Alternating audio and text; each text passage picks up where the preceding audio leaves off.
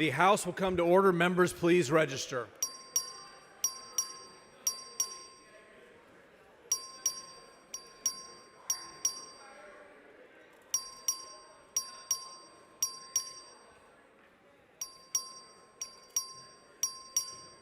Have all members registered? A quorum is present. The House and gallery, please rise for the invocation, which will be offered by Pastor Scott Wall from the Capitol Commission in Austin. Thank you, Mr. Speaker. Word of the day, Representative Frank, is rest. Anyone tired? Felt it was appropriate, and actually a member mentioned that to me, and I thought I would pray for rest for you all, especially this weekend that is multiplied and we come back refreshed. We're going to have long nights and weekends and everything else coming up. It's going to be one long day from here out. I feel we need rest, and I know it affects everything, affects our relationships and our emotions and everything. So let me pray for rest. Heavenly Father, first, we do thank you that you give us the strength to work through every day. You teach us that rest is holy. It's a blessing from you, woven into the fabric of creation. It's a gift from you from the seventh day when you rested after creation to the invitation of your Son Jesus, who says, "Come to me, all who labor and are heavy laden, and I will give you rest." You call us to rest not as weakness, but as renewal, not as retreat, but as readiness for the work ahead. So I ask that you bless this house with rhythms of work and rest that reflect your design. I pray not only for rest for each individual here, but multiplied rest upon them. For every hour they grab for rest this weekend, grant them refreshment of 2. In the midst of long floor sessions and committee hearings and heavy responsibilities and the weight of leadership, grant these members moments of stillness and remind them that true rest is not only the pause from our labor, but the peace that's found in trusting you. In Jesus' name I pray. Amen. Chair recognizes the Honorable Denise Villalobos of Nueces County to lead us in the pledges of allegiance to the United States and Texas flags. Please join me in the pledges of allegiance. I pledge allegiance to the flag of the United States of America and to the republic for which it stands, one nation, under God, indivisible, with liberty and justice for all. Honor the Texas Flag. I pledge allegiance to the Texas, one state, under God, one and indivisible.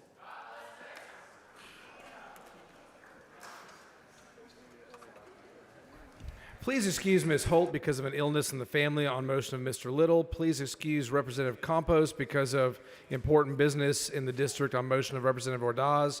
Please excuse Representative LaHood because of important business in the district on motion of Representative McQueenie. Please excuse Mr. McLaughlin because of important business in the district on motion of Representative Morgan.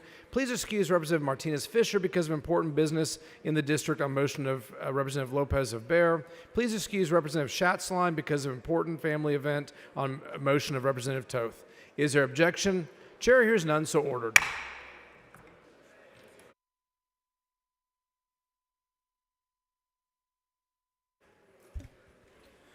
Members, the chair is pleased to recognize Dr. Armanda Mohammed Straight from Rowlett as the Doctor of the Day. Members, join me in welcoming our Doctor of the Day.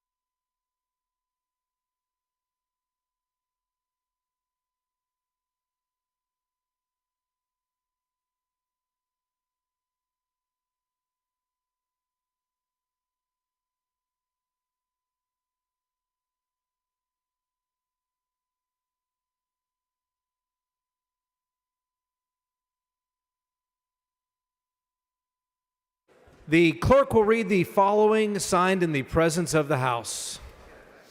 HB number 135, HCR number 35, HCR number 64, HCR number 123, and HCR number 124. Mr. Guerin moves to defer the reading and referral bills until the end of the calendar. Is there any objection? Chair is none, so ordered.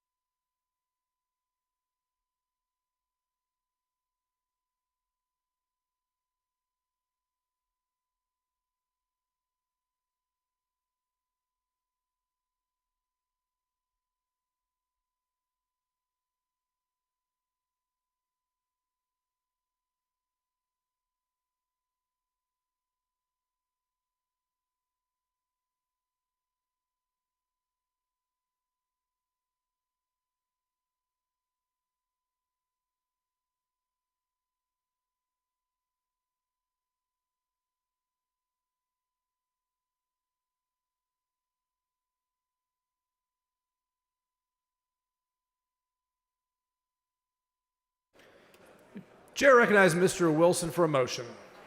Thank you, Mr. Speaker. I move that the House grant permission for all committees and subcommittees to meet while the House is in session pursuant to their committee postings or recess motions.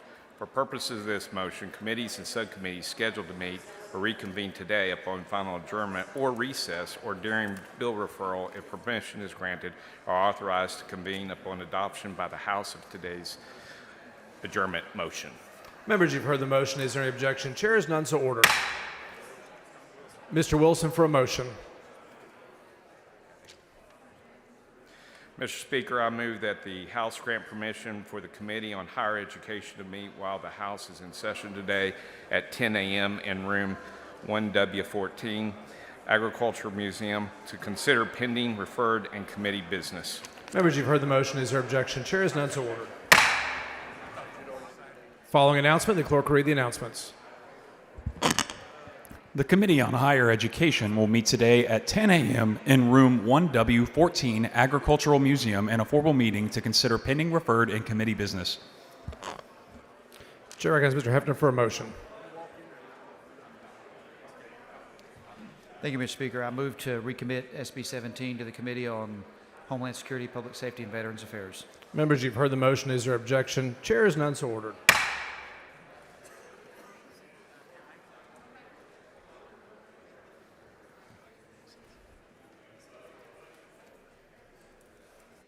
Where is Ms. Noble?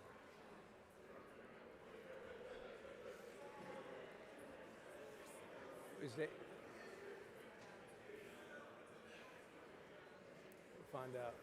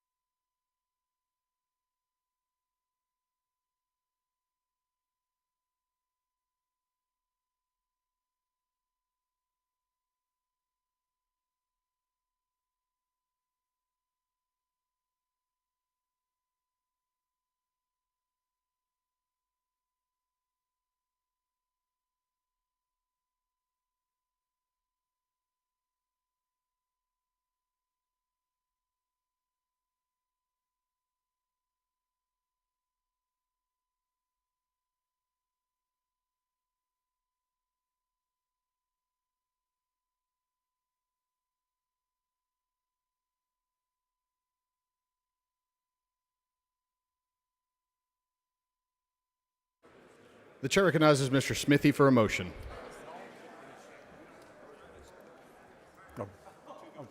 Thank you, Mr. Speaker and members. I move that the House grant permission for the Committee on Criminal Jurisprudence to meet while the House is in session today at 11 a.m. in room 3W9 to consider pending referral and committee business. Members, you've heard the motion. Is there objection? The chair hears none. The motion is adopted. The following announcement, the chair recognizes Ms. Button for a motion.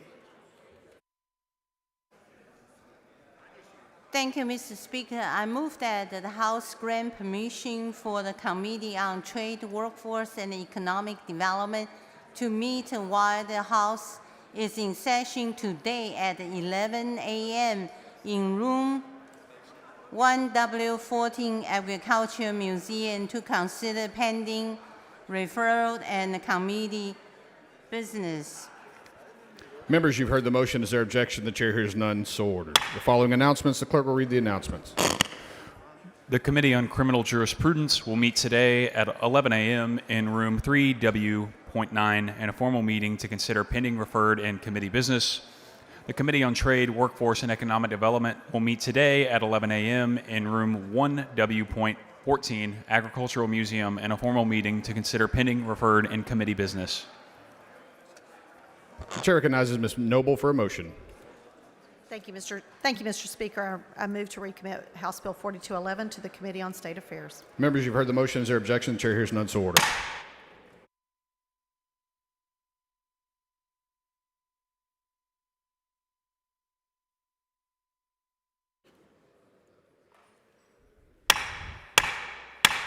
Members, please take your seats. We have a memorial resolutions.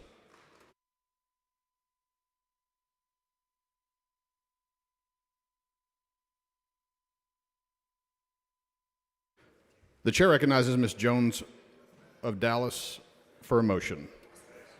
I'm sorry, Mr. Jones of Dallas for a motion.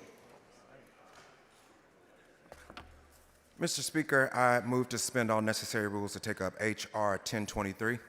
Members, you've heard the motion. Is there objection? The chair hears none, and the rules are suspended. The following resolution, the clerk will read the resolution. H.R. number 1023 by Jones of Dallas in memory of Christian Beerable. The chair recognizes Mr. Jones to explain the resolution. Good morning, members. I rise today to take up this resolution in honor of the life of Christian Beerable, who was an esteemed neuroscientist with the University of Texas Southwestern and also the father of former House District 100 State Representative Lorraine Beerable. He passed on March 3rd, 2025 at the age of 69. He was a great man that I actually had an opportunity to meet several times. And what was true was his love for his daughter and his pride for her and her work that she did to serve House District 100. I rise in memory and send condolences to the family, former State Representative Lorraine Beerable, her husband Joseph, and their two kids, Natalia and Nathaniel, and all who mourn his passing. Thank you so much, everyone, and I move passage. Members, please rise.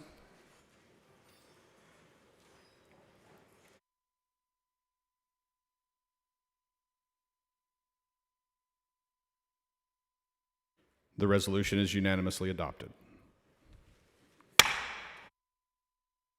Ms. Garcia moves to add all members' names. Is there objection? The chair hears none. So ordered.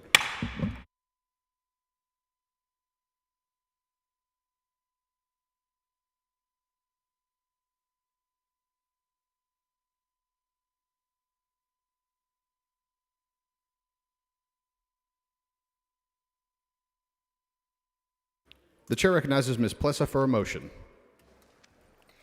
Thank you, Mr. Speaker and members. Today, I rise to honor a deeply meaningful occasion, International Bereaved Mother's Day, observed the first Sunday of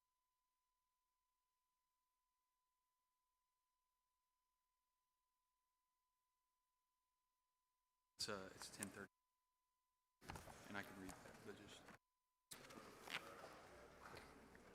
Thank you, Mr. Speaker. I rise to suspend the rules to recognize H.R. number 1033. Members, you've heard the motion. Is there objection? The chair hears none. The rules are suspended. Following resolution, the clerk will read the resolution. H.R. number 1033 by Plessa, recognizing May 4th, 2025 as International Bereaved Mother's Day. The chair recognizes Ms. Plessa to explain the resolution. Okay, thank you, Mr. Speaker and members. Today I rise to honor a deeply meaningful occasion, International Bereaved Mother's Day, observed on the first Sunday of May. This day serves as a reminder of the profound loss experienced by mothers who have lost a child, whether through miscarriage, stillbirth, infant death, or other heartbreaking circumstances. It is a day dedicated to acknowledging their grief and providing them with the support and understanding they need. Moreover, this day also recognizes women who face challenges in infertility, those who yearn to be mothers but are unable to do so due to medical reasons. Their journey is no less valid, filled with their own heartaches and unfulfilled dreams. On this day, we stand in solidarity with them, offering our compassion and support. Let us remember that bereaved mothers are mothers forever.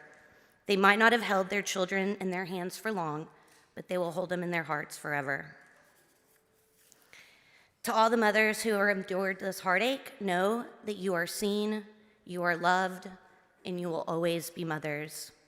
Thank you for joining me today in honoring these remarkable mothers and families across Texas. Let's create a legacy of love, support, and remembrance for them. I move passage. Members, you've heard the motion. The question occurs on the adoption of the resolution. Is there objection? The chair hears none, and the resolution is adopted.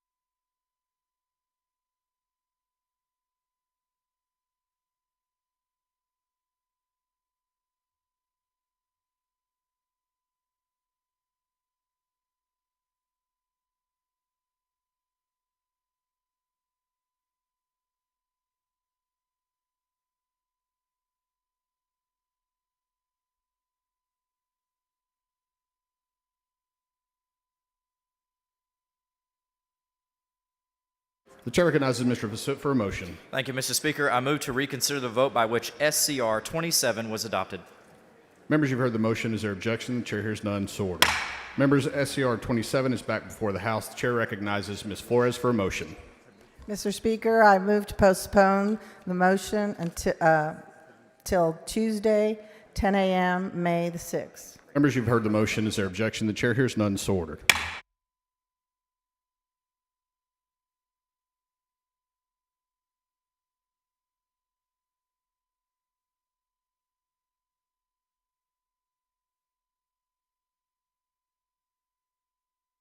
Members, we have one more resolution before we go on the calendar.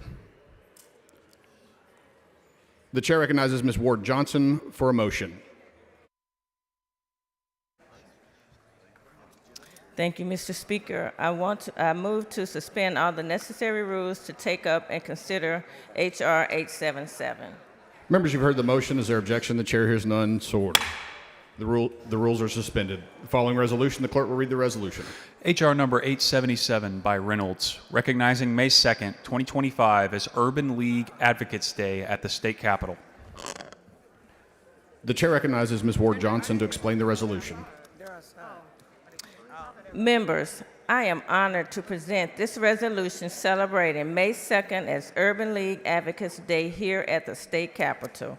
I would like to welcome all the incredible members who are in the gallery. Welcome to your state capitol.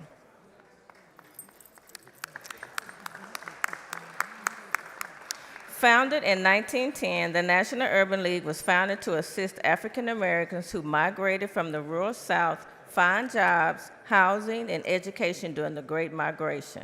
Today, the National Urban League operates as a nonprofit, nonpartisan organization with over 90 local affiliates, including affiliates in Austin, Houston, and Dallas-Fort Worth area. The National Urban League exemplifies their mission to defend democracy, demand diversity, and defeat poverty by protecting the interests of those who have chronically been dismissed and marginalized throughout our nation's history. Let's take this moment to thank the members of the National Urban League for their selfless contributions and tireless advocacy for their communities. Their hard work does not go unnoticed. The chair recognizes Ms. Cole for recognition.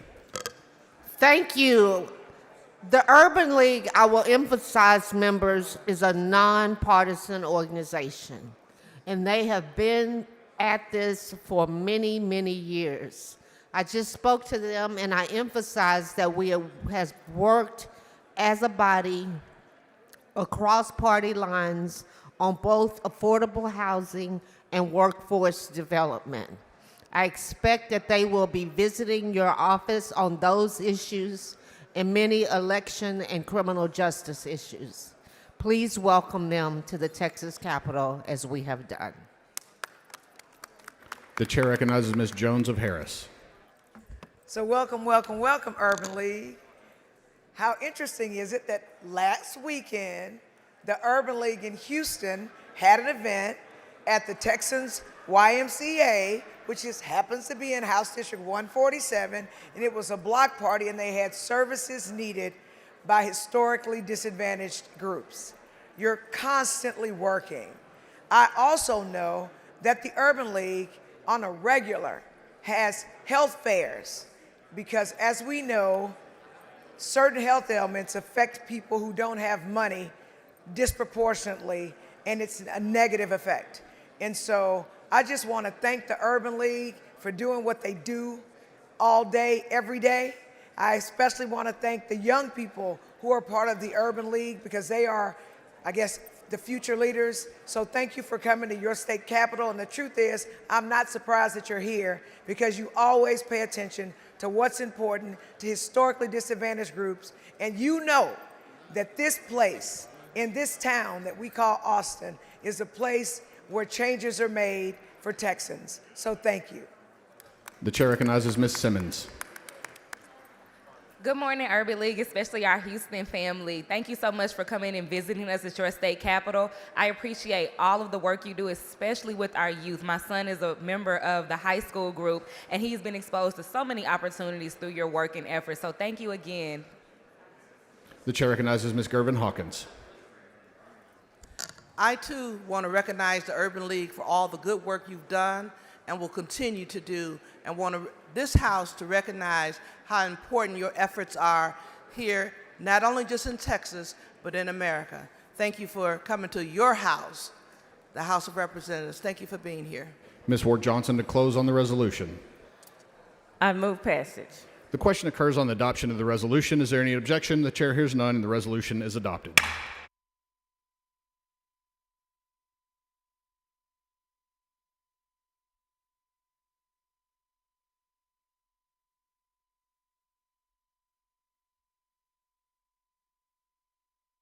Ms. Cole moves to add all members' names. Is there objection? The chair hears none, so ordered.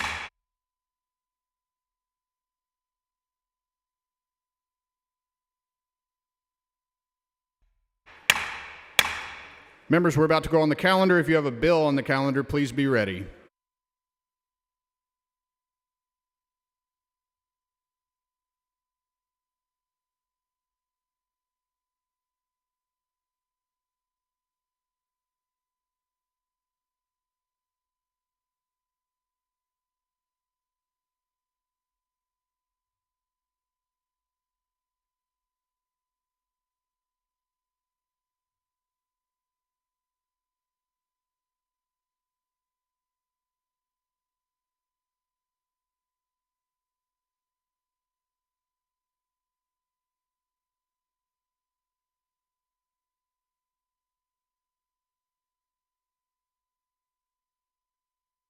The chair lays out on third reading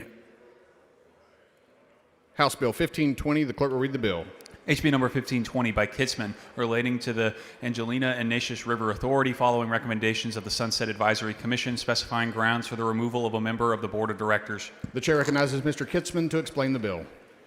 Good morning, Mr. Speaker, members. House Bill 1520, the Angelina and Neches River Authority Sunset Bill. I move passage. The question occurs on final passage of House Bill 1520. This is a record vote. The clerk will ring the bell. Show Mr. Bell of Kaufman voting aye. Show Mr. Kitzman voting aye. Show Mr. Hefner voting aye. Show Mr. Louderback voting aye.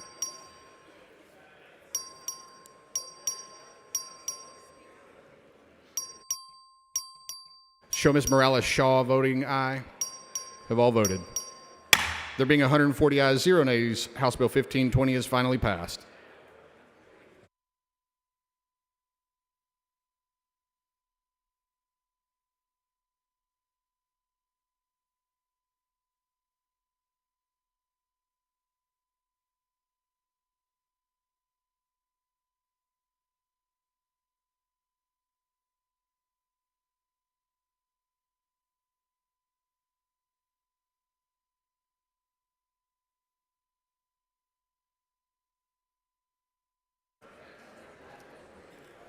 The chair lays out on third reading House Bill 1545. The clerk will read the bill. HB number 1545 by Bella Kaufman, relating to the sunset review process and certain governmental entities subject to that process. Mr. Bell of Kaufman. Thank you, Mr. Speaker. Members, House Bill 1545 is the sunset schedule bill. Each session, this is done to make clear which agencies the legislature will review during the interim. Keep in mind the balance necessary for sunset's resources and workload. I move passage. Question occurs on final passage. Record vote. Clerk ring the bell. Mr. Bell voting aye. Kitzman voting aye. Have all members voted?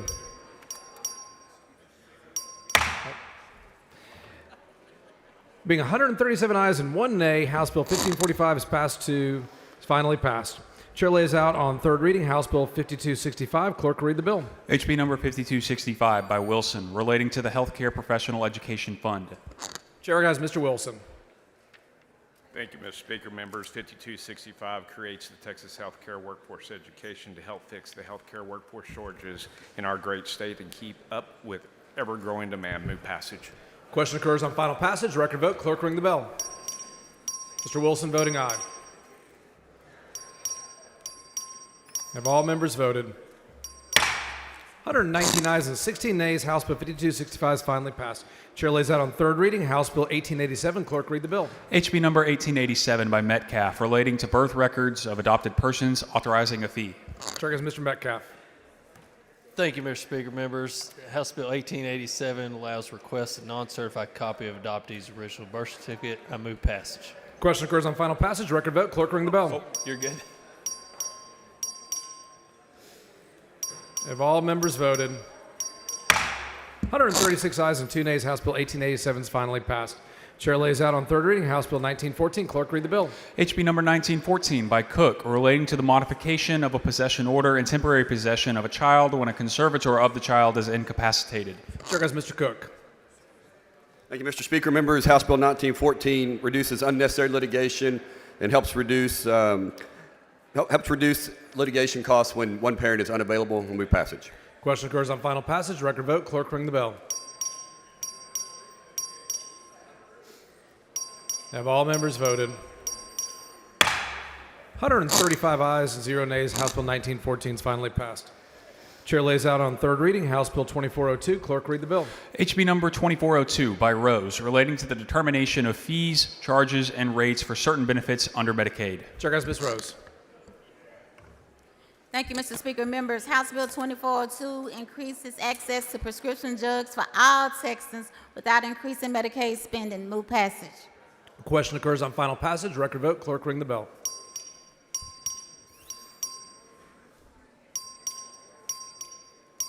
Have all members voted? 110 ayes and 26 nays. House Bill 2402 is finally passed. Chair lays out on third reading House Bill 2306. Clerk, read the bill. HB number 2306 by Villalobos, relating to changing the eligibility for release on parole of certain inmates serving sentences for trafficking offenses involving child victims and disabled individuals. Chair recognizes Ms. Villalobos.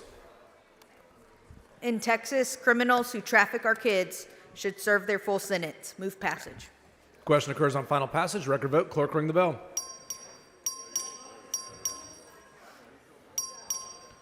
Have all members voted? Mr. Dutton voting aye.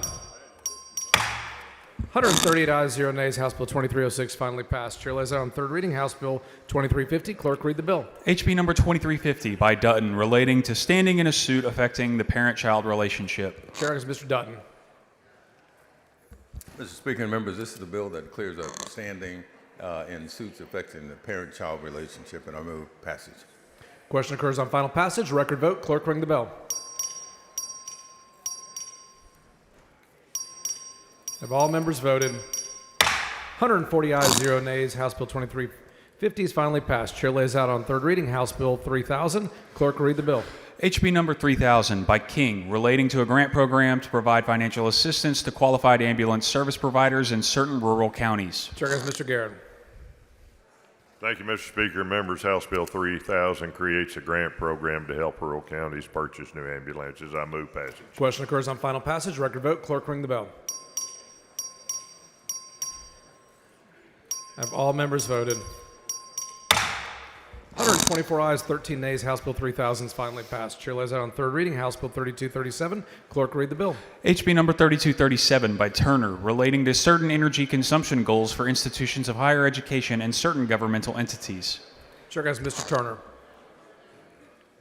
Mr. Speaker. Mr. Darby, for what purpose? Will the gentleman yield for some questions? Does the gentleman yield for questions? Yes, I'd be happy to yield. The Chairman gentleman Turner, yields. Your bill takes an existing energy use reporting requirement for certain public entities and continues that reporting requirement for another 5 years. Is that true?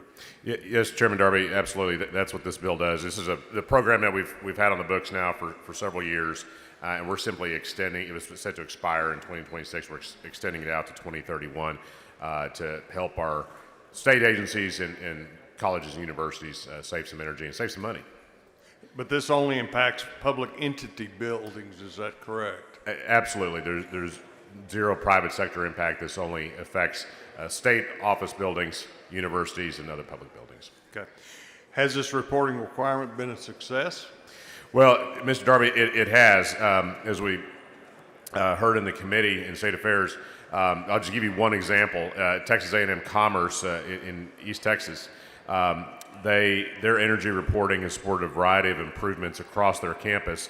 And some of those efforts include things like upgrade to building automation systems, automatic lights that turn off when rooms aren't in use, HVAC controls, sub-metering, and improvements to heating and cooling. So this policy has really help to have public entities save some energy, in the process save money, and then be able to use those funds for other purposes.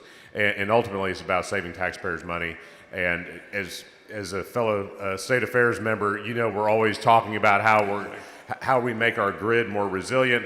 A lot of that is increasing generation, but part of it is we gotta figure out how to reduce some usage when possible. That's what this bill does. This is a good bill. Thank you for bringing it. Thank you. Thank you, Mr. Chairman, and thank you for being a joint author on this bill. I very much appreciate it. I move passage. Question occurs on final passage. Record vote. Clerk, ring the bell. Mr. McQueenie voting aye. Mr. Turner voting aye. Have all members voted?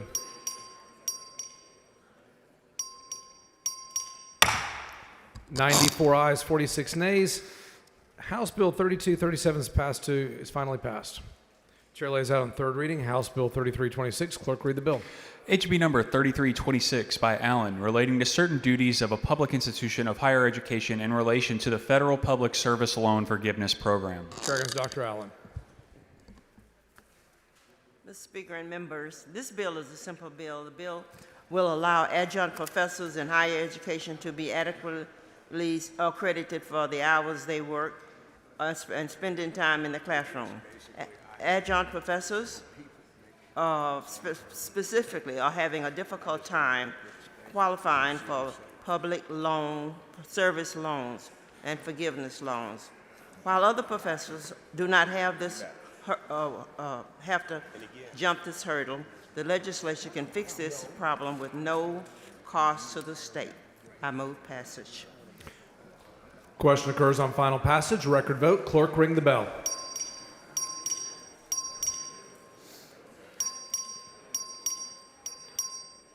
Have all members voted?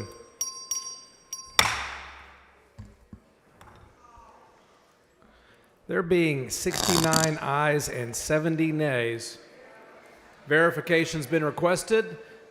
Verification is granted. Members, please take your seats.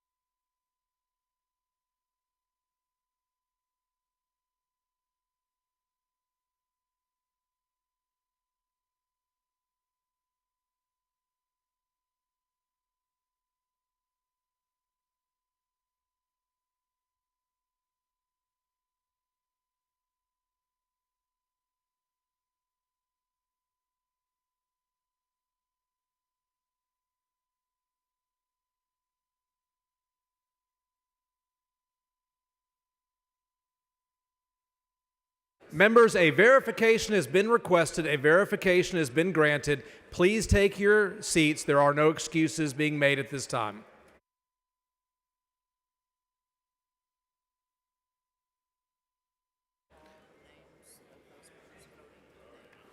The clerk will proceed to call those members voting nay. Alders. Members, please take your seats. Ashby. Barry. Bella Montgomery. Bella Kaufman. Bonin. Buckley. Bumgarner. Button. Kane. Canales. Canales. Is Mr. Canales on the floor of the House? Temporarily strike his name. Capriglione. Cook. Craddock. Cunningham. Curry. Dean. De Ayala. DeRazio. Dyson, Fairley,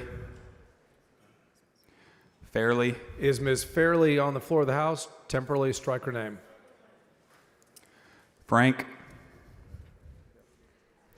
Gates, Gerties,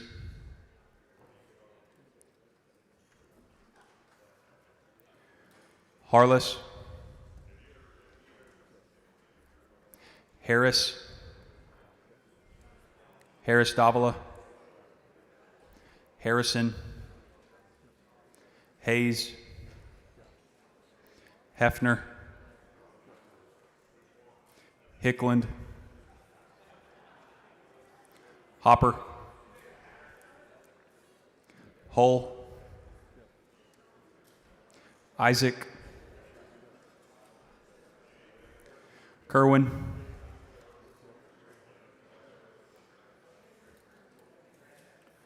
Landgraf, Leach,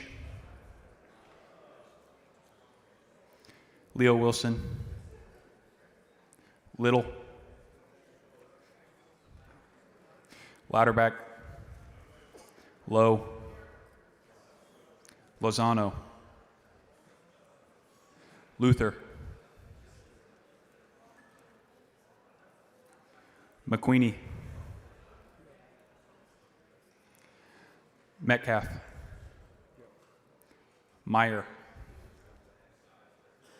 Money, Morgan, Noble, Olcott, Oliverson,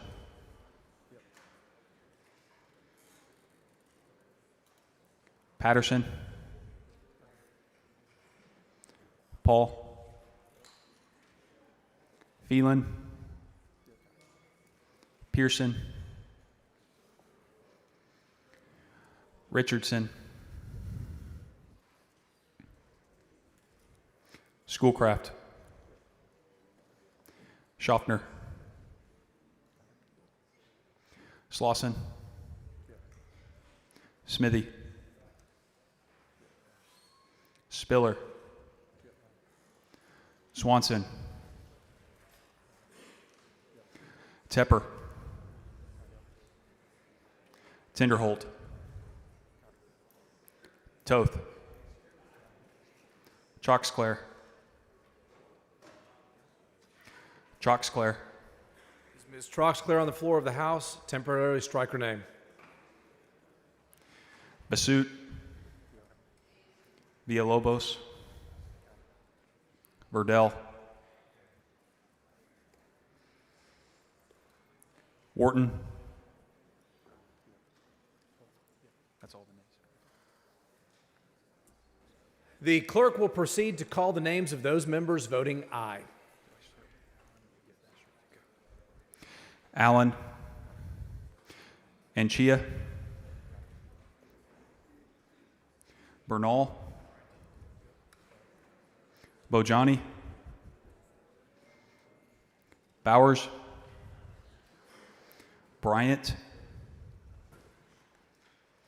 Busey,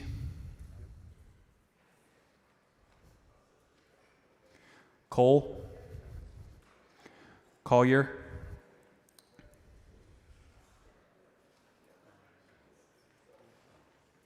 Collier, Is Ms. Collier on the floor of the House? Temporarily strike her name. Cortez, Darby,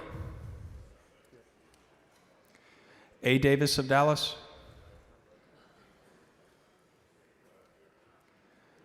Dutton,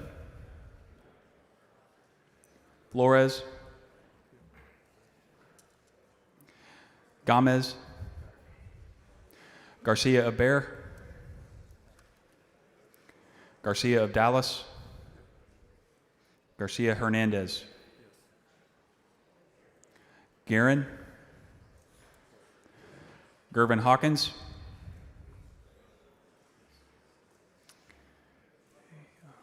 Gonzalez of Dallas, Gonzalez of El Paso,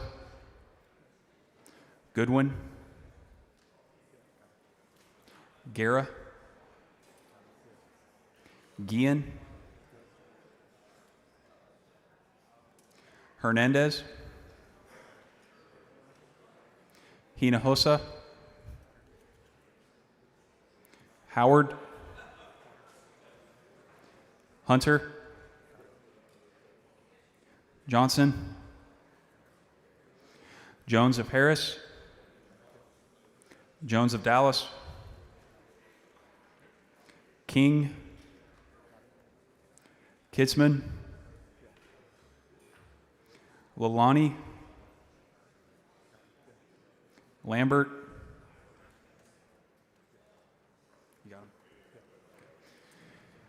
Longoria,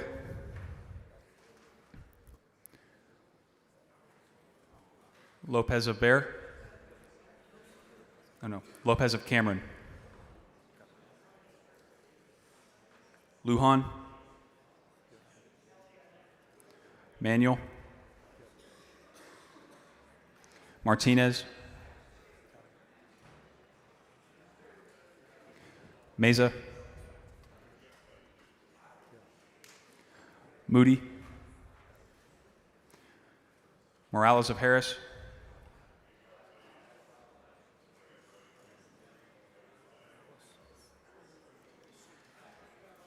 Is Ms. Morales on the follow of the House? Temporarily strike her name. Morales of Maverick. Morales Shaw. Munoz. Munoz. Mr. Munoz on the floor of the House. Temporarily strike his name. Ordaz. Perez of Harris. Perez of El Paso. Plessa. Raymond.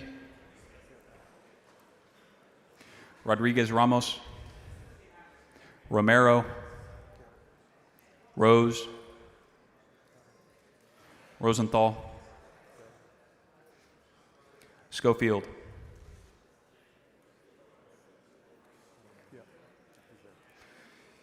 Shaheen. Simmons. Talarico. Thompson. Turner. Van Dever. Bo. Wale. Ward Johnson.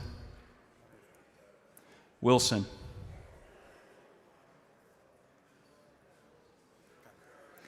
Wu. Zwiener.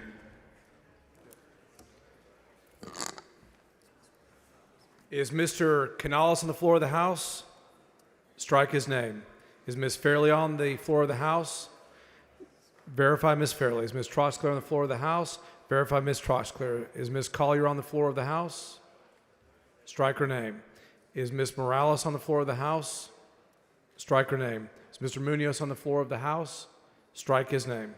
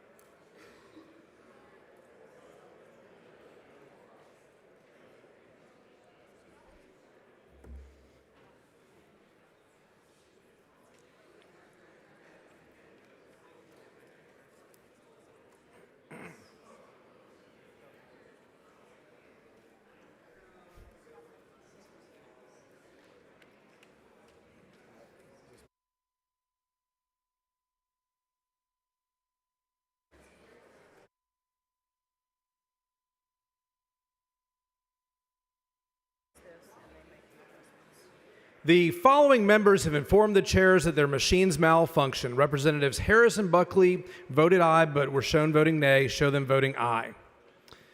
The following members were present in the chamber, but their machines failed to register. Show Representative Yvonne Davis voting aye.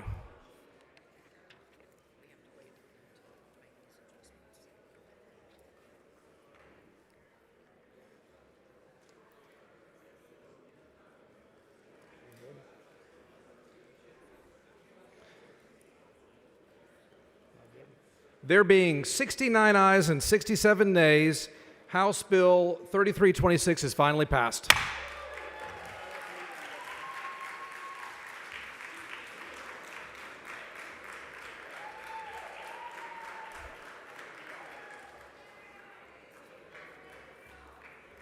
Members, please excuse Representative Sergio Munoz because of important business in the district on motion of Ms. Rodriguez Ramos. Please excuse Ms. Collier because of important business on motion of Ms. Howard. Please excuse Ms. Christina Morales of Harris because of important business on motion of Mr. Martinez. Is there objection? Chair is none, so ordered.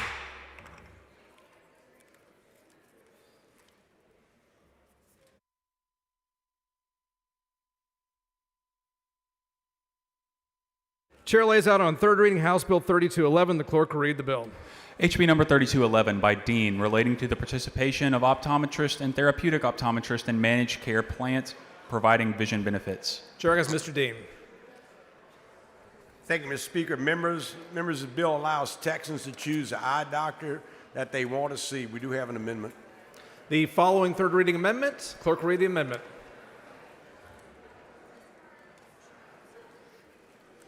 Amendment by Buckley.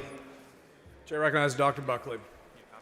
Yeah. Thank you, Mr. Speaker. Members, yesterday, Chairman Dean allowed us to vote on an amendment he supported that we believe looks at the heart of some issues going on with our private optometrists and their ability to make a living to serve the underprivileged children of Texas.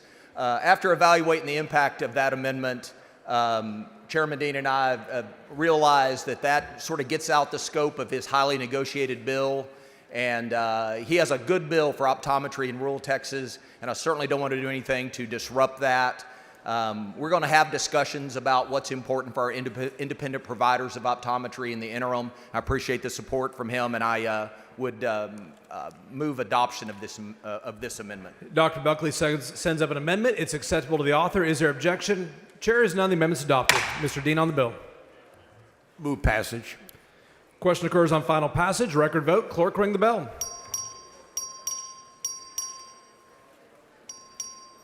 Have all members voted? 135 ayes, 0 nays. House Bill 3211 is finally passed. Chair lays out on third reading House Bill 1056. Clerk, read the bill. HB number 1056 by D'Orazio, relating to the issuance of gold and silver specie and the establishment of a currency based on gold and silver, authorizing a fee. Chair has Mr. D'Orazio. Thank you, Mr. Speaker. Members, this legislation makes gold and silver legal tender and authorizes the comptroller to create a program using existing technology. Mr. Speaker, I move passage. Question occurs on final passage. Record vote. Clerk, ring the bell. Show Mr. D'Orazio voting aye. Have all members voted? There being 89 ayes and 45 nays, House Bill 1056 finally passed. Please excuse Mr. Canales because of important business on motion of Mr. Manuel. Is there objection? Chair is none, so ordered. Chair lays out on third reading House Bill 2081. Clerk will read the bill. HB number 2081 by Busey, relating to the establishment of the Building Better Futures program to support educational and occupational skills, training opportunities, and support services for students with intellectual and developmental disabilities at public and private institutions of higher education. Chair goes Mr. Busey. Mr. Speaker, members, this is the bill that will enable all Texans to build a better future and live the Texas dream. I move passage. Question occurs on final passage. Record vote. Clerk, ring the bell. Mr. Busey voting aye.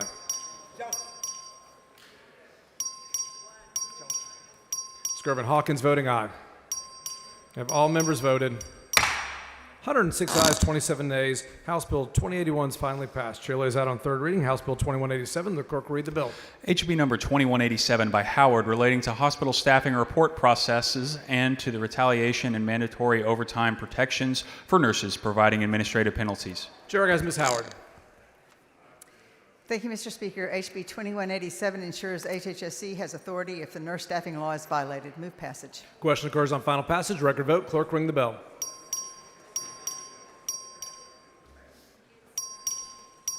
Have all members voted?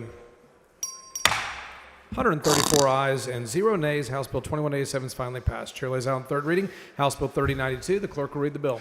HB number 3092 by Gerdes relating to a certificate of public convenience and necessity to construct an electric transmission line. Chair recognizes Mr. Gerdes.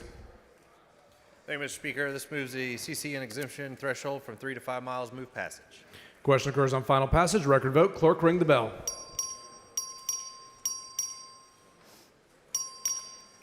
Have all members voted? 135 ayes, 0 nays. House Bill 3092 is finally passed. Chair lays out on third reading House Bill 3308. Clerk, read the bill. HB number 3308 by Guerin relating to charitable raffles conducted by the professional sports team charitable foundations of rodeo organizations sanctioned by certain professional associations or hosting a professional rodeo event at rodeo venues. Chair recognizes Guerin. Thank you, Mr. Speaker and members. House Bill 3308 just adds professional rodeos to the charitable raffle. I move passage. Question occurs on final passage. Record vote. Clerk, ring the bell.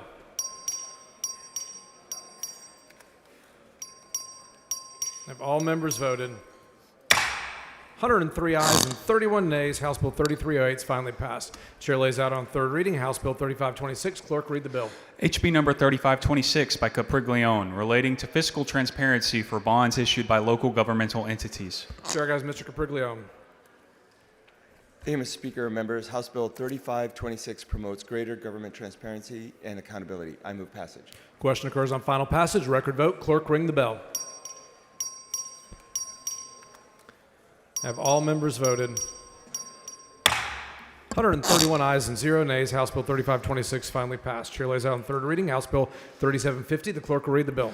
HB number 3750 by Manuel relating to reimbursing certain Department of Family Protective Services employees for certain legal expenses. Chair recognizes Mr. Manuel.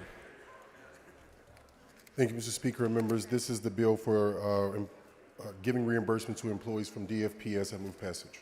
Question occurs on final passage. Record vote. Clerk, ring the bell.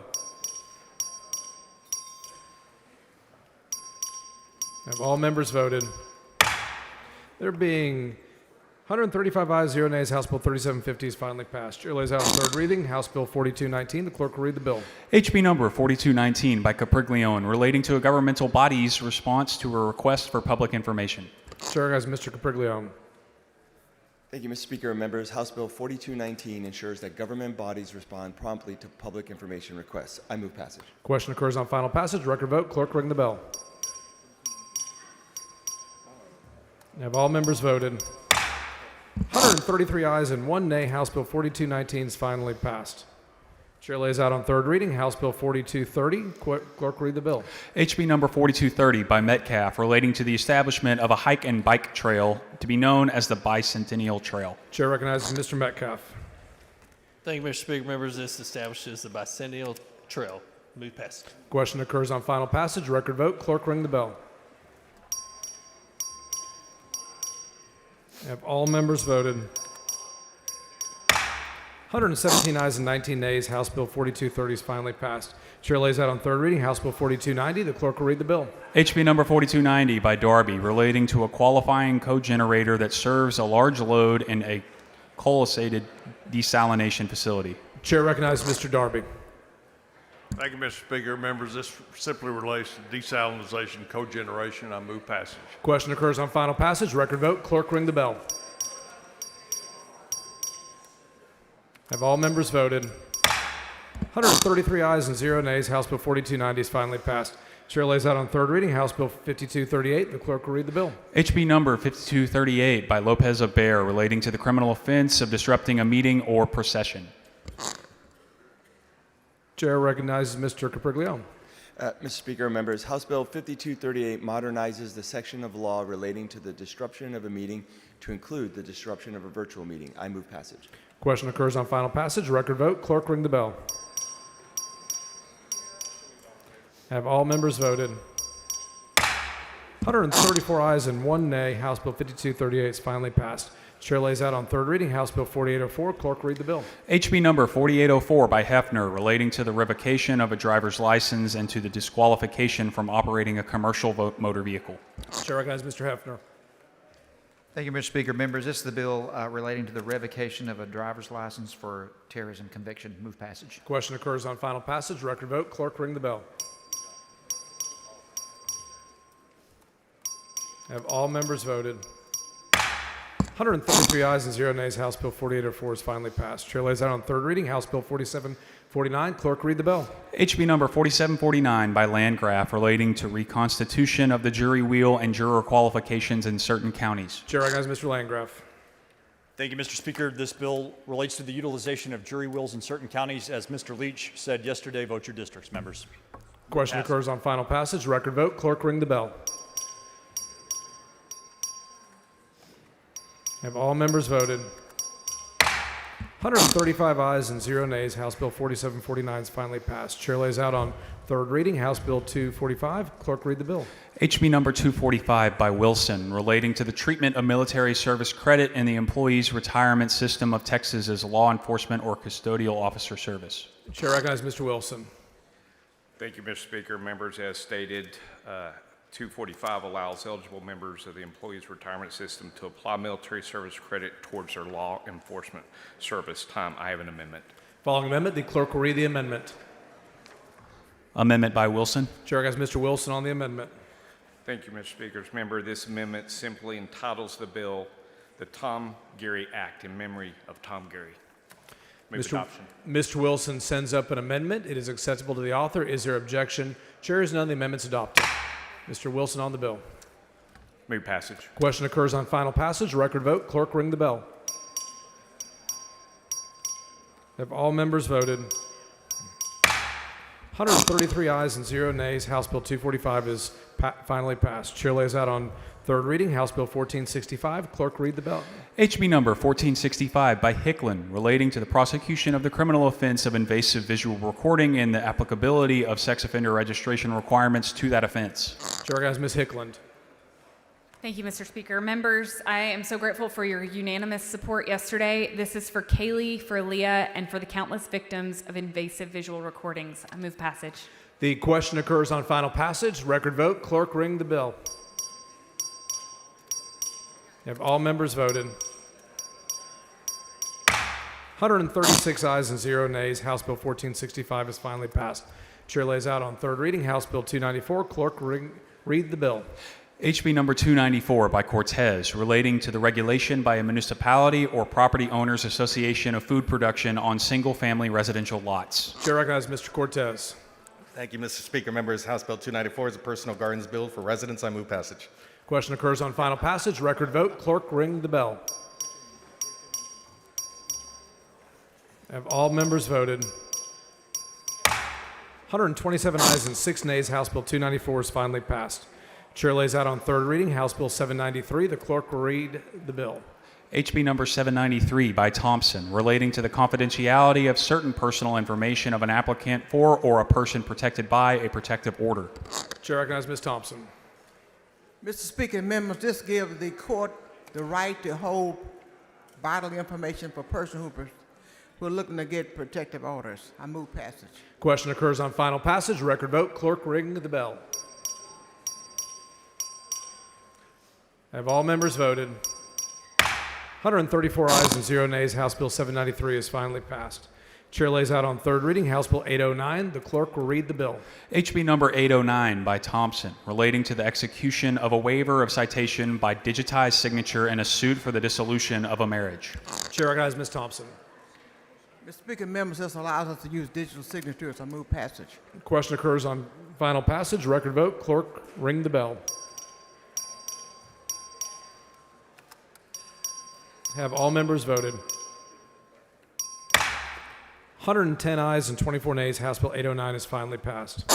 Please excuse Mr. Shaheen to attend a meeting of the Committee on Higher Ed. Is there any objection? Chair is none, so ordered.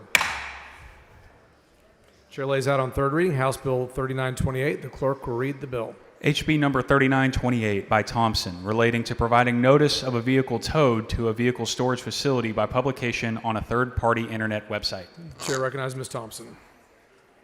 Mr. Speaker, members, this allows a vehicle storage facility to provide an alternative notice on the website for approved by TDLR. Move passage. Question occurs on final passage. Record vote. Clerk, ring the bell. Have all members voted? 132 ayes and 0 nays. House Bill 3928 is finally passed. Chair lays out on third reading House Bill 334. Clerk, read the bill. HB number 334 by Ordaz, relating to the establishment of a county employee family leave pool program. Chair recognizes Ms. Ordaz. Thank you, Mr. Speaker. This is the bill that allows counties to voluntarily create a shared family leave pool. I move passage. Question occurs on final passage. Record vote. Clerk, ring the bell. Have all members voted? 131 ayes and 3 nays. House Bill 334 is finally passed. Chair lays out on third reading House Bill 2037. The clerk will read the bill. HB number 2037 by Darby, relating to repairs made pursuant to a tenant's notice of intent to repair and the refund of a tenant's security deposit. Chair recognizes Mr. Darby. Thank you, Mr. Speaker. Members, this simply modernizes outdated landlord-tenant statutes, and I move passage. Question occurs on final passage. Record vote. Clerk, ring the bell. Have all members voted? 126 ayes and 1 nay. House Bill 2037 is finally passed.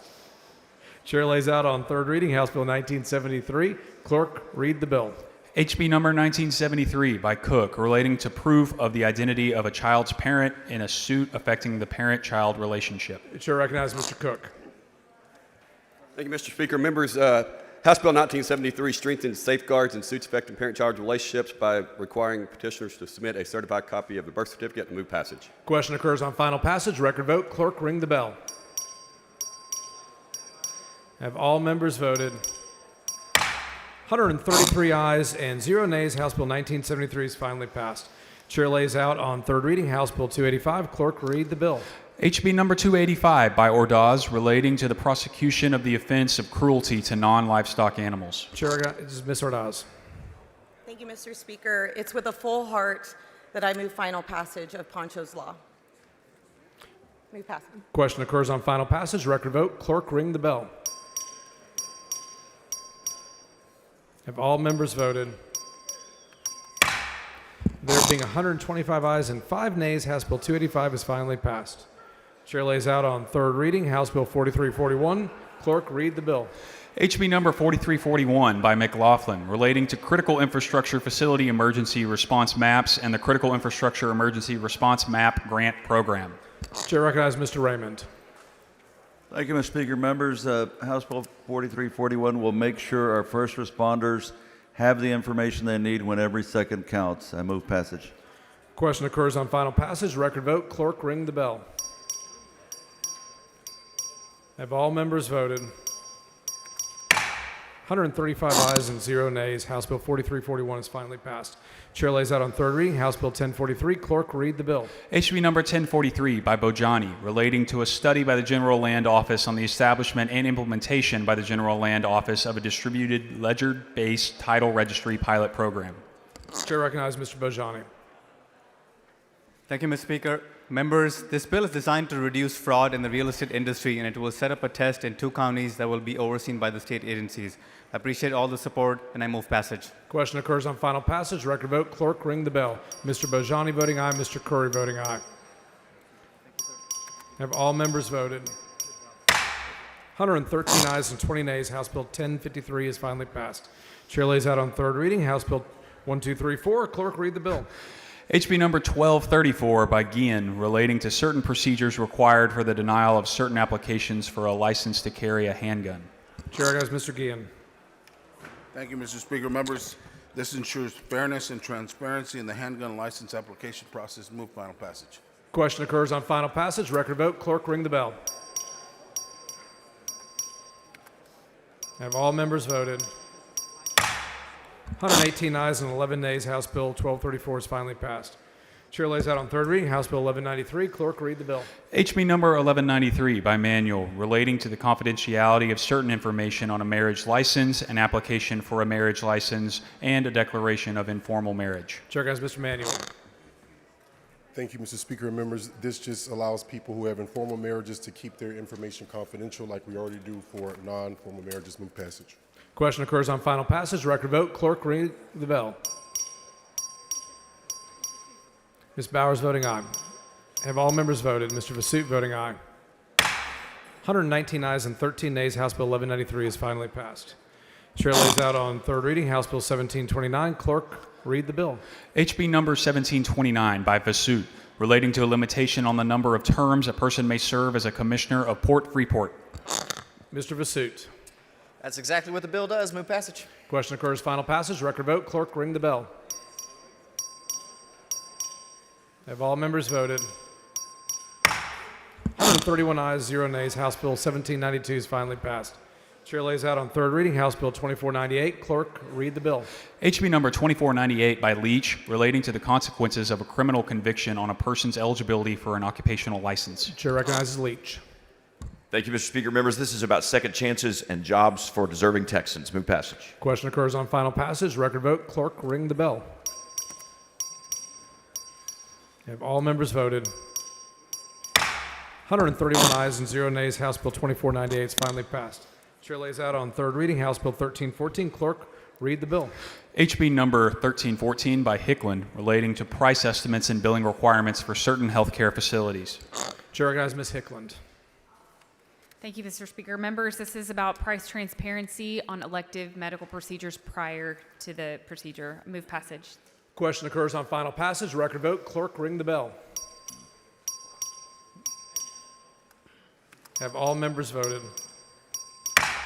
133 ayes, 0 nays. House Bill 1314 is finally passed.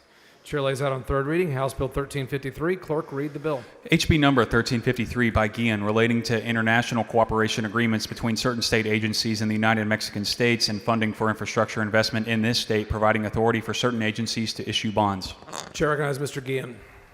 Thank you, Mr. Speaker. Members, this allows the TCEQ and the PUC to partner with NADBank to support critical water infrastructure projects along the border. Move final passage. Question occurs on final passage. Record vote. Clerk, ring the bell. Have all members voted? 85 ayes, 49 nays. House Bill 1353 is finally passed. Chair lays out on third reading House Bill 3960. Clerk, read the bill. HB number 3960 by Paul relating to the effect of certain misrepresentations on certain insurance policies. Chair guys, Mr. Paul. Fixes insurance issue. Move passage. Question occurs on final passage. Record vote. Clerk, ring the bell. Have all members voted? 122 ayes, 9 nays. House Bill 3960 is finally passed. Chair lays out on third reading House Bill 3923. Clerk, read the bill. HB number 3923 by Bella Kaufman relating to state employment opportunities for individuals who do not hold a bachelor's degree. Chair guys, Mr. Bell. Thank you, Mr. Speaker. Members, House Bill 3923 removes unnecessary four-year degree requirements for appropriate government positions by shifting toward a skills-based hiring model. I move passage. Question occurs on final passage. Record vote. Clerk, ring the bell. Mr. Bell voting aye. Have all members voted?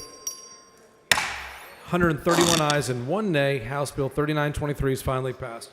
Chair lays out on third reading House Bill 2221. Clerk, read the bill. HB number 2221 by Hull relating to certain trade practices related to life insurance, annuity contracts, and accident and health coverage. Chair recognizes Ms. Hull. Thank you, Mr. Speaker. Members, this allows life insurance to offer loss control measures without filing a new policy. Move passage. Question occurs on final passage. Record vote. Clerk, ring the bell.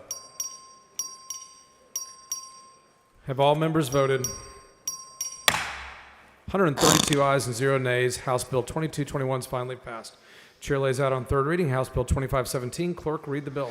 HB number 2517 by Barry relating to the applicability of premium and maintenance taxes to Texas Windstorm Insurance Association and Texas Fair Plan Association. Chair recognizes Mr. Barry.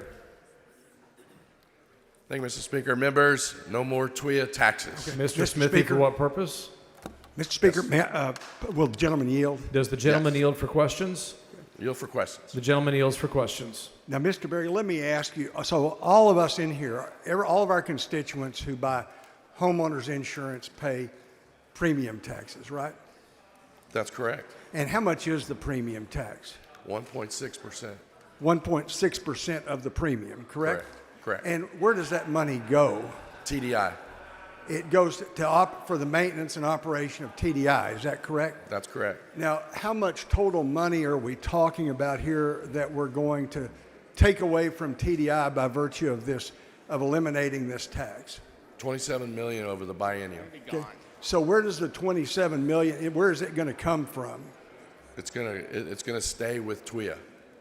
No, I mean, where the $27 million that's now going to operate TDI, where are they going to get their money to operate? I'm not advised, but TDI was neutral on the bill. Well, they're going to have to either cut their operations by $27 million or go to some other source of revenue. Will you agree with that? Yeah, we can agree with that, but ultimately TWIA is an organization that reports directly to TDI, and the TDI commissioner has final say on whether or not they have any premium increases over the years. Well, that's true with any insurer, correct? Yes. So my question to you is, all of us have constituents who are paying way too much for homeowners insurance. And so if we were to eliminate the premium tax for all of our constituents, that would be good. But the question is, why are we just doing it for a small segment of the state? Because it looks to me like the rest of the ratepayers are going to have to make up the balance at some point. I don't think so. I don't see it that way necessarily. I mean, we have the opportunity to take a state agency, a nonprofit organization like TWIA, and allow for rate reductions. And that could ultimately go back into the pockets of the policyholders. Similar to what you're asking here is allowing your constituents and policyholders to reduce their actual premiums. We have that capability to do that with TWIA because it's a state organization, and the other insurance companies are actually third-party companies. Well, we have the ability to reduce the tax or to eliminate the tax on all of our constituents. And so my question is, why are we just doing that on a few policies around the state? We could actually save our policyholders at least a little over 1% of their premium, which isn't much, but it would help if we would simply eliminate the premium tax, correct? We could necessarily do that. We could absolutely do it if we so choose as a body. Mr. Phelan, for what purpose? Would the gentleman yield for questions? The gentleman yield for questions. Mr. Berry, is it true? For questions. Thank you. Is it true that if you say TWIA 3 times, Todd Hunter magically appears? Absolutely. Thank you. Move passage. Question occurs on final passage. Record vote. Clerk, ring the bell. Have all members voted? There being 117 ayes and 18 nays, House Bill 2517 is finally passed. Chair lays out on third reading House Bill 2518. Clerk, read the bill. HB number 2518 by Berry, relating to the use of installment premium payment plans on Texas Windstorm Insurance Association policies. Chair recognizes Mr. Berry. Thank you, Mr. Speaker. Members, this bill eliminates the interest on payments on TWIA policies. Move passage. Question occurs on final passage. Record vote. Clerk, ring the bell.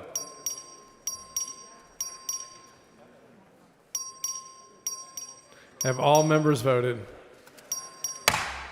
120 ayes, 15 nays. House Bill 2518 is finally passed. Chair lays out on third reading House Bill 2213. Clerk, read the bill. HB number 2213 by Johnson, relating to the composition of the Board of Directors of the Texas Windstorm Insurance Association. Chair has Ms. Johnson. Regarding TWIA board eligibility, and I have an amendment. Following amendment, clerk will read the amendment. Amendment by Metcalf. Chair has Mr. Metcalf. Thank you, Mr. Speaker. Members, I want to take you back to 2021 whenever we had Winter Storm Uri. At that time, it was brought to our attention that several board members of ERCOT were not residents of the state of Texas, but they're making decisions based on information that affect every one of us.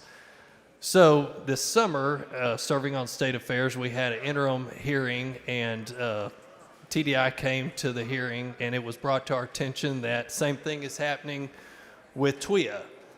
And so this amendment simply adds actively write or sell windstorm or hail insurance, but also adds that they need to be a resident of the great state of Texas.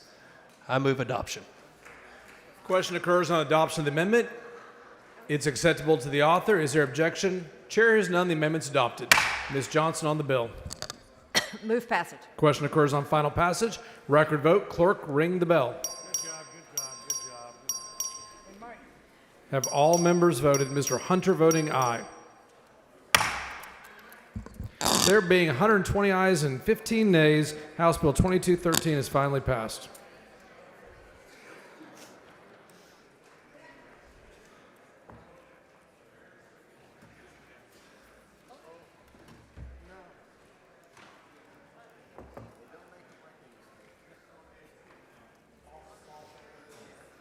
Chair lays out on third reading House Bill 5092. Clerk, read the bill.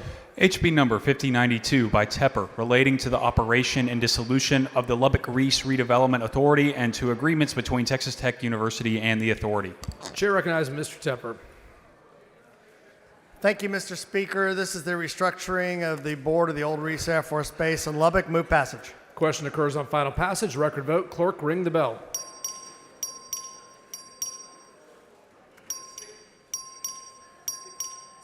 Mr. Jones voting Dallas, voting aye. Have all members voted? 114 ayes and 21 nays. House Bill 5092 is finally passed.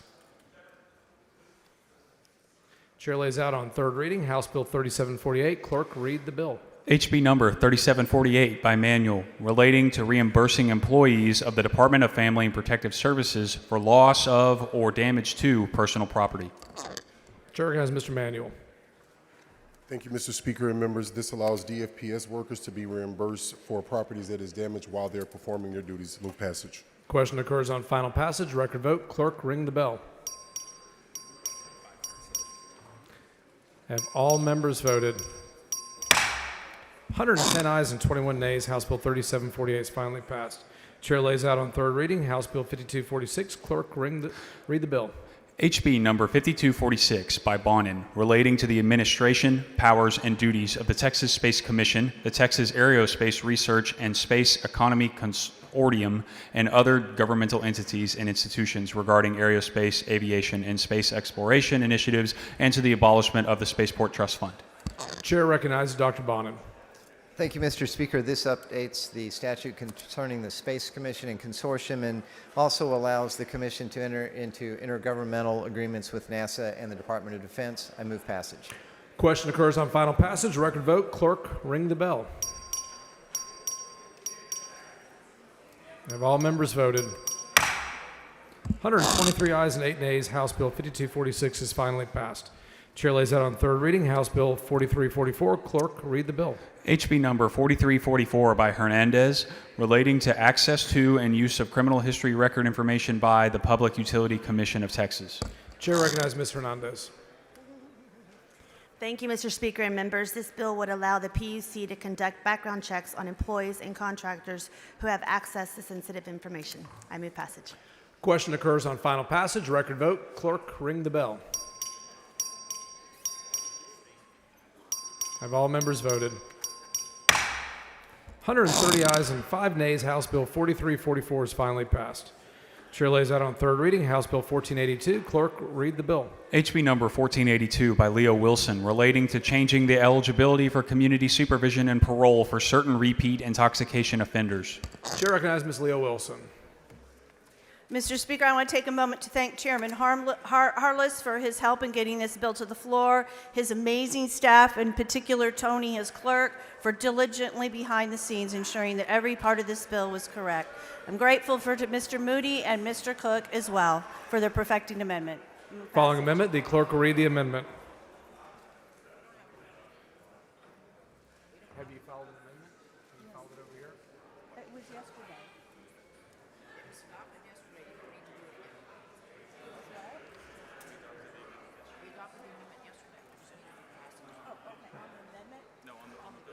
Okay. Yes, I thought I said that.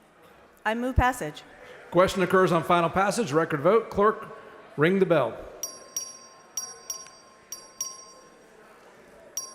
Have all members voted? 119 ayes and 12 nays. House Bill 1482 is finally passed. Chair lays out on third reading House Bill 4044. Clerk, read the bill. HB number 4044 by Meyer, relating to certain expenditures by public institutions of higher education and university systems that are eligible for certain tax credits. Chair recognizes Mr. Meyer.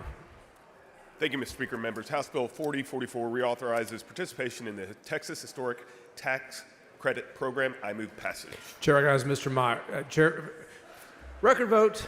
Clerk, ring the bell.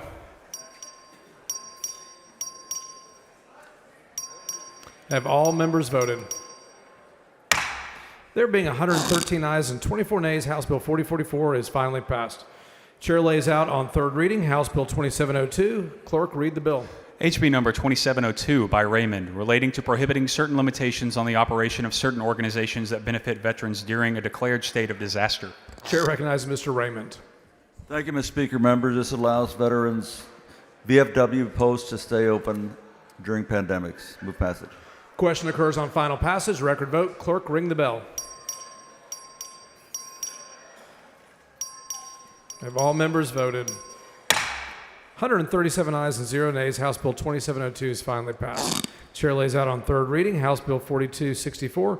Clerk, read the bill. HB number 4264 by Hefner, relating to creation of a grant program for certain peace officers who hold a Master Proficiency Certificate. Chair recognizes Mr. Hefner. Thank you, Mr. Speaker. This is the bill that would give Master Peace Officers a one-time stipend. Move passage. Question occurs on final passage. Record vote. Clerk, ring the bell. Have all members voted? 115 ayes and 17 nays. House Bill 4264 is finally passed. Chair lays out on third reading House Bill 2807. Clerk, read the bill. HB number 2807 by Rose, relating to the statewide Intellectual and Developmental Disability Coordinating Council. Chair has Ms. Rose. Thank you, Mr. Speaker. Members, House Bill 2807 helps us better serve Texans with IDD by improving agency coordination and increasing efficiency. Move passage. Question occurs on final passage. Record vote. Clerk, ring the bell. Have all members voted?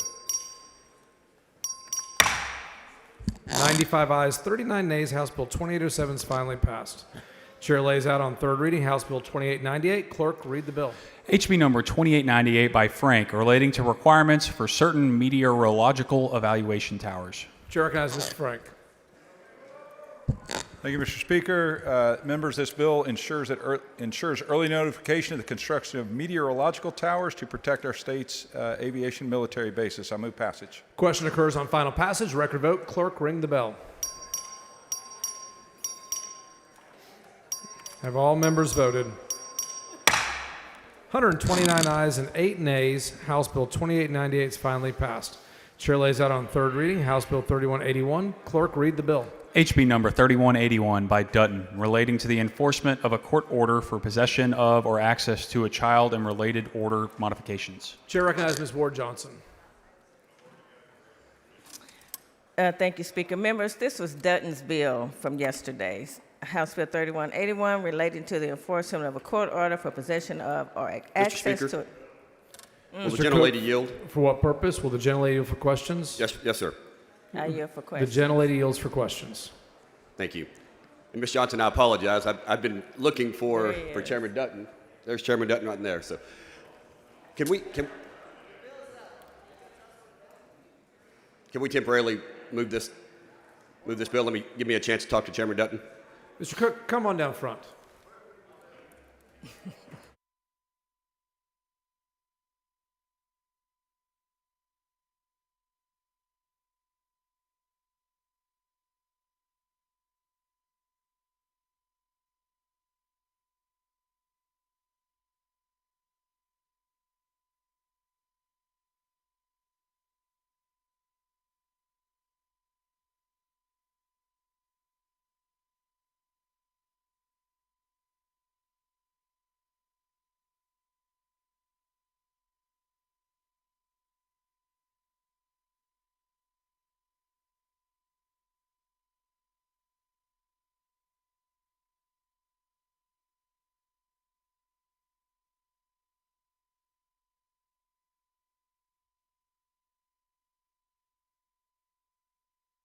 Chair recognizes Mr. Dutton for a motion. Mr. Speaker and members, I move to postpone further consideration of House Bill 3181 until the end of today's third reading calendar. Members, you've heard the motion. Is there objection? Chair is none. Motion's adopted. Chair lays out on third reading House Bill 3250. Clerk, read the bill. HB number 3250 by Darby, relating to the regulation of real estate appraisers and appraisal management companies. Chair recognizes Mr. Darby. Thank you, Mr. Speaker. Members, this bill simply supports workforce growth in the appraisal industry, and I move passage. Question occurs on final passage. Record vote. Clerk, ring the bell.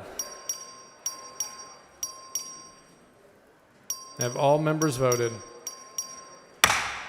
104 ayes and 28 nays. House Bill 3250 is finally passed. Chair lays out on third reading House Bill 2091. Clerk, read the bill. HB number 2091 by Martinez, relating to the provision of financial assistance by the Texas Water Development Board for certain projects. Chair recognizes Mr. Martinez. Thank you, Mr. Speaker. Members, this is important for flood infrastructure in the Rio Grande Valley, and I move passage. Question occurs on final passage. Record vote. Clerk, ring the bell. Show Mr. Harris voting aye.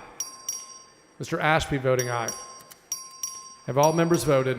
106 ayes and 27 nays. House Bill 2091 is finally passed.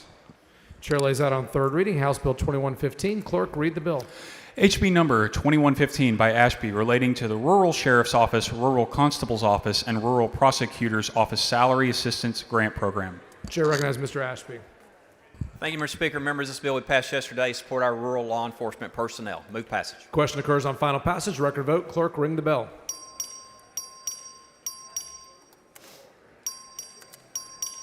Have all members voted? There being 122 ayes and 13 nays, House Bill 2115 is finally passed. Please excuse members of the Criminal Jurisprudence Committee to attend a meeting of the committee. On motion of Mr. Guillen, is there objection? Chair is none, so ordered. Mr. Harris for a motion. Mr. Speaker, I move that the House grant permission for the Committee on Natural Resources to meet while the House is in session today at 12:30 p.m. in room 3W15 to consider pending referred and committee business. Members, you've heard the motion. Is there objection? Chair is none, so ordered.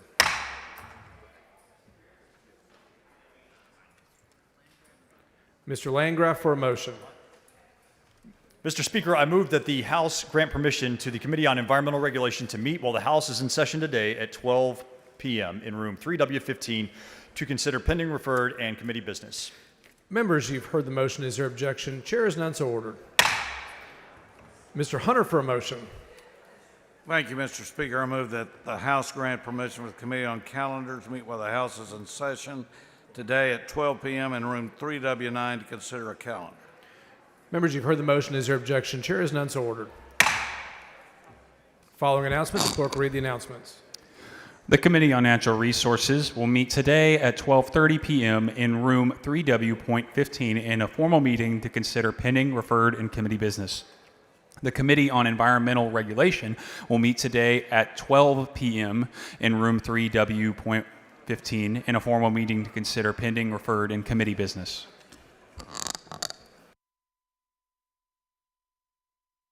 The chair lays out on third reading House Bill 2542. The clerk will read the bill. HB number 2542 by Kitzman, relating to the establishment of a work group to study and make recommendations on certain services needed by individuals with an intellectual or developmental disability. The chair recognizes Mr. Kitzman to explain the bill.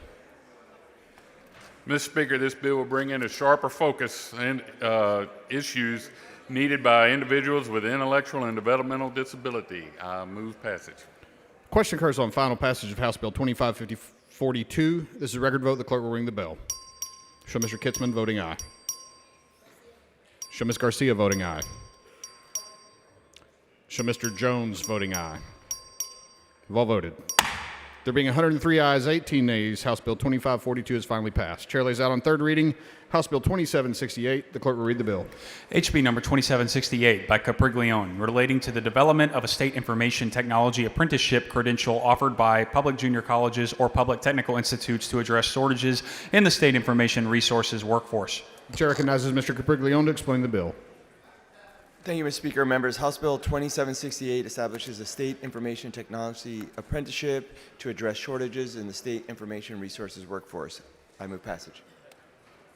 The question occurs on final passage without a GO amendment on House Bill 2768. The clerk will ring the bell. Show Ms. Garcia voting aye. Show Mr. Frank voting aye. Have all voted. There being 122 ayes, 1 nay, House Bill 2768 is finally passed. Chair lays out on third reading House Bill 3349. The clerk will read the bill. HB number 3349 by Tepper, relating to the Events Trust Fund and to abolishing the Pan American Games Trust Fund, Olympic Games Trust Fund, and Motorsports Racing Trust Fund. The chair recognizes Mr. Tepper to explain the bill. Thank you, Mr. Speaker. This bill essentially reconstitutes the Events Trust Fund so that most of our counties can use it. And we did a little cleaning up while we were in there. Move passage. Question occurs on final passage of House Bill 3349. This is a record vote. The clerk will ring the bell.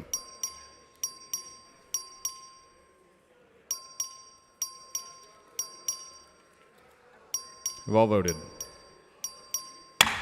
There being 94 ayes, 28 nays, House Bill 3349 is finally passed. Chair lays out on third reading House Bill 4406. The clerk will read the bill. HB number 4406 by Phelan, relating to the reporting of direct campaign expenditures by certain persons and political committees. Chair recognizes Speaker Phelan to explain the bill.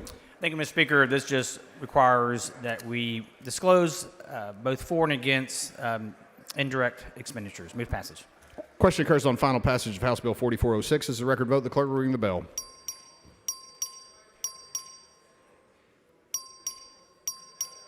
Have all voted. There being 94 ayes, 27 nays, House Bill 4406 is finally passed. Chair lays out on third reading House Bill 1593. The clerk will read the bill. HB number 1593 by Campos, relating to an advisory committee to study suicide prevention and peer support programs in fire departments in this state. Chair recognizes Ms. Garcia of Bear to explain the bill.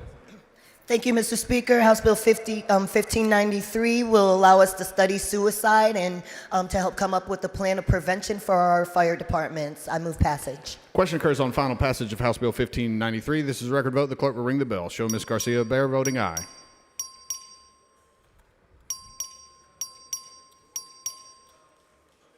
Well voted. There being 121 ayes and 1 nay, House Bill 1593 is finally passed. Chair lays out on third reading House Bill 1899. The clerk will read the bill. HB number 1899 by Longoria, relating to the required age for a public fireworks display permit. The chair recognizes Mr. Longoria to explain the bill.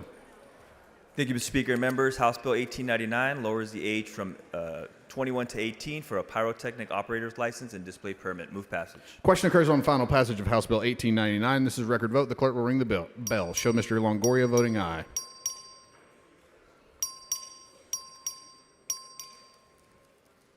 You've all voted. There being 121 ayes, 1 nay, House Bill 1899 is finally passed. Chair lays out on third reading House Bill 3133. The clerk will read the bill. HB number 3133 by Bojani, relating to user reports of explicit deepfake material on social media platforms. Chair recognizes Mr. Bojani to explain the bill.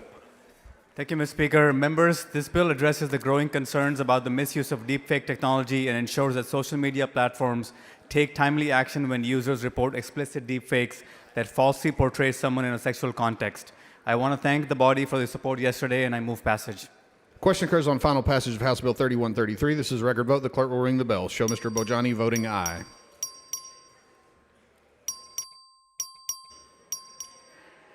All voted.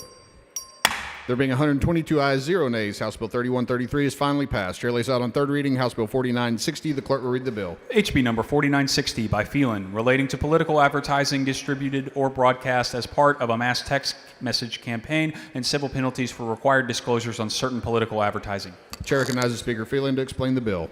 Thank you, Mr. Speaker. This will require a disclosure on campaign mass text messages. Move passage. Question occurs on final passage of House Bill 4960. This is a record vote. The clerk will ring the bell.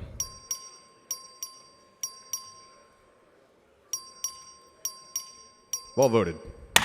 There being 110 ayes, 13 nays, House Bill 4960 is finally passed. Chair lays out on third reading House Bill 3214. The clerk will read the bill. HB number 3214 by Richardson, relating to eligibility for a master plumber license. The chair recognizes Ms. Richardson to explain the bill. Thank you, Mr. Speaker. We need more plumbers. I move passage. Question occurs on final passage of House Bill 3214. This is a record vote. The clerk will ring the bell.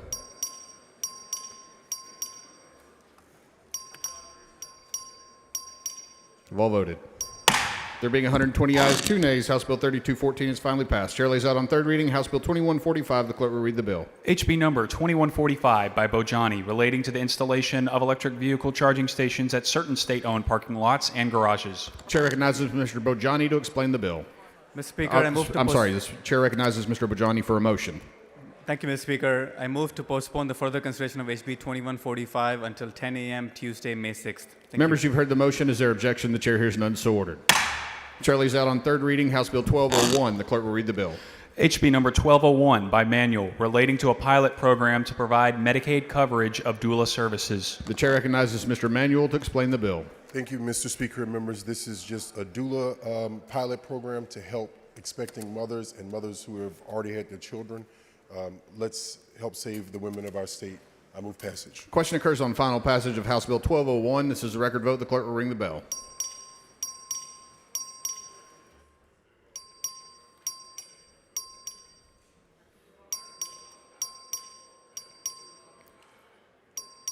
Show Mr. Leach voting aye. Have all voted.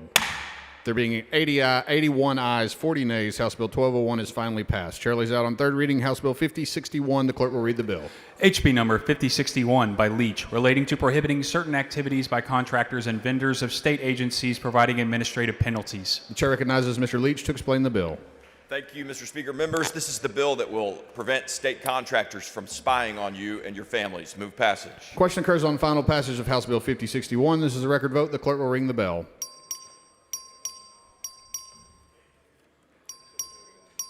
Show Mr. Meyer voting aye. Have all voted. There being 122 ayes, 0 nays, House Bill 5061 is finally passed. Chair lays out on third reading Senate Bill 29. The clerk will read the bill. SB number 29 by Hughes, relating to business entities. The chair recognizes Mr. Meyer to explain the bill.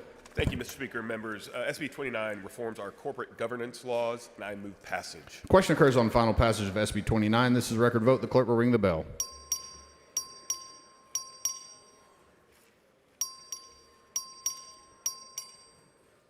Have all voted. There being 109 ayes, 7 nays, SB 29 is finally passed. Chair lays out on third reading SB 879. The clerk will read the bill.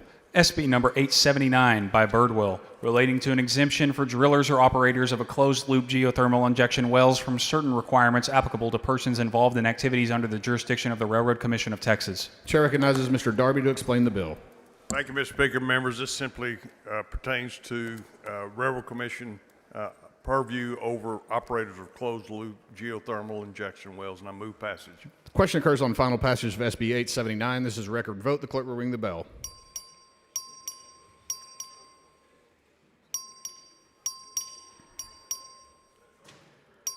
Have all voted. There being 122 ayes, 0 nays, SB 879 is finally passed. Chair lays out on third reading SB 65. The clerk will read the bill. SB number 65 by Zaffarini, relating to the adoption of uniform rules for hours of work for certain county employees. Chair recognizes Ms. Leo Wilson to explain the bill. Mr. Speaker, members, SB 65 allows counties with a population of more than 265,000 to set uniform work hours for county offices. I move passage. Question occurs on final passage of SB 65. This is a record vote. The clerk will ring the bell.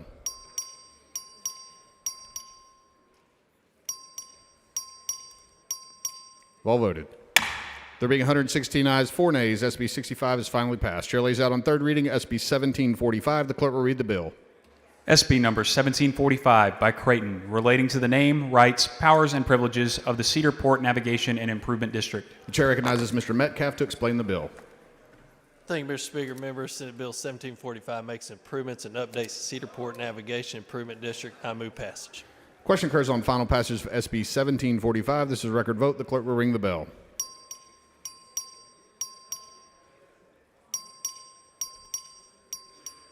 Have all voted. There being 123 ayes, 0 nays, SB 1745 is finally passed. Chair lays out on third reading SB 412. The clerk will read the bill. SB number 412 by Middleton, relating to affirmative defenses to prosecution for certain offenses involving materials or conduct that is obscene or otherwise harmful to children. The chair recognizes Mr. Patterson to explain the bill. Thank you, Mr. Speaker. This is the bill that removes affirmative defenses to prosecution for sharing harmful materials with children and for sexual performances of a child. With that, I'd be happy to take any questions. Ms. Flores, for what purpose? Will the gentleman yield for questions? I do. The gentleman yields for questions. Thank you for accepting questions on third reading. I appreciate that. Absolutely. So are you concerned at all about the vague definition of obscenity and harmful contact in our penal code? And for instance, who is deciding what is patently offensive to community standards? I'm not concerned at all about the definitions in the penal code. Those are community standards, and that would be a law enforcement decision. Okay. And what about, does this bill seek to limit sex education in schools? No. No? Okay, so I guess so they'll be able to continue. Yeah, I don't think anyone would view any of the TEKS or anything that is in the curriculum of a public school about anatomy and physiology or biology or any actual scientific classes about any of that stuff. I don't think that that is an issue at all. I think what we're talking about here is, a perversion and extreme content that's got to meet all three of these criteria laid out in this bill. It's got to be pretty extreme, and unfortunately, we have seen some extreme examples in our public schools, and I do believe that it would affect some of those. Okay. Well, so would there be an exemption for certain educational materials? You just explained which ones wouldn't be, but No, there is no exemption for educational purposes to share harmful materials with minors. but in sex education classes? I don't believe that that would be harmful materials as defined under the law. Okay. Thank you so much. Yes, ma'am. Ms. Gonzalez, for what purpose? Does the gentleman yield? The gentleman yield for questions. I do. Gentleman yields. So, I see that you removed certain affirmative defenses, right? You left a couple of exceptions that are, I guess, defenses still. Law enforcement and judicial would remain, and unfortunately, I wish that we could remove all of them, but unfortunately, there are circumstances where something's happened to a child, and a law enforcement officer or judicial person would have to share materials with the child to get their testimony. But if in the statute, it originally, or as it is right now, it says that these are bona fide, right, uses whether it's used in a medical situation or in an educational situation. So these are folks who are using, right, certain visual aids or what have you in a professional manner as part of their job. And so why remove them and put them in a situation that makes them potentially open to liability? I just don't believe that there is any bona fide reason at all. I think that the original law in the 70s was very poorly written, and I don't believe that there is any bona fide reason to share harmful materials with a child unless it's for a judicial or law enforcement purpose. So is that subjective? What somebody would think is harmful? I'm sorry, can you say that again? Is that subjective? Oh, I don't believe so. So, okay, so what, because it says community, right, community standards, I believe is, people have different, some people find things offensive and some people don't. So, to me, that's subjective, right? What's offensive to one person may not be offensive to the other. Yeah, correct? we have an entire chapter in the Penal Code about obscenity, and so, I don't believe that it's subjective. There are definitions in the Penal Code. I chose not to read all of the definitions yesterday because I don't think that it's appropriate in the setting necessarily, but there are very specific definitions in the Penal Code. And I will also mention that this test of what is considered obscene content, I mean, there's existing Supreme Court precedent from 1957, from 1973, and from 1985 that addresses this. And so this is, for anyone that's an attorney or anyone wanting to prosecute these cases, there's a lot of precedent on the books to manage this situation. And so, included with, what's eliminated or what you're taking out of the statute is you're taking away the doctors', psychiatrists, and psychologists' ability to operate and treat their patients within a certain standard of care. Do you have a medical background to be able to determine that? No, I think that when this law was written in the 1970s, it was based on a pro-pedophile study that says that babies are sexual beings from the time they're born. And there was a number of laws passed across the nation that wanted to be able to use sexual performances of a child in psychological or psychiatric purposes. I mean, I think we can all agree that we don't support that or don't promote that type of behavior. Folks that do, right, are creeps, like you said yesterday. My concern is just, when it's folks who are medical professionals, right? Let's say they're treating a patient. Let's say they're going through puberty, right? And they're asking questions because maybe they can't ask their parents, right? And it could require, right, maybe some kind of visual aid of some sort. That, I remember whenever I was in school and we took sex ed, right? I mean, there were some visuals there. I mean, it wasn't like a real actual human, but we did study the anatomy of a man and a woman, right? And so with that, I mean, so my concern is that what if someone feels like that's harmful material? Sorry, go ahead. No, I'm sorry. I didn't mean to cut you off. I understand your concern. I hear your concern. I just don't believe that anything that is truly based on anatomy and physiology or biology would be deemed harmful materials under the law. I mean, it's got to be patently offensive to the prevailing standards in the adult community, not in the child community, in the adult community. It's got to be without redeeming social value, and it's got to be, and it has to appeal to the prurient interest of a minor in sex, nudity, or excretion. So, I mean, it's got to fit all three prongs of this test to meet that. And I just don't believe in any scenario that a medical doctor would need to provide a child with material that would meet all three of these criteria that are all tested through the Supreme Court. I don't believe that a chart showing what happens to your body as you mature would fit into this definition at all.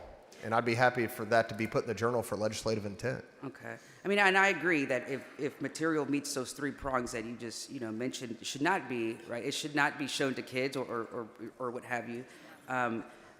But shouldn't a person, whether it's an educator, a medical professional, have the opportunity to, right, to have that affirmative defense to prove that whatever material, right, that somebody is claiming that is harmful, false, does not meet those three prongs, right? That's the whole purpose of having an affirmative defense, is so somebody can prove if somebody's alleging some kind of behavior.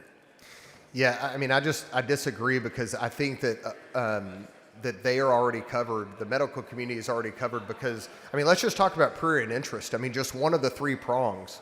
Prurient interest is a shameful or morbid interest in nudity, sex, or excretion. A shameful or morbid interest. I don't believe that any anatomy and physiology or biology or chemistry or anything else that's going on in the scientific or medical community that would need to be shared with a child to treat that child would be shameful or morbid interest in these things. And that's just one of the three prongs. Again, it's got to meet all three, and that's just one of the three.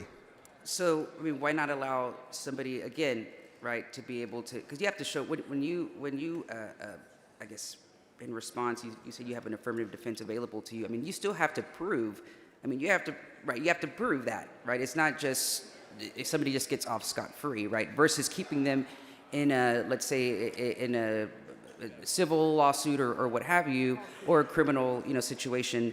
It allows somebody to, right, to get out of it if they're truly not, liable, under a certain part of the code that somebody's alleging that they are. Yeah, I just don't believe that doctors are going to be prosecuted for talking to kids about puberty. Okay. And you mentioned earlier that there were some situations in Texas. Can you give me some examples of those, of why change is necessary, and why we need to make these changes here in Texas? Well, I think we need to make this change to protect our kids. I think that this is a law that never should have been on the books. I think it's embarrassing that it's been on the books for 50 years for all of us. But sorry, go ahead. No, go ahead. But you mentioned that there specifically that I think when Ms. Flores was asking you some questions earlier, specific schools here in Texas. Can you tell me what those specific Yeah, situations absolutely. are? I mean, I think that there's a broad range of materials that have been shared in the public school setting that I believe would be considered harmful materials. I don't think that every single book that I have fought has necessarily fit into this category. I don't believe that every book that would meet the requirements of HB 900 passed by this body last session would meet that. In fact, that's specifically why I didn't use the definition in HB 900, because I thought that it was a little bit too broad versus what I tried to do in that bill specifically. But there have been books that are radically, extremely pervasively vulgar and obscene that have been in our public schools. And I do believe that some of those materials would get caught up in this, and I don't believe that any educator should be shielded by the law if they're going to provide harmful materials to a child. So this is about books then, right? Mainly? No, Is that- ma'am. that- There's no? actually two. There's actually two sections of this bill. One is about harmful materials, Yes. which could include books, but could include other things. The other section is about the sexual performance of a child, and so this is a wide-ranging issue, Yeah. and quite frankly, it puts educators and those in the scientific and medical Yeah, I mean, community yeah, that's what I was gonna on the same standard that anyone else in society would have if they want to show harmful materials to a child. The regular person walking down the street, working at the gas station, can't show these materials to a child without facing consequences in the penal code. Why on earth would we exempt a teacher and shield the teacher from the law, or the doctor or the psychiatrist or whatever from the law for sharing these materials that the attendant at the gas station can't share with the child without going to jail? It make sense. And so just to be clear, my questions are aimed at the first part of your bill, not on the portion of sexual performance of a child. It's mainly just that top part. So the language in here, it also refers to right, sale, distribution, display, right? And if you go further down in the code, it says that a person distributes, exhibits, or possesses for sale. When it says possesses for sale, could that include something like or intended to distribute, right? Could that just be like one book, or could that just be? I mean, does it have to be a certain amount of items that would give rise to that intent to possess for sale? Does that make sense? Yes, it does. I believe. Well, let me answer it, then you tell me. You can clarify if it doesn't. So my understanding is that one material, each individual material would have to meet the standards to qualify for harmful material. So if that's one piece of material, or if that's 1,000 pieces of material, each individual material would have to qualify for the harmful material standard. Okay. So for example, I mean, let's say it's like a pamphlet or something at a doctor's office or something like that. Even if it's just one pamphlet versus it being a stack of like 10, is that it would still fall under that, right? Whether it's one or whether it's 10, right? I think what this law aims to do is, and the changes that we're making, is to say it's never okay to share harmful materials with a child, no matter what you're doing. Unfortunately, we do have to write in law enforcement and judicial, because those purposes unfortunately do happen in society, where they have to investigate crimes against a child. But I just couldn't think of another reason why anyone should be shielded from the law for sharing harmful materials as defined in the penal code. And what kind of, I guess, so I'm assuming that, what kind of harm would a child suffer? Was it more like emotional, trauma? I'm I assuming, mean, I think right? that there's, I mean, I don't have the studies with me at the moment, but I mean, there are studies that show that pornographic materials and other harmful materials have a negative impact on the brain, and in particular, a developing brain. And I think, science very well understands that a female's brain's not fully developed until 21 and a male's brain until about 25, some would say later. But I do believe that these types of materials cause harm, irrevocable harm, to a child, and that's why it's against the law in the penal code for any other member of society to share these materials with the child. And unfortunately, for the last 50 years, we've exempted a few folks, but that ends today.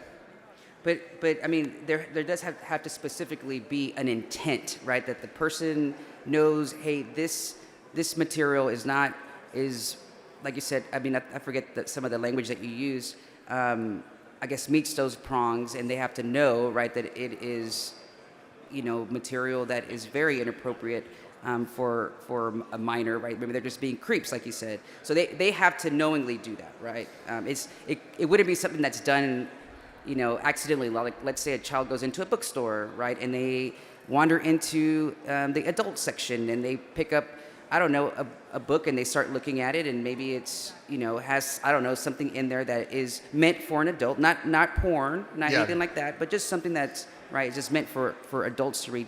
Would the bookstore would they be liable for that? I think if they're going to it wasn't intentional, though. I think if they're going to have something that meets the criteria of this law, that they should do everything in their power to protect children from that material.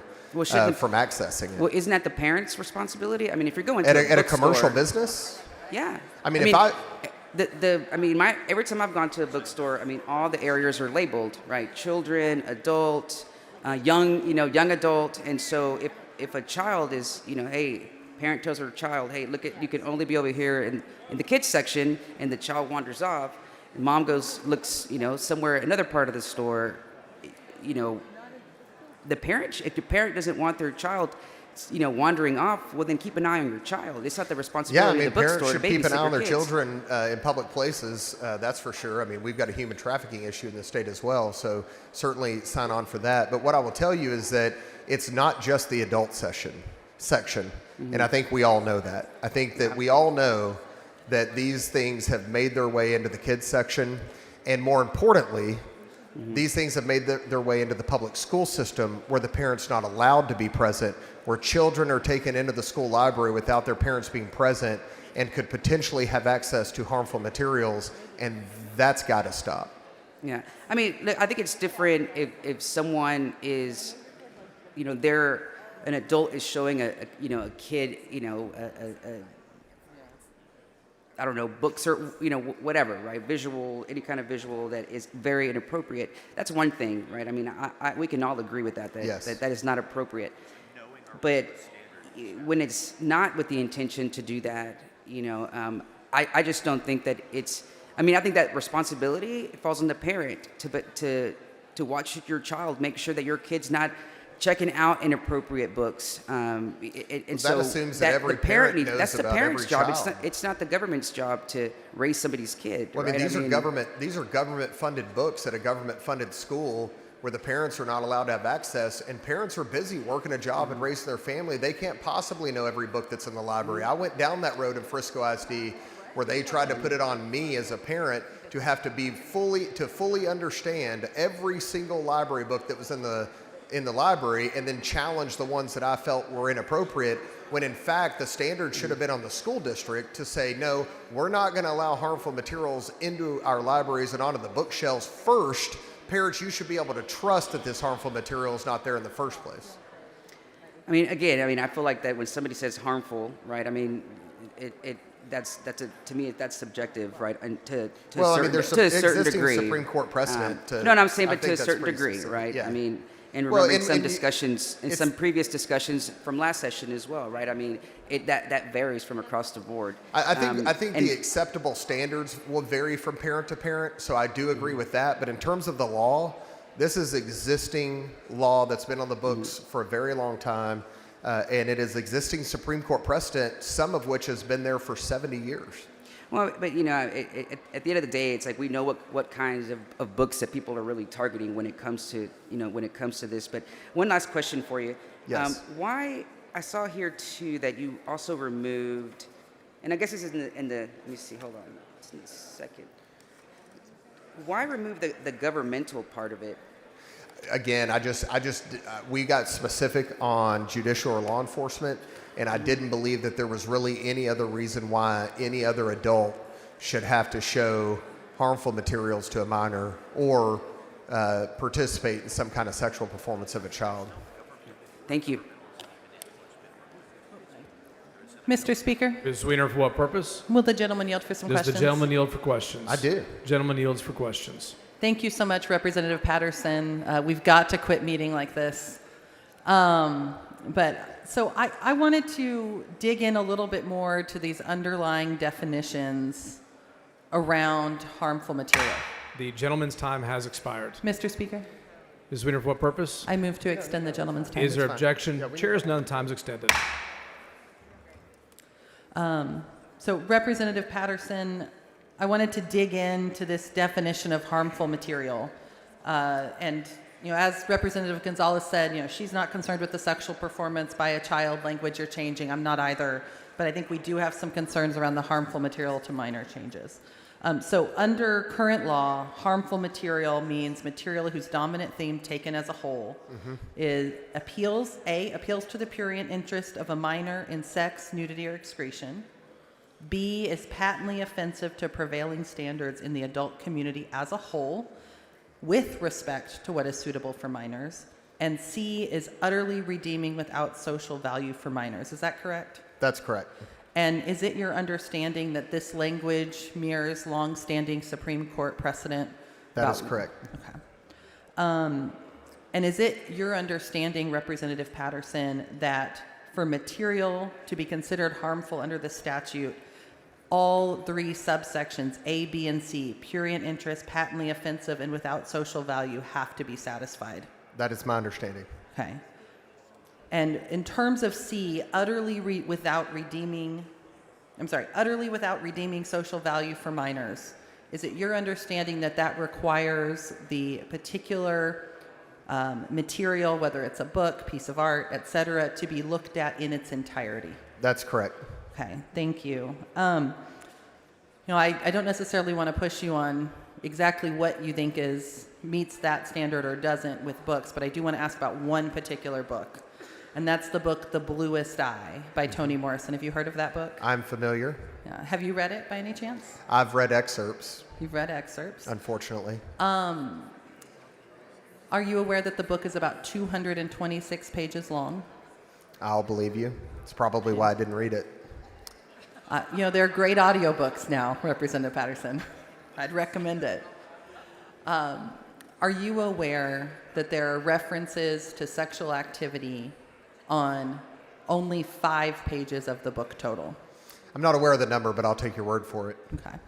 So is it your belief that a book that is 226 pages long with fewer than 5 pages that have any reference to sexual activity, and let's presuppose, I'm not going to ask you to go to bat for Toni Morrison, but presupposing the rest of the book does have valuable content, is it your understanding that a book such as that would qualify as harmful material under the statute right now? I mean, if you're asking for my opinion, which I believe is what you asked, is that I think it's a vile piece of work, and I don't believe that it belongs in our public schools. If you want to put it somewhere publicly where parents can access it, that's fine.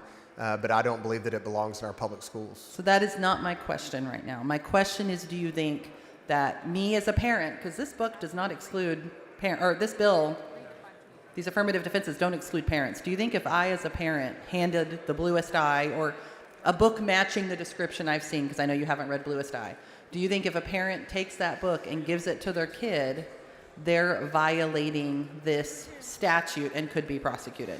If you could read excerpts from the book, I think it would help me better understand what we're dealing with here. Well, I think the issue we're dealing with is if you have this test, as we've laid out, as we discussed, includes material that is utterly without redeeming social value for minors. And so what I'm positing, if you have a book worth 220 pages that have redeeming social value, and there are 5 pages with something that arguably on its own might qualify, my understanding is that would not pass this test. Do you agree? Well, I don't think that that's the way that this would work in practicality. I think in practicality, someone would actually review the materials and determine whether or not it fit. I mean, you're asking me about a book that I read a couple of excerpts on 3 years ago and fought locally, and quite frankly, I can't even remember the excerpts by now. But so I think in practicality, the way that this would work in the real world is that someone would actually read that material and make a judgment on the whole work as is required here, which, by the way, is why we didn't use this definition in the Reader Act, because I didn't believe that it should be taken on the whole. I believe that if a book has one single sentence that is perverse and harmful to a child, that it should be removed from a public school setting. So I can't answer your question. I know, but we're not talking about the public school setting right now. We're talking about this bill you've proposed today. And the question I have is and let's take Bluest Eye specifically out of it for a minute. Let's say you have a piece of literature that is 300 pages long, 299 of those pages none of us would argue about and would argue have redeeming social value, and 1 page we might argue about. Would that work being given to a minor potentially constitute an offense under this section? Well, I think, in my view, how much material is appropriate if it's considered harmful to a child? Is 5 pages too much? Is 1 page too much? Is 1 sentence too much? Is 1 graphic image too much for a child to read? But what I will tell you is that in Miller versus California in 1973, the Supreme Court ruled that a lack of value is evaluated from the lens of the work taken as a whole, lacks serious literary, artistic, political, or scientific value. That is the existing Supreme Court precedent. And so it is your understanding under this statute that they would have to look at the work as a whole and could not pull out 1 thing and have that 1 thing outweigh everything else in the work. Well, I mean, my belief is that 1 single thing could outweigh the work as a whole. But, if you're asking me about existing Supreme Court precedent, I just read you the quote, which is, quote, "The work taken as a whole lacks serious literary, artistic, political, and scientific value." And what I would submit to you, my opinion as one person, as one parent that has fought this issue for years and years, is that I can't possibly see anything that contains harmful material that would have any, quote, serious literary value to a child. I just can't. I don't care if it's a coming of age story. I don't care if it's a graphic novel. I don't care if it's 1 page out of 500. I cannot for the life of me understand how anyone would take that as a serious literary value for a child. I just don't. Representative Patterson, I'm struggling here because on one hand, you're basically answering my questions with a yes, and then at the same time, you're answering with a no. And That's so how I got this right. I'm trying to understand how you actually understand this harmful material definition. Well, because on one hand, you're saying, yes, you believe it's controlled by the Supreme Court decision, which says that 200 pages of material with social value can outbalance 5 pages that are maybe more challenging. But then you're verbally saying you don't think that could work that way. Well, I don't sit on the Supreme Court. So which is it? Are we following the Supreme Court or not? Well, the laws of this state, the laws of the United States follow the Supreme Court until they're challenged and overturned. I sure wish they always did. Representative Patterson, the reason I asked about Bluest Eye specifically isn't just because it's been a lightning rod in a lot of conversations and isn't just because Toni Morrison is such a decorated author who has a Pulitzer Prize, a Nobel Prize, a Presidential Medal of Freedom. Goodness knows how many times she's been part of Oprah's book club. It's also because her book, Bluest Eye, was part of a criminal complaint filed in Hood County against a school librarian. Mm-hmm. Were you aware of that? I wasn't, but I can't say that I disagree. If I could have I should have probably filed a criminal complaint when I found genderqueer in public libraries, not only in my district, but across the state, that had graphic images of 2 boys going down on each other That should have been never allowed on the shelves in a public school with children to have access to it, just like many of these books should have never been allowed to be in a public school with Representative children to have Patterson, access your to book them. is not, this bill is not about library standards, correct? You're making it about library standards. No, I'm not. I'm asking about You're asking me about criminal books. standards. Members, please refrain from talking over one another so everybody can hear your debate.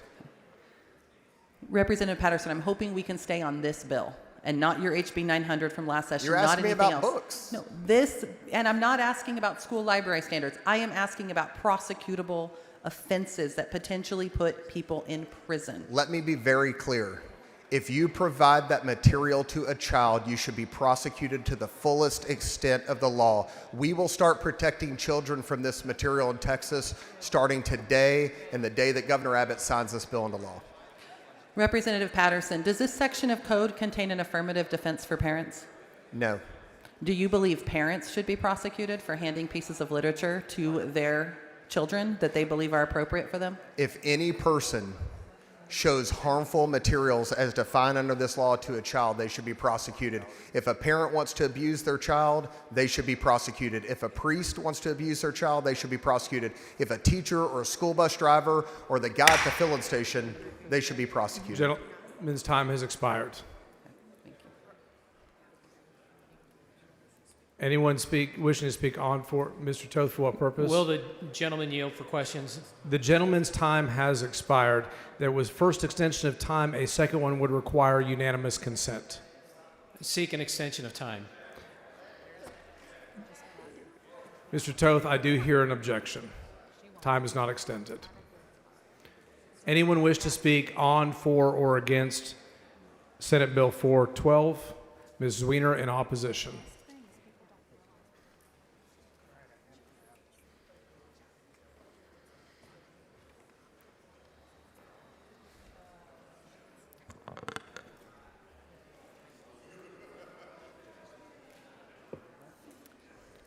Thank you, Mr. Speaker, members.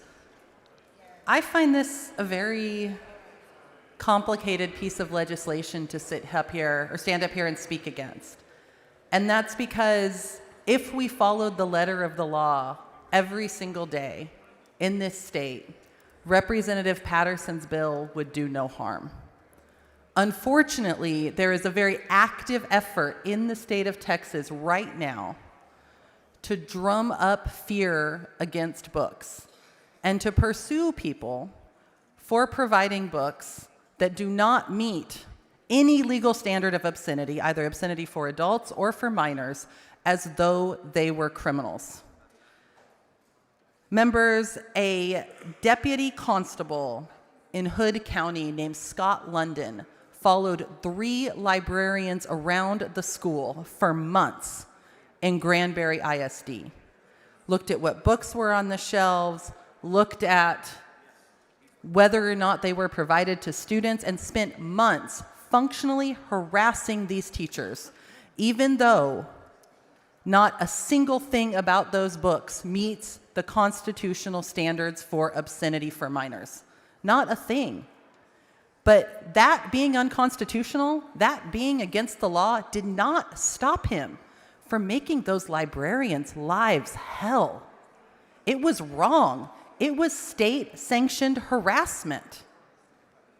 And that harassment culminated in him filing a criminal complaint. Mr. Toth, for what purpose?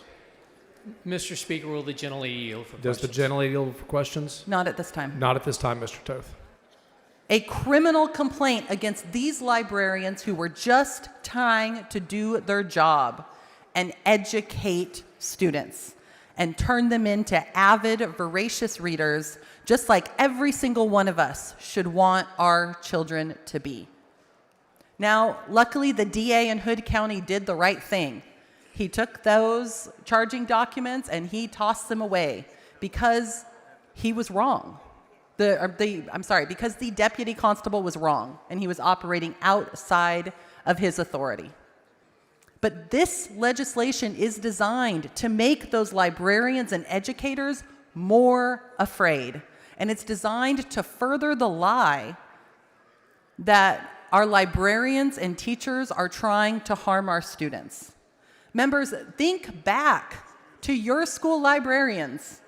I remember mine. Did they ever try to cause you harm, or did they just encourage you to learn and read and grow?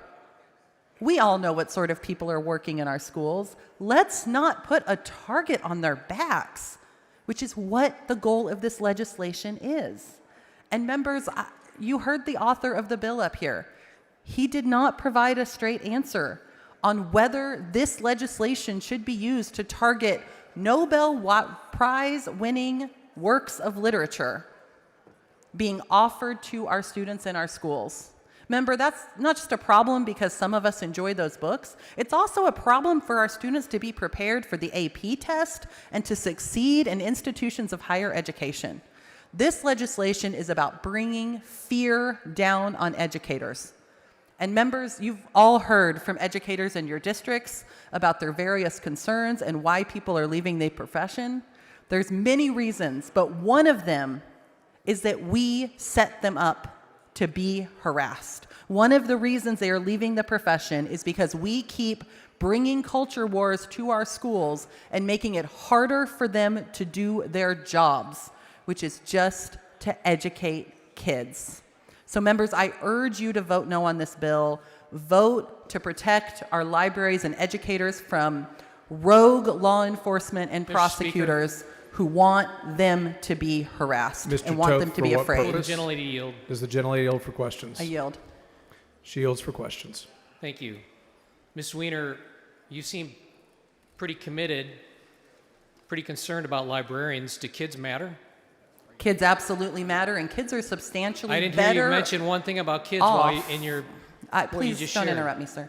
Kids are substantially better off if they have the access to a wide-ranging world of books. I mean, one of the things that concerns me so much about books like The Bluest Eye being targeted is that's a book that supports students who are learning to navigate racism in their own lives. Ms. Weiner, who are learning to understand what racism looks like if they don't experience it themselves, and learning what sexual violence within a family can look like.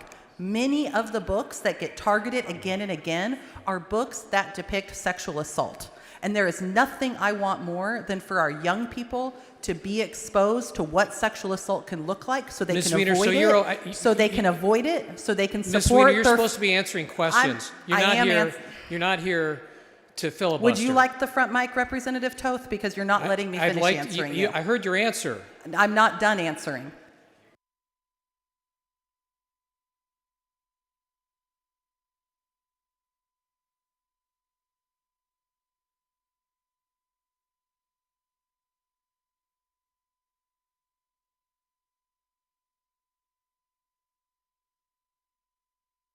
Well, I was almost hoping we might have ruined the microphone and maybe that would kill the bill. So what I am saying is our kids need books where they learn about sexual assault without experiencing it in their real lives. I hear about protecting kids all the time. Being a minor did not protect me from being sexually assaulted when I was 17. And having access to material that shows that people get up the next day and continue with their lives is important for survivors. Having material Weiner, that shows is the the amount of harm sexual assault that I in our am not done, Representative Toth. Having material that shows our students that what sexual assault looks like so they don't further it, so they develop empathy to respect the choices of others, so they support their friends who experience sexual assault, and so that they learn warning signs for how to avoid abusers. Those are important, and that helps our kids every single day. Ms. Weiner, you don't believe that pornography is harmful to young children? What I am speaking about is not pornography. There is no pornography in our public school libraries or in our municipal libraries. Have you read Fun Home? I have not read Fun Home, Okay, but Fun Home I have read a sequel book by the author, Can I tell you about and it Fun did Home? not contain any pornography. Can I tell you about Fun Home? You may. Fun Home was in Conroe Independent School District, my district. And it was protected by the prior board. And it's a picture of two girls giving each other oral sex. Is that pornographic for two girls to give each other oral sex? Is that appropriate for little kids to see? We evaluate material for Is that pornography appropriate? standards. Is it You asked me appropriate? Is two that questions. pornographic I'm to answering you? the first one.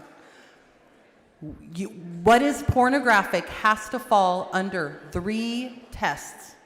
Nobody is going to look at paintings by Manet like Olympia that show a nude woman isn't a painting. and say that's pornography, even if the exact same image in a Playboy magazine might be. Context matters. And so we have to look at that 3-pronged test. Whether or not it belongs in an individual school library is a determination I won't say without the book in front of me, and it's going to depend on the individual schools. This book is not about how books are selected to be in our school libraries. It is about whether or not we should subject people to jail time for handing people books, and whether or not we harass librarians and teachers using law enforcement out of providing books How that are about completely Lillian appropriate. Duncan? Have you read Lillian Duncan? I have not read Lillian Duncan. Okay, Lillian Duncan, to your point earlier, you had stated on The Bluest, what was the other one you? The Bluest Eye by Toni Morrison. Right, and how very little sexually explicit material is in like a couple pages, I think you said. Lillian Duncan, the problem with it is that in the back of the book, there's a how-to guide from the Trevor Project. Are you familiar? I'm sure you're familiar with the Trevor Project, aren't you? I am familiar with the Trevor Project and grateful for all the work they do to try and prevent suicide among the LGBTQ So community. you think it's appropriate for adults to be able to counsel children that are transitioning, that should be talking to their parents about it, but instead it takes you to a website Representative where, yeah. let me finish my question, where it takes you to a website where you're instructed to put your cursor over a kill switch so that if your mom or dad walks up, it will take you to the prior website that you were at. You think that's appropriate to hide from parents? Representative Toth, this book is about obscenity, and I don't think your question has anything to do with obscenity. It's clearly about The obscenity. gentlelady's time has expired. Thank you, Mr. Speaker. Mr. Little in support of the bill. Thank you, Mr. Speaker. Members, I'm going to try to bring the temperature down a little bit and talk about just the legal aspects of this bill, which I think are very important for you to consider. With great respect and consideration for my esteemed colleague, Representative Zwiener, this is not a complex bill. It is a very simple bill. It's 2 pages long. One of the sections dealing with the revocation of affirmative defenses deals with sexual performance by a child. As a lawyer, it is very difficult for me to understand how a legislature in the past implemented or wrote into law affirmative defenses to sexual performance by a child that included bona fide educational, psychiatric, or other governmental purposes besides judicial and law enforcement. It simply makes no sense. It never should have been there. I understand that a lot of our discussion so far has revolved around harmful content and what constitutes harmful content under Texas law. Respectfully, that is not the purpose of the bill. And one thing I want you to consider is, should there ever be an educational, a scientific, or psychiatric or psychological reason to display harmful content for a child?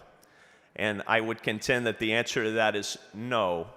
There should never be a reason for that. It is called harmful content for a reason, because it is harmful. Representative Zwiener expressed concerns that this is going to put teachers or librarians in fear. And ladies and gentlemen, I would submit to you humbly, teachers and librarians that intentionally, knowingly, or recklessly expose children to harmful content should be in fear in the state of Texas. I know there is extreme concern also from our colleagues on the other side of the aisle that Nobel Prize winning literature should be offered to children. And I think, of course, in most situations it should. However, there are situations where unbelievably accomplished authors such as Toni Morrison will have written pieces of literature, and that's what they are, pieces of literature that are not appropriate for a school-aged child. And I think we as reasonable people should agree that certain works of literature are too mature for children to be subjected to in schools. As accomplished as those authors are, and as important as those works of literature are, they shouldn't be exposed to children in schools. Representative Zwiener in our chamber here expressed concern that we need to, quote, I had to write these words down because I was shocked that they came out of her mouth, show children what sexual assault looks like. That is not the purpose of a school. It is not the purpose of a school in the state of Texas. It should not be the purpose of a school anywhere in the United States of America. We have written many bills this legislative session about sexual assault. I have co-authored and joint authored many of them by many of you in here. There are important changes that have been made to the law by Representative Johnson, Representative Howard, many of my colleagues on the other side of the aisle. And there is an appropriate time and place to make changes to the law about sexual assault. Educating people through pictures of sexual assault in a school is a bridge too far, and I hope my colleagues on both sides of the aisle will agree. Thank you, Mr. Speaker. Ms. Bowers in opposition to the bill.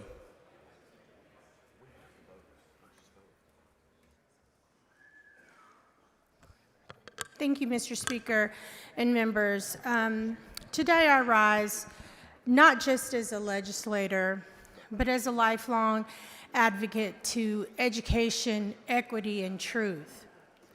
At the heart of every school and every community, there stands a librarian, not just as a keeper of books, but a cultivator of curiosity. The job of a librarian is to broaden the minds of our children, to introduce them to worlds beyond their own, to affirm their identities, challenge their assumptions, and ignite their imaginations. When we threaten that role, when we criminalize librarians for simply doing their job, we are not protecting children. We are limiting them. We are silencing diverse voices. We are censoring history, and we are sending a chilling message to the very people we trust to educate and empower the next generation. So let me be clear. Protecting children does not mean shielding them from reality. It means giving them the tools to understand it, to navigate it, and to grow into compassionate, informed, and engaged citizens. Librarians deserve our respect, they deserve protection, and our children deserve access to the full truth of our shared humanity, not a filtered version that excludes, erases, or shames. Thank you.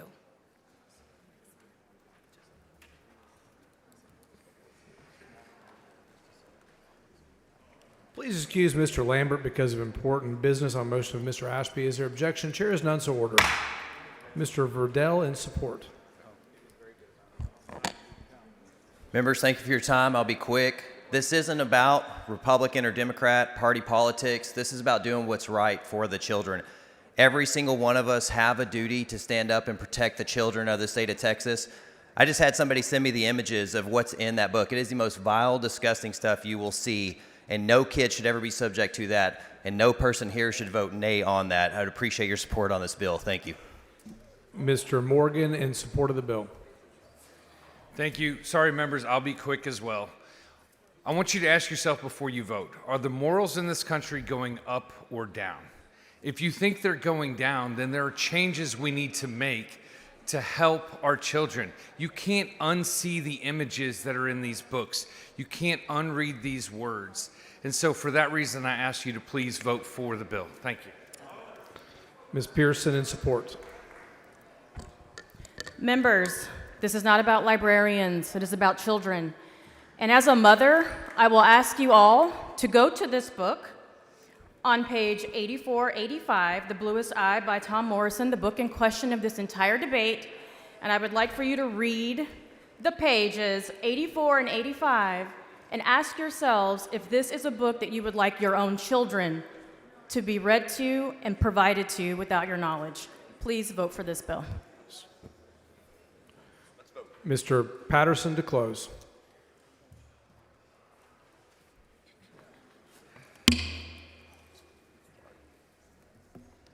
Mr. Speaker. Mr. Turner, for what purpose? Ladies and gentlemen, yield for some questions. Gentleman yield for questions. Be happy to. Gentleman yields for questions. Thank you, Representative Patterson.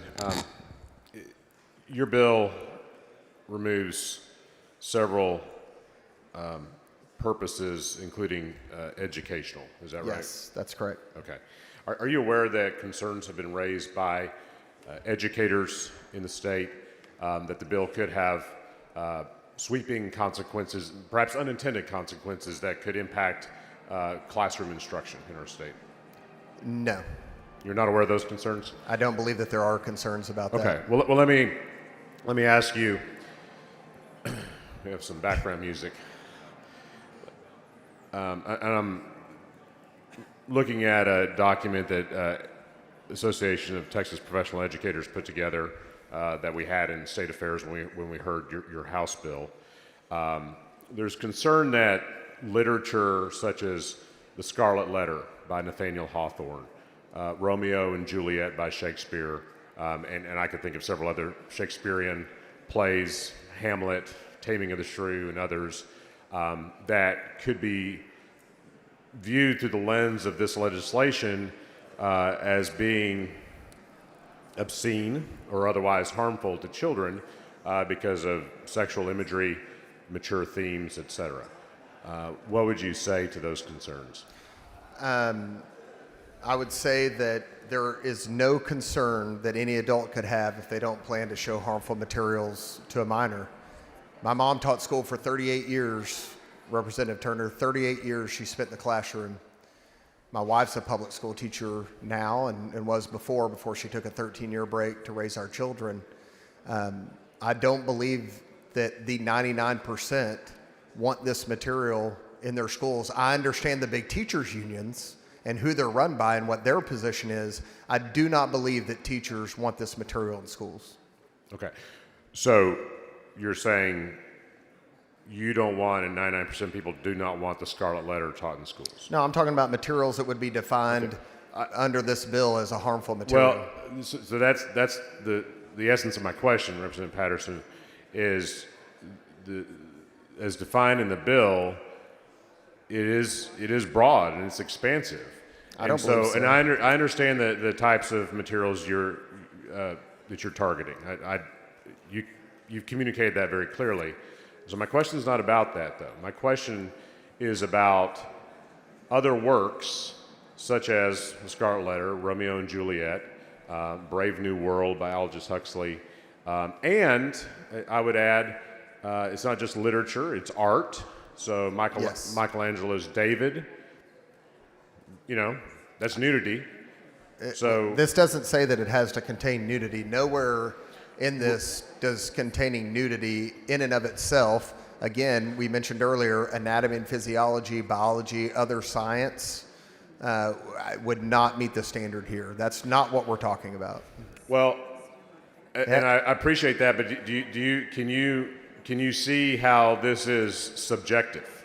No. That it is you don't see that it's subjective? I don't see that it's subjective because there's existing Supreme Court precedent, and those are the folks that are going to be arguing over this, is folks that would have to understand what is appropriate to show a child. And I would submit to you that if anyone questions whether it's appropriate to give to a child or to display to a child, that maybe they shouldn't do it. Maybe they should take a second look and say, maybe I won't give this to a child. Sure. So what if a teacher looks at this law, or assuming it becomes law, and says, I think this is really about the kind of books Representative Patterson was talking about, but this is pretty broad. I don't really know if I'm comfortable showing my art history, in art history, showing my students a photograph of David.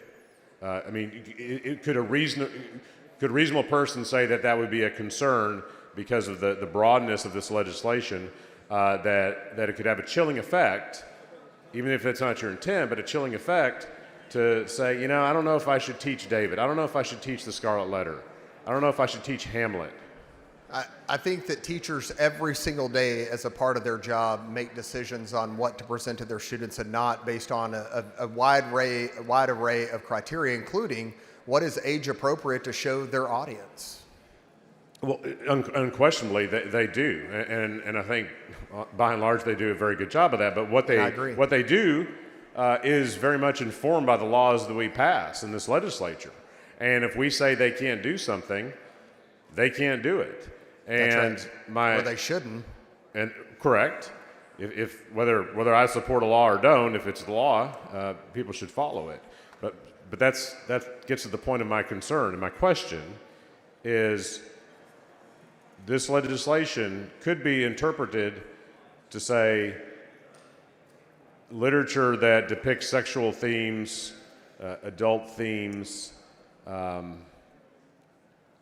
nudity, as in the case of David, to say, you know what, we don't think that's allowed to be in the classroom anymore, so we're not going to teach that. I mean, is that a fair concern? I think any teacher that has something of, quote, adult themes should absolutely think twice before showing it to minors, 100%. Well, you would agree the Scarlet Letter is very much adult themed. I'm 42, it's been a while, so I'll have to check that one out. It's been a while for me too, but I read that in my American literature class, sophomore year of high school, so I was 15 or 16 years old. And it is very much adult themed. It's about it's about a woman who has an affair and is branded literally with the Scarlet Letter A for her sin, and so that is unquestionably, you would agree that's an adult theme, right? I mean, I think that we could go book by book and go through an entire library. I think it's very clear what this bill says and what the existing Supreme Court precedent is and what this entire chapter, let's come back to the bill because we want to get lost on library books. I'm trying to ask you about the bill. I know 20 Democrats voted for this bill yesterday because they stood up for children yesterday, and I'm proud of those votes. And what I will tell you is that it's not about individual books like what you're going to want to make it to be about. This is about materials that would be otherwise illegal to show to a child except that they are within a school.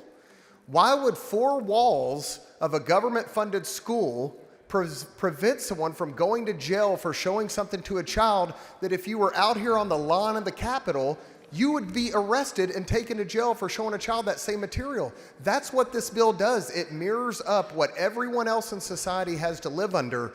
If you're an adult and you can't show a child this material, you shouldn't be shielded from the law if you're a doctor or a teacher or a librarian, period. This is not, we're bogging down into these individual books, and that's not what this is. Representative, I hear what you're saying, but the bill is not that specific. I mean, you're removing bona fide educational purpose, and right. that is the root of my questions here. Yes, because there's no bona fide retail purpose, and there's no bona fide hot air balloon purpose. There's no purpose. I'm not following that. There's Sorry. no purpose in society where it's okay under the law, except currently schools, medicine, and science. Why? Why on earth would it be illegal for you in your professional job to show something to a child? It would be illegal for you to show that to a child, but if you're a teacher, you're shielded from the law. For the life of me, I can't understand that. Okay. And let's keep in mind that this bill not only deals with harmful materials, we're talking about sexual performances of a child. I know nobody at the back mic wants to talk about that, but this also deals with the sexual performance of a child. How come if I'm an educator, I am shielded from the law from showing people a sexual performance of a child? That blows my mind. How has that been on the books for 50 years? But Representative, I understand that's what you want to talk about. That is not my question. My question is about established famous works of literature and art that I think are going to be swept up in this bill, and I don't think you've adequately addressed the concerns about that. Let me just ask you this. Is it your intent with this legislation that works such as The Scarlet Letter, Hamlet, Romeo and Juliet, David cannot be taught in our schools. Is that your intent? If it is a harmful material, it has no place in our schools. Okay, I'll take that as a yes. Finally, last question. I know other people have questions.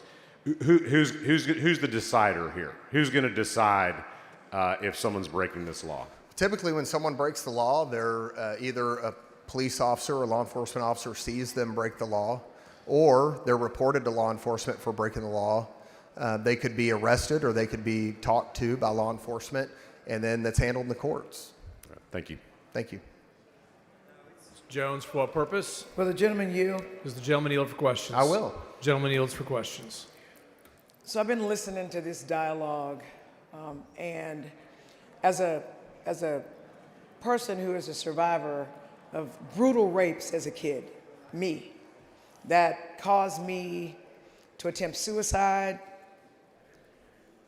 and be lonely and not know who I could talk to it about. And even, I just want to say this, when I outcried as an adult, there were people in my family who didn't believe me because it was their father or something, right? But it happened. Sorry. And I'm not asking. That happened. I'm not asking for your sympathy, but I do want to say this. Can you explain how this bill helps a child who is being abused at home and can't talk to their parents because their parent maybe supports the abuser? And do you want to answer that for me? Yeah, let me be very clear about this bill, because I think we need to stay on the bill.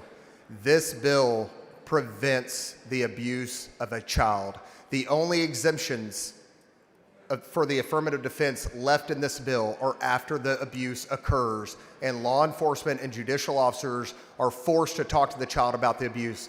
This bill stops abuse. But what I'm saying is, I'm being abused at home. I have people who don't believe me. I want to kill myself. I've tried to kill myself, but I haven't been successful. And I don't see light at the end of the tunnel. And I'm in the library. That is a safe place for me. And I find a book that shows that you can get through this, and that tells me this is how you can get through this. I just want for you to know, I believe you're denying those children that access because they don't have a safe space at home or safe people, safe grown-ups to tell them about it.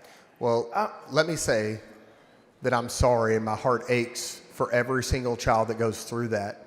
But there are a number of resources and a number of books that deal with that and that can help children without further harming them and other children and opening them up to harmful, explicit materials that would otherwise be banned under the law. Because keep in mind, I don't see bookstores having an affirmative defense to prosecution under the current penal code. I'm not removing an affirmative defense to prosecution for bookstores in this bill. I'm removing an affirmative defense to prosecution for educators who want to show harmful materials to children, or those in the scientific community, or those in the medical community, or those that want to utilize the sexual performance of a child to a child. That's what we're removing here. And let me say this. There are plenty of grown-ups who groom kids. Yes. Right? They teach kids that this is okay. Kid might not feel quite right about it. And if you want to stop that, you'll help me pass this bill today. And they have, no, I actually respectfully disagree with your assessment of that. Because I have a grown-up who I'm supposed to be able to trust telling me that these things are okay. The books can say, no, these are not okay. They should say that that's not okay. And when they do those types of things to you, that's not okay. So I think that children are being denied that. I also, I know that Rep. Bowers talked about librarians. What if there's a librarian who literally does not want to break this law? Yes. And the librarian reads the definition of it, and the librarian censors, goes through all the books in the library, and in good faith believes a book does not violate the law, but someone complains about that book, and now the librarian is facing criminal penalties when there was never an intention to violate the law. So in other words, we're expecting librarians to be the moral police. Is there an affirmative defense to that in this bill? I think that there's a million different hypotheticals that we could go through today, and there's one answer. No adult has any reason to show a child harmful materials or the sexual performance of a child for any reason except if they're investigating a crime against that child. Period. And I'll end with this. My mother worked in the Texas Southern Library when I was a kid. It was her work-study job. And other than what was going on in our house, I could learn about other things in the library. I could learn about other things in the library. And all I'm saying to you is I believe this bill is well-intentioned. I understand that. Thank you. But I also believe that this bill is going to catch people up in something that they did not intend to break. And I'm not going to quibble about whether great works of art or paintings, because to me, I'm not looking at that. I'm looking at a kid like me who didn't have a lot of options, who didn't know where I could go to figure out anything. And even when I was an adult and I outcried, there were people who said they didn't believe what actually happened to me. And believe me, it took me a lot of counseling with professionals to be where I am today. I believe your bill is gonna put a lot of kids in a position where they can't figure out how to get out, and they may be stuck because you believe that books that could help us is somehow a danger to us, when quite frankly, it's the escape for us. Thank you. Thank you. And I respect your opinion, and I respect this debate. And I thank you for bringing your questions forward. Ms. Garcia, for Mr. what Speaker, purpose? Does the gentleman yield for questions? Does the gentleman yield for questions? Absolutely. The Thank gentleman you. yields for questions. Representative Patterson, is it your position that this bill will outlaw the graphic sexual imagery of books in schools? I think, based on the Supreme Court precedent, that it would have to meet all three of the criteria, including the prurient interest of a minor in sex, nudity, and excretion. It's got to be patently offensive to the prevailing standards in the adult community as a whole, and it's got to be without redeeming social value for minors. And would this include erotic poetry by chance? I hope so, but I don't know. I mean, I'm sure that they'll look at examples and make a decision. Okay, so would another example possibly of a book that we don't need in school be genital injury or amputation? The scientific classes that we take will not fall. I understand where you're coming from.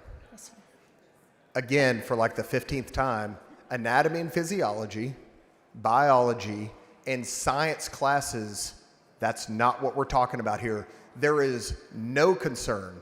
I'm sure the teachers' unions want to rile everybody up and make this a concern for teachers. That is not what is covered under this bill. We're talking about harmful materials. We're talking about things that are without redeeming social value to a minor, or something that is patently offensive to the prevailing standards, not in the minor community, but in the adult community. This is much more clear than I think what you're stating it is. Well, to speak specifically about the genital amputation, I wasn't speaking scientifically. I was thinking more of a wife, Lorena Bobbiting her husband, a book like that. Would that be okay in school? Look, there's a million different examples that we could see without looking at anything. I'm not going to answer hypotheticals about these things. What about incest?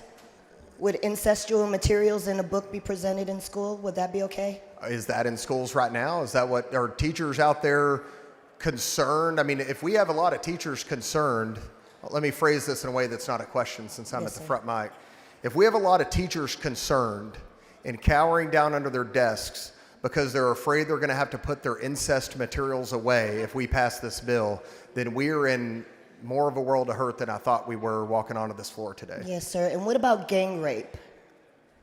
You know, there was a book challenged in Plano ISD that had a group of demons gang raping a woman. Yes, sir. I don't believe that that's appropriate in a public school. Thank you, sir. What about cannibalism? I mean, we can go through a million different, why don't you just read them all off and then I'll answer them as one answer. Yes, sir. Mothers eating their children? Sexual manipulation and death? War and captivity of virgins? Menstrual and bodily fluids? All of these are all stories in the Bible, sir.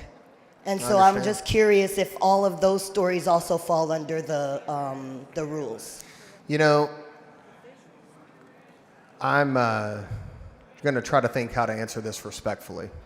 And respectfully, I have read the Bible multiple times, as you heard testimony from Representative Jones. I too am a childhood victim of sexual abuse. Matter of fact, I was 7 years old when I thought I was pregnant for the first time. So that can tell you a little bit about that. But what I'm asking The is... gentleman's time has expired. Thank you, sir.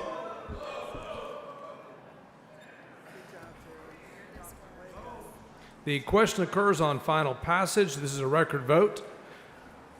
Give everyone time to vote from their desks. The clerk will ring the bell. Show Representative Hunter voting aye. Show Louderback voting aye. Have all members voted? Ms. Jones voting no. Ms. Bowers voting no. Have all members voted? There being 92 ayes and 39 nays, Senate Bill 412 is finally passed. Mr. Hunter for an announcement. Thank you, Mr. Speaker. Members, just a reminder, Calendars Committee will be meeting now in 3W9.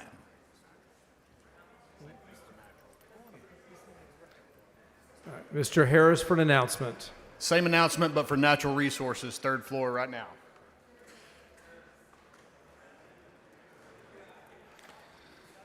Members, please excuse members of the Calendars Committee to attend a meeting of the committee on motion of Mr. Guillen. Is there objection? Chair hears none, so ordered.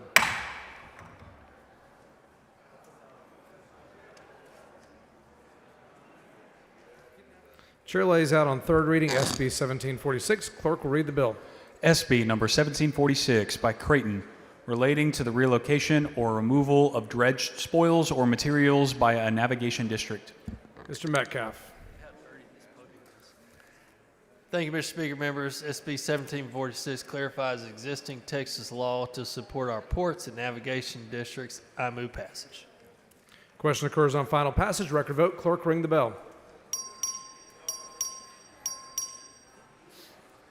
Have all members voted? Mr. Morgan voting aye. 125 ayes, 0 nays. Senate Bill 1746 is finally passed.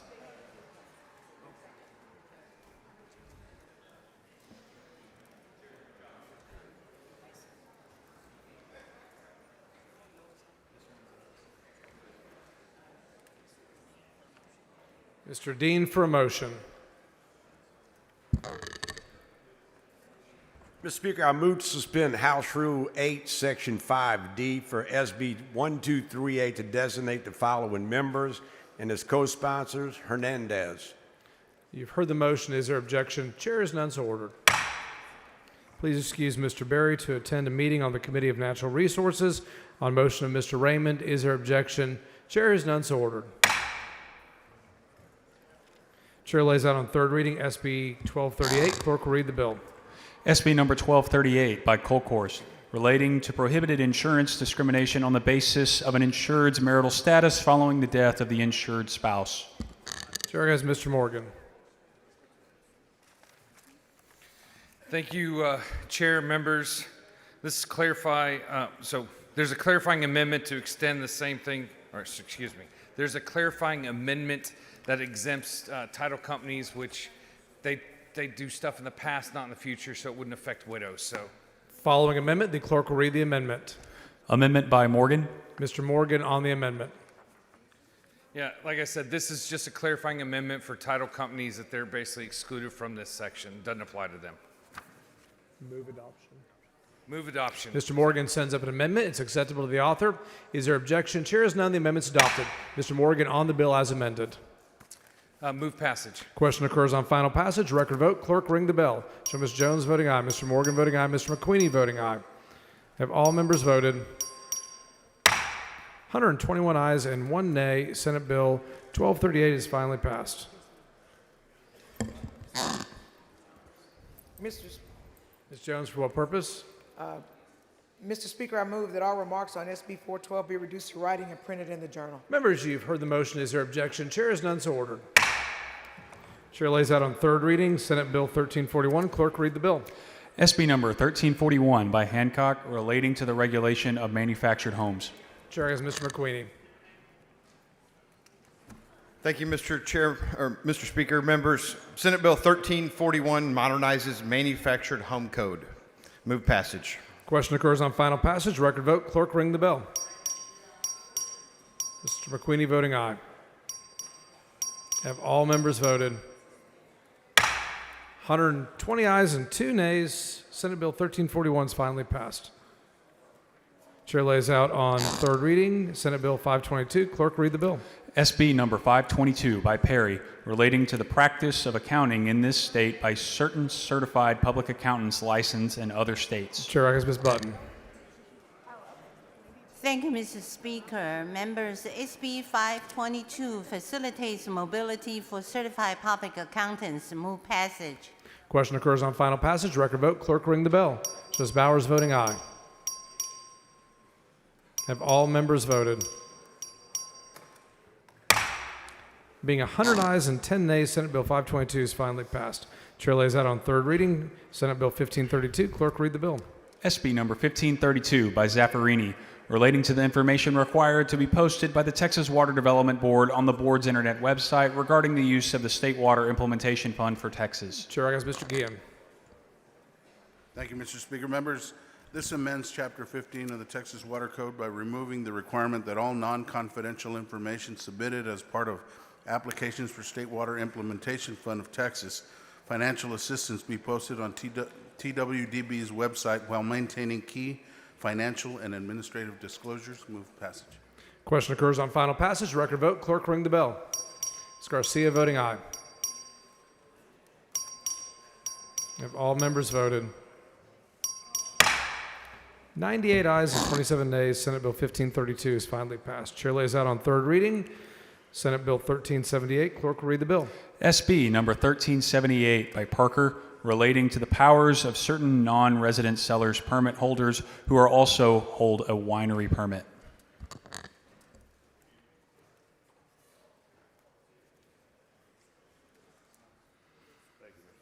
Chair recognizes Mr. Guerin. Thank you, Mr. Speaker. Members, House Bill 3756 is narrowly bracketed to apply to one specific acquisition, preventing unintended consequences for the three-tier system, and I move passage. Question occurs on final passage. Record vote. Clerk, ring the bell. Have all members voted? 100 ayes, 20 nays. Senate Bill 1378 is finally passed. Chair lays out on third reading Senate Bill 1062. Clerk, read the bill. SB number 1062 by Colcourse, relating to the type of newspaper required for publication of public notices. Chair recognizes Mr. Smithy. Thank you, Mr. Speaker. Members, this is the bill that permits digital publication of public notices. Move passage. The question occurs on final passage. Record vote. Clerk, ring the bell. Have all members voted? 126 ayes and 0 nays. Senate Bill 1062 is finally passed. Please excuse Mr. Jones because of important business in the district on motion of Ms. Garcia. Is there any objection? Chair is none, so ordered. Chair lays out on third reading Senate Bill 2066. Clerk, read the bill. SB number 2066 by Huffman, relating to the repeal of the Texas Research Incentive Program. Chair recognizes Dr. Bonham. Thank you, Mr. Speaker. This legislation repeals the Texas Research Incentive Program. I move passage. Question occurs on final passage. Record vote. Clerk, ring the bell. Have all members voted? 111 ayes and 5 nays. Senate Bill 2066 is finally passed. Chair lays out on third reading Senate Bill 1963. Clerk, read the bill. SB number 1963 by Creighton, relating to a financing mechanism allowing electric utilities to obtain recovery of costs associated with a weather-related event or other natural disaster, granting authority to issue bonds. Chair recognizes Mr. Metcalf. Thank you, Mr. Speaker. Member SB 1963 and strengthens Texas' ability to recover quickly from major natural disasters. I move passage. Question occurs on final passage. Record vote. Clerk, ring the bell. Have all members voted? 100 ayes, 24 nays. Senate Bill 1963 is finally passed. Chair lays out on third reading Senate Bill 2204. Clerk will read the bill. SB number 2204 by Birdwell, relating to the applicability of uniform grant and contract management standards to certain Texas Water Development Board programs. Chair has Ms. Fairley.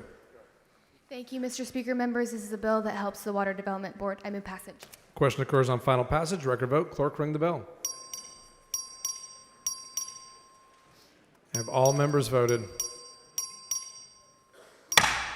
94 ayes and 27 nays. Senate Bill 2204 is finally passed. Chair lays out on third reading Senate Bill 1366. Clerk will read the bill.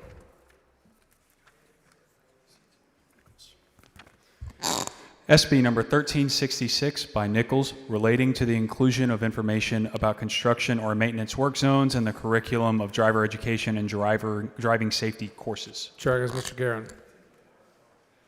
Thank you, Mr. Speaker. Members, Senate Bill 1366 improves driver safety by requiring driver education courses to include information on construction and maintenance work zones. I move passage. Question occurs on final passage. Record vote. Clerk, ring the bell.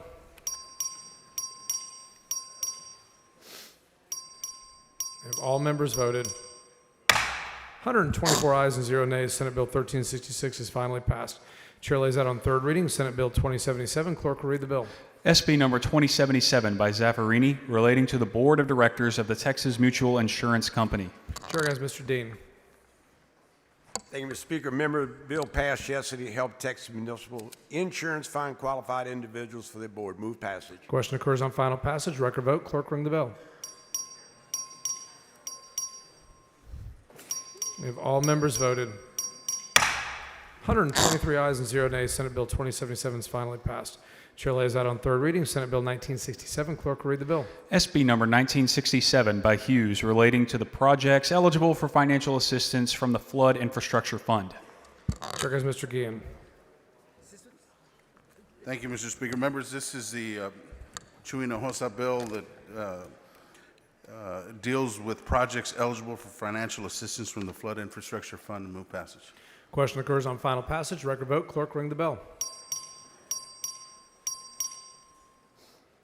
Have all members voted? 111 ayes, 14 nays. Senate Bill 1967 is finally passed. Chair lays out on third reading Senate Bill 1151. Clerk, read the bill. SB number 1151 by Blanco, relating to an insurer's responsibility to review and audit a third-party administrator. Chair has Mr. Wharton. Member, Senate Bill 1151 modernizes the outdated insurance regulations by removing the requirement that audits for third-party administrators be conducted in person. I move passage. Question occurs on final passage. Record vote. Clerk, ring the bell. Have all members voted? 124 ayes, 0 nays. Senate Bill 1151 is finally passed.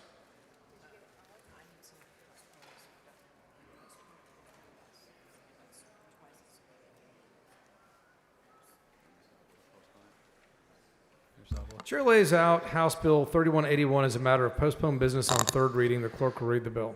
HB number 3181 by Dutton, relating to the enforcement of a court order for possession of or access to a child and related order modifications. Chair has Ms. Harris Davila for a motion. Mr. Speaker, I move to postpone further consideration of HB. Yeah, that's not right. 3181? No. 3181 until 10 a.m. Monday, May 5th. Members, you've heard the motion. Is there objection? Chair is none, so ordered.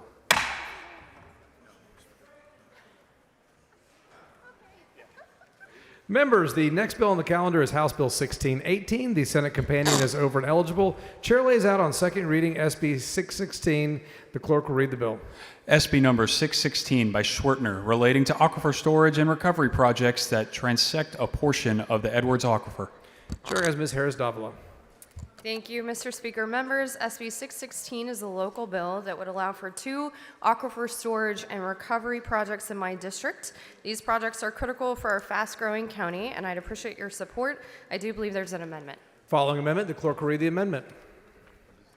Amendment by Verdell. Chair has Mr. Verdell. It's an amendment to 616, technical adjustment. Ask for passage.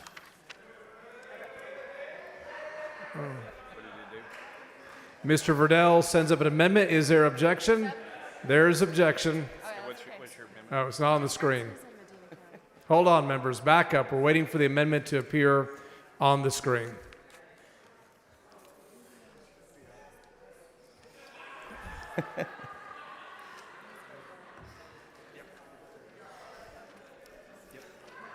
Mr. Turner, for what purpose? Would the gentleman yield for some questions? Does the on gentleman amendment? yield for questions about the amendment? Yes, sir. Gentleman yields for I questions. yield for questions.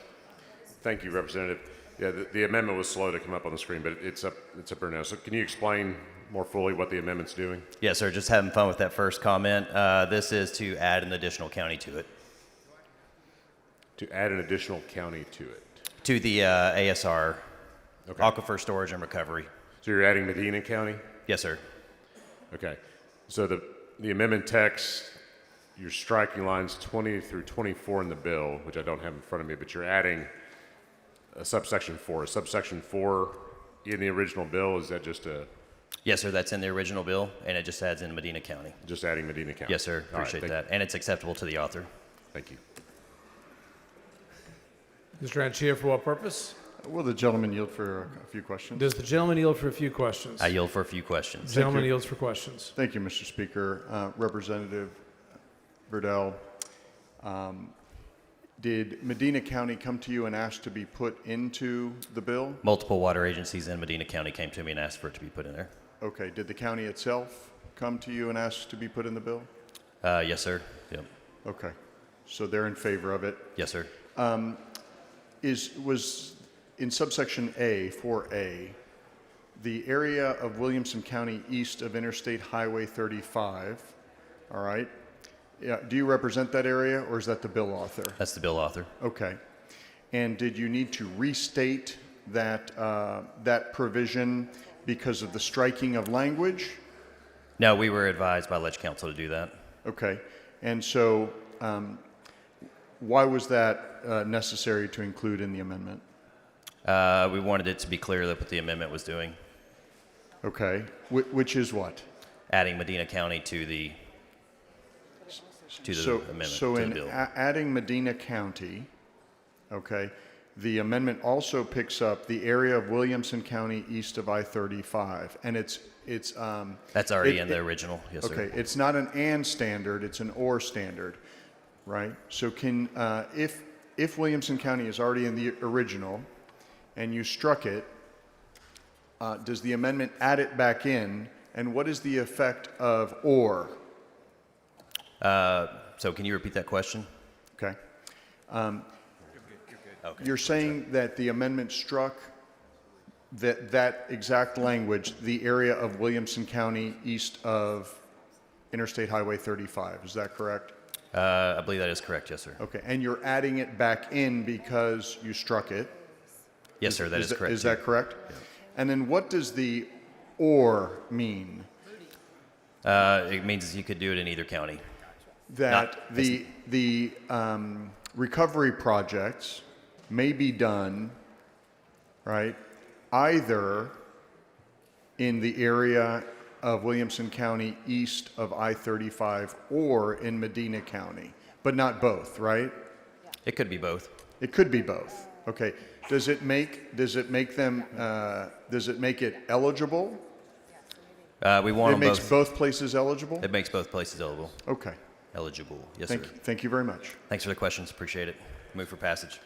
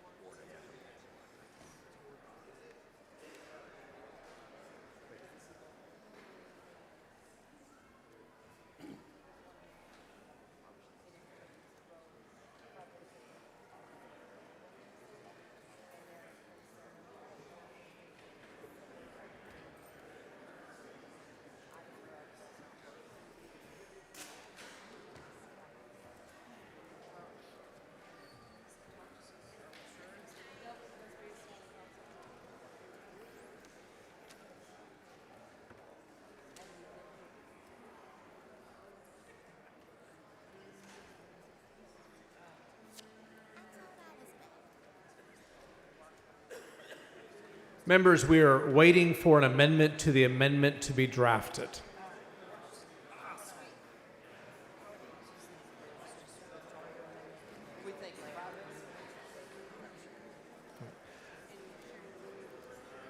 Members, the amendment has been withdrawn.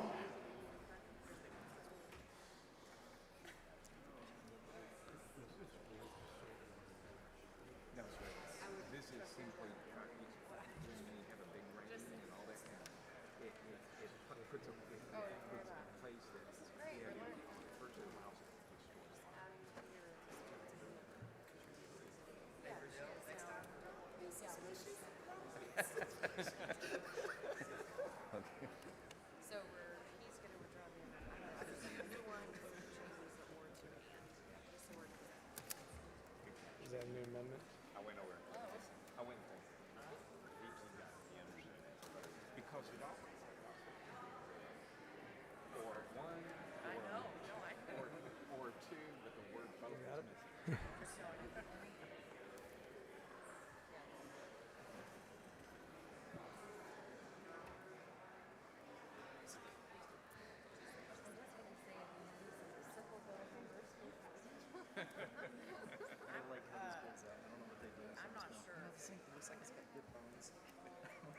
This is Cody Harris. I think he's stuck in calendars. They didn't tell me postponing Gardensville. Yeah. They just gave it to me, and I was like, this isn't mine. And they're like, no, it's Dutch. In this case, the or means. Did you put a joint sheet out? I think it's in the. If it does, I'm gonna. Yes, please. Yeah. I should have that on. The only reason why is just because it must belong to another bill tomorrow. So I don't want you to think, I know we didn't ever talk about it, but that was no intention. No, I Want to delay the bill until Monday and make sure we know what the amendment does? No, I don't know this as I ever for it and just say we're changing one word to another. The word may be wrong. We may be confused on what the word needs to do.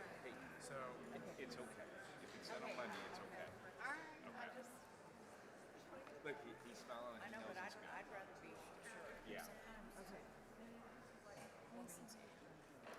And I don't know enough about this issue to say, and I'm afraid changing it this quickly, yeah, might cause us much trouble. It's, yeah, when it comes back. No, right. I need the SB 1230. Okay. Oh, it's the sheet that he read, the sponsor sheet. You know better than Yeah, he has it, yeah. Talk to someone who knows. Can we just postpone it till later today? Is that okay? Well, I'm not sure how much later. I'm sorry. We can postpone it to later today. My guess is by the time we get to it, it'll be Monday. Okay. Okay.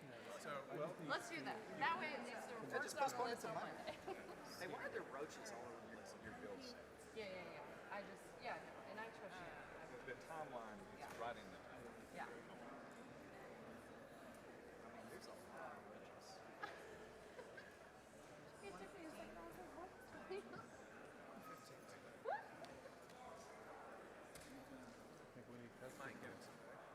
All right, we're gonna try. It's close. We'll go over there to British Council. Yep. And make sure that changing that 4 p.m. is right. Sounds good. Ms. Harris Davila for a motion. Members, we're going to postpone this simple bill to a little bit later today to make sure we have it right. So I move to postpone further consideration of SB 616 until 1:15 p.m. today. Members, you've heard the motion. Is there objection? Chair is none so ordered. Ms. Harris Davila moves to lay House Bill 1618 on the table subject to call. Is there objection? Chair is none. The motion is adopted.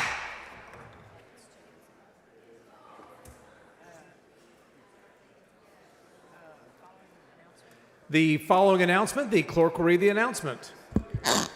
The Committee on Homeland Security, Public Safety, and Veterans Affairs will meet today upon final adjournment, recess, or bill referral if permission granted in room 1W14, Agricultural Museum, in a formal meeting to consider pending, referred, and committee business.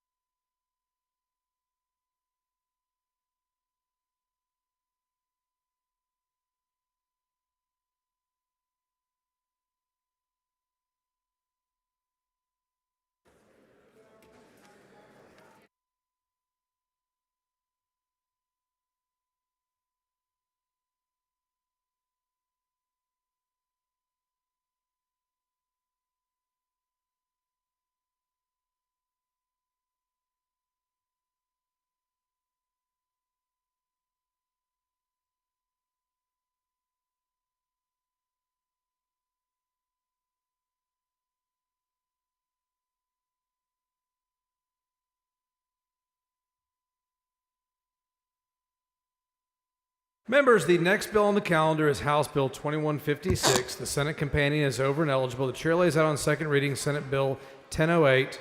The clerk will read the bill. SB number 1008 by Middleton, relating to state and local authority to regulate the food service industry.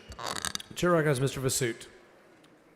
Thank you, Mr. Speaker. Members, looks like this is something to do with the food service industry closing potential loopholes. Move passage. Question occurs on passage of third reading of Senate Bill 1008. Clerk will ring the bell. Mr. Vasut voting aye.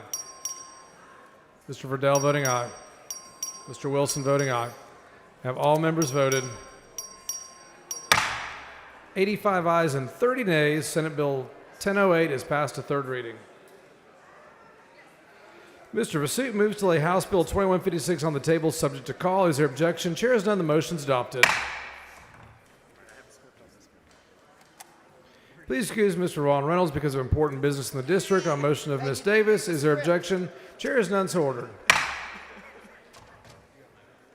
Members, the next bill on the calendar is House Bill 2615. The Senate companion is over and eligible. Chair lays out on second reading Senate Bill 1106. Clerk will read the bill. SB number 1106 by Parker, relating to publication of public improvement district service plans and assessments on certain public internet websites. Chair has Mr. Vasut. Thank you, Mr. Speaker. I got a script on this one. Thank you for the opportunity to lay out House Bill 2615/SB 1106. Move passage.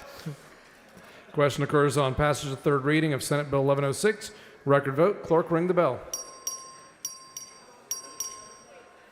Have all members voted? 119 ayes and 2 nays. Senate Bill 1106 passed to third reading. Mr. Vasut moves to lay House Bill 2615 onto the table, subject to call. Is there objection? Chair is none. The motion is adopted.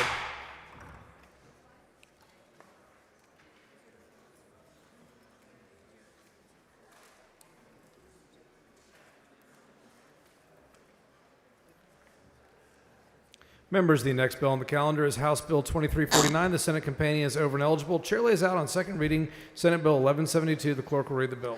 SB number 1172 by Perry, relating to exempting certain transactions from regulation by the Texas Real Estate Commission. Chair has Mr. Darby. Thank you, Mr. Speaker. Members, this simply ensures landmen negotiating non-mineral leases are exempt from TREC licensing and allows LPs and LLCs to buy and sell real estate without needing licensed agents. Move passage. Following amendment, the clerk will read the amendment. Amendment by Tepper. Chair has Mr. Tepper. Thank you, Mr. Speaker. Members, this amendment also adds people who are exempt from TREC rules to a person conducting a real estate transaction on behalf of a commercial signage entity. Move passage. Mr. Tepper sends up an amendment. It's accepted by the author. Is there objection? Chair is none, so adopted. Mr. Darby to close. Move passage. Question occurs on passage third reading. Record vote. Clerk, ring the bell. Mr. Tepper voting aye. Have all members voted? 123 ayes and 0 nays. Senate Bill 1172 is passed to third reading. Next bill on the calendar is House Bill 1926. Senate companion is over and eligible. Chair lays out on second reading Senate Bill 2629. Clerk will read the bill. SB number 2629 by Creighton, relating to organization of, meeting of, and voting by condominium unit owners associations and property owners associations. Chair goes Mr. Darby. Thank you, Mr. Speaker. Members, this simply modernizes outdated statutes in the Texas Property Code by aligning property owners associations and condominium unit owners associations with the Business Organizations Code, and I move passage. Question occurs on final passage. Record vote. Clerk, ring the bell. Have all members voted? 123 ayes and 2 nays. Senate Bill 2629 is passed to third reading. Mr. Darby moves to lay House Bill 1926 on the table, subject to call. Is there objection? Chair has none. The motion is adopted. Mr. Darby moves to lay House Bill 2349 on the table, subject to call. Is there objection? Chair has none. The motion is adopted.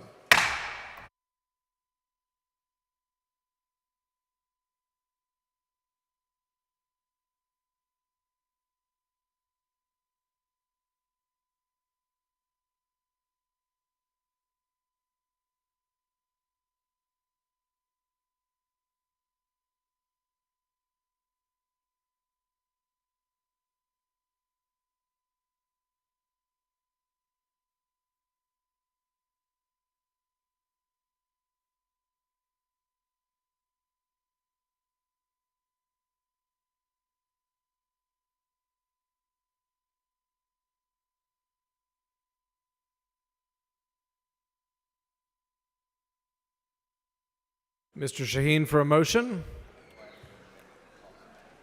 Mr. Speaker, I move to suspend House Rule 8, Section 5D, to designate as joint sponsors and co-sponsors for SB 2964, all joint authors and co-authors for HB 569.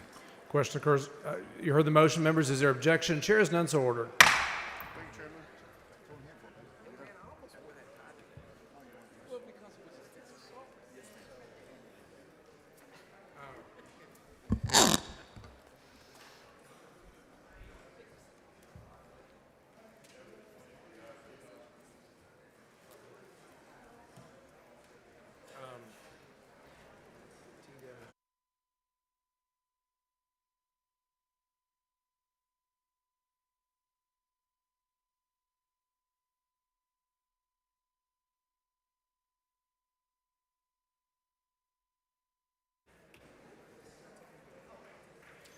Members, the next bill on the calendar is House Bill 569. The Senate companion is over and eligible. Chair lays out on second reading Senate Bill 2964. Clerk will read the bill. SB number 2964 by Hughes, relating to an opportunity to correct certain defects in an early voting ballot voted by mail. Chair has Mr. Busey. Hey, Mr. Speaker, members, Senate Bill 2964 is a cleanup to the ballot by mail cure bill from last session, Senate Bill 1599, which I worked on as well with Senator Hughes. This is just adding the early voting clerk to the list of individuals that can send the voter a notice. And Mr. Speaker, I move passage.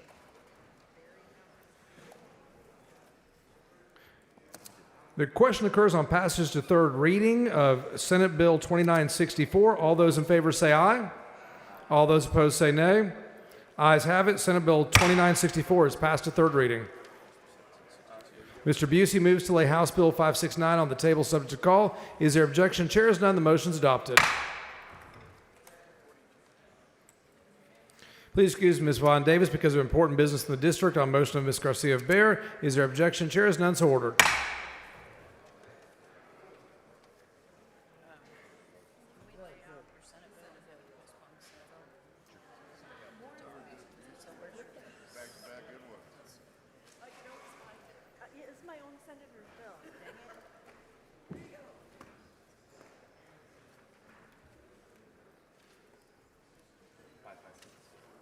Members, the next bill on the calendar is House Bill 1762. The Senate companion is over and eligible. Chair lays out on second reading Senate Bill 552. The clerk will read the bill.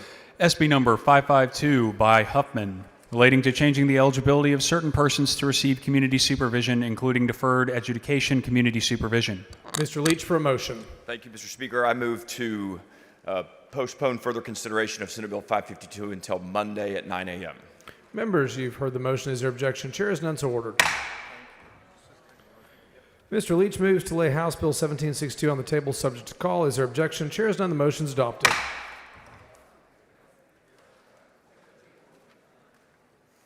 Chair lays out House Bill 38 as a matter of postponed business. On second reading, the clerk will read the bill. HB number 38 by Busey, relating to improvements to the Texas Information and Referral Network. Mr. Busey. Thank you, Mr. Speaker and members. This is simply technological and communication upgrades to the existing 2-on-1 program. Mr. Speaker, I move passage. Question occurs on passage of Grossman. All those in favor say aye. All those opposed say nay. Ayes have it. House Bill 38 is passed to engrossment.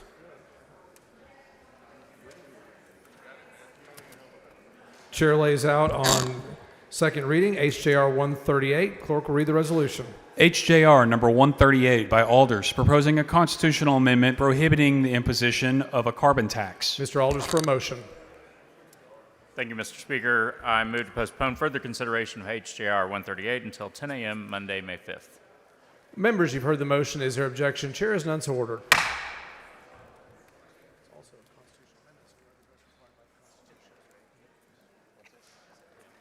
Chair lays out House Bill 42. Clerk will read the bill. HB number 42 by Wilson, relating to the amount and allocation of the annual constitutional appropriation to certain agencies and institutions of higher education and to the permissible uses of that money. Mr. Wilson for a motion. Thank you, Mr. Speaker. I move to postpone further consideration of House Bill 42 until 11 a.m. Monday, May 5th. Members, you've heard the motion. Is there objection? Chair is none, so ordered. Chair lays out House Bill 104. Clerk will read the bill. HB number 104 by Bonin, relating to the creation of the Texas Future Fund, the Texas Future Fund Investment Review Board, and permissible investments by the Economic Stabilization Fund. Chair recognizes Mr. Bonin. Thank you, Mr. Speaker. The ESF is projected to reach a balance of $28.5 billion. The majority of that is currently invested in cash equivalents and in short-term instruments that provide a relatively modest return, sometimes less than that of inflation, sometimes a little bit more, but generally the purchasing power of those dollars is eroding. This would take a segment of the ESF and allow it to be invested in longer-term, higher return investments, approximately 17.5%, but specifically $5 billion. It would remain in the ESF. Following amendment, the clerk will read the amendment. Amendment by Goodwin. Chair recognizes Ms. Goodwin. Thank you, Mr. Speaker and members. My amendment would restrict the state from investing in single-family homes. So what we're doing with this bill is we're allowing the state to take money from the ESF, the Economic Stabilization Fund, or the Rainy Day Fund, and invest it. So again, my amendment says that we are going to restrict the investment of that fund into single-family homes. While I agree with investing a portion of the Economic Stabilization Fund to put it to good use, I would be concerned if it was used to buy homes. We have to recognize that if the state buys homes, that decreases the supply for individual home buyers and drives up prices. We all understand the relationship between supply and demand and prices. We have seen this happen when short-term rentals became popular. The income-producing potential of a short-term rental makes it an attractive investment, particularly in vacation destinations like Lakeway, Valente, Spicewood, all within my district, but also like so many other parts of the state. This amendment would ensure that the state is not competing with our first-time home buyers and isn't driving up the price of homes around the state. I move passage. Chair recognizes Dr. Bonin to speak in opposition to the amendment. Yeah, and I want to thank Representative Goodwin for coming to me ahead of time, and we had a good conversation around this, and I certainly respect what she's trying to do. However, this is a very specific investment policy that was best managed by the board that's being assigned to oversee and make the investment policy, and for that reason, I'm opposing this amendment. Chair recognizes Ms. Goodwin to close on the amendment. So, members, last year, 8.2% of homes sold in Texas were purchased by institutional investors. That was down slightly from 9.6% in 2023, but still well above the national average of 6.3%. There is plenty of evidence that this investment money of the states could go to purchase single-family homes. The bill allows funding for entities that are expanding employment opportunities in this state and are based in the state. Ms. Gervin Hawkins, for what purpose? Mr. Speaker, would the gentlelady answer questions? Does the gentlelady yield for questions? Yes. Gentlelady yields. I want to be specific about the single-family homes. You're not talking about the funds that flow through Texas Department of Housing and Community Affairs. No, this is taking money from the Economic Stabilization Fund, and it will be invested rather than just sitting and not making any return. So you're saying for the state not to invest in homes, and are we? Well, I'm saying that the state shouldn't purchase homes that could then be used as short-term rental as part of an investment, sort of like a real estate investment trust. So not use them as short-term rentals, but they could buy homes for sale? Well, no, under my amendment, they would not be able to purchase homes, single-family homes. Under any income bracket? So this doesn't have to do with any of the department that you're mentioning that works on housing, affordable housing. This is a whole different thing. This is the rainy day fund being used to invest in housing. And I'm saying that rather than having our rainy day fund being used to buy houses, which could then drive up prices, this would not allow that to happen. Understood. Then maybe my question is for the bill author then. Thank you. Thank you. So again, the wording of the bill would allow companies like Roofstock, Lofty AI, and ReAlpha to buy homes, and this could drive up housing prices. So I move adoption. Mr. Anchia, for what purpose? Will the gentlelady yield for a few questions, please? Does the gentlelady yield? Yes. Gentlelady yields for questions. So, Representative Goodman, I think I understand what you're trying to do with the amendment, but I'm a little bit confused about whether or not the state is investing in any entity that is then purchasing single-family real estate, either directly or through a fund structure, a fund of funds, in order to then convert them into Airbnbs. Is that happening now?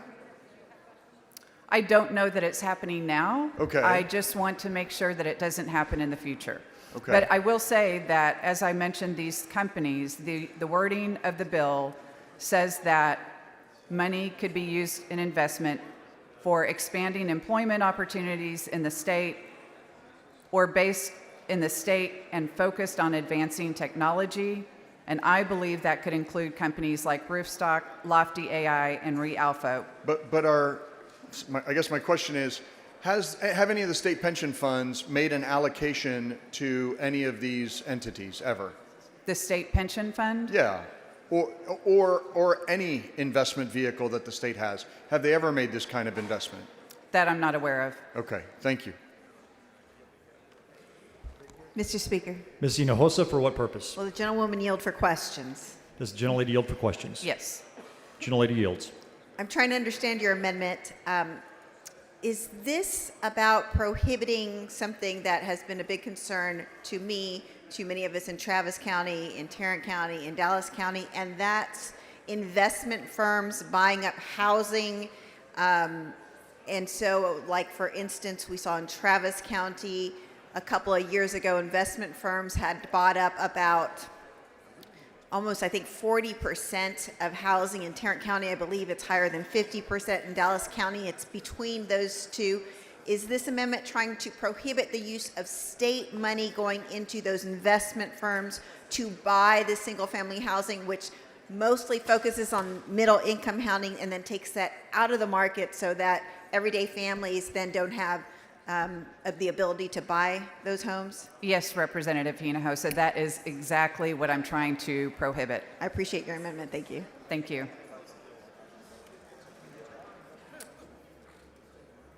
Does the lady yield for a question? Mr. Speaker? Ms. Flores, for what purpose?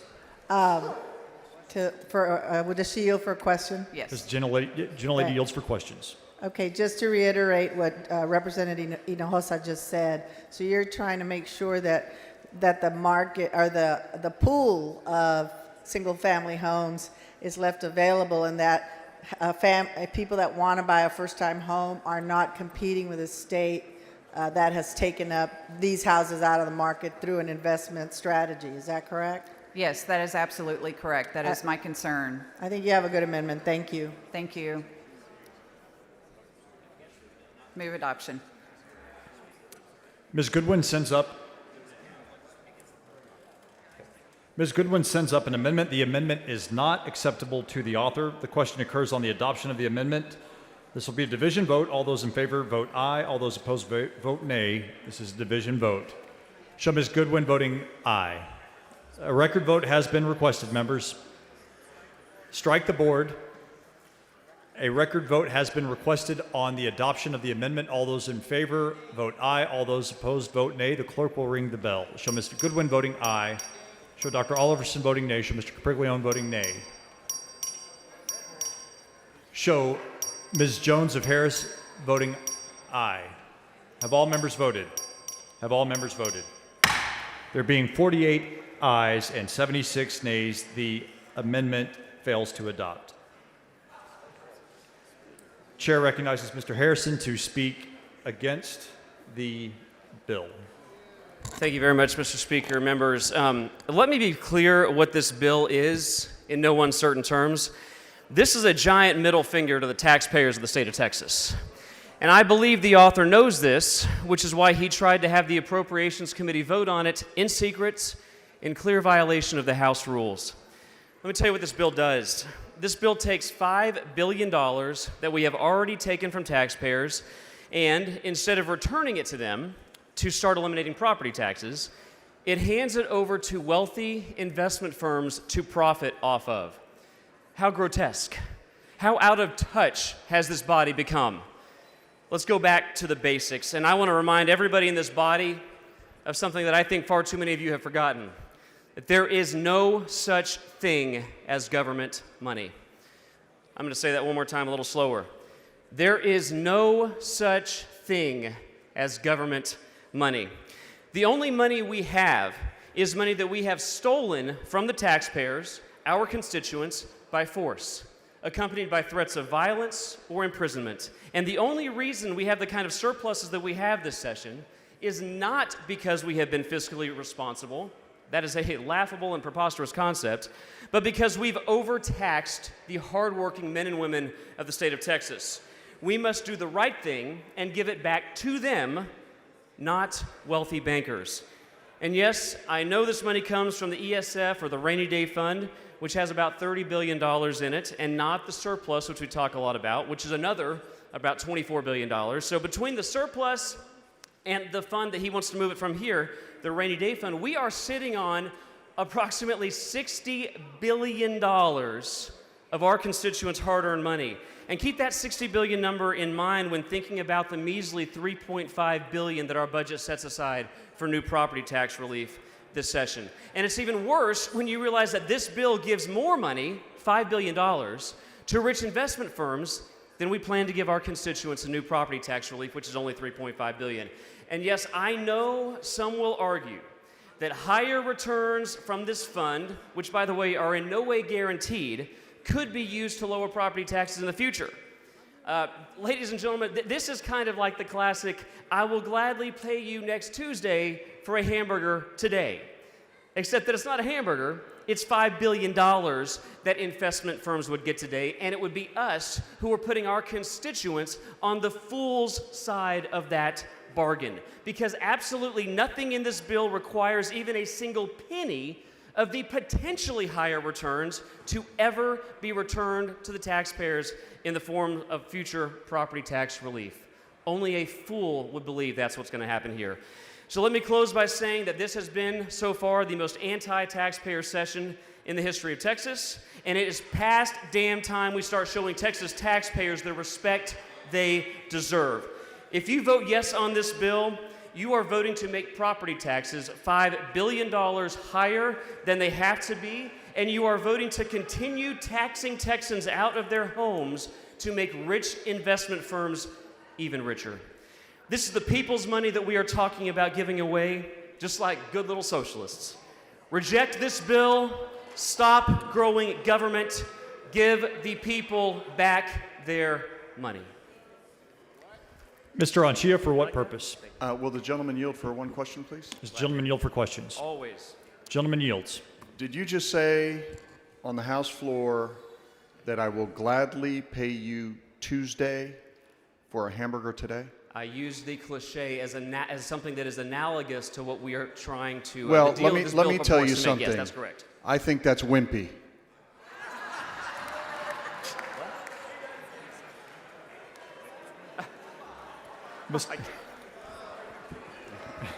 I respect that question a great deal.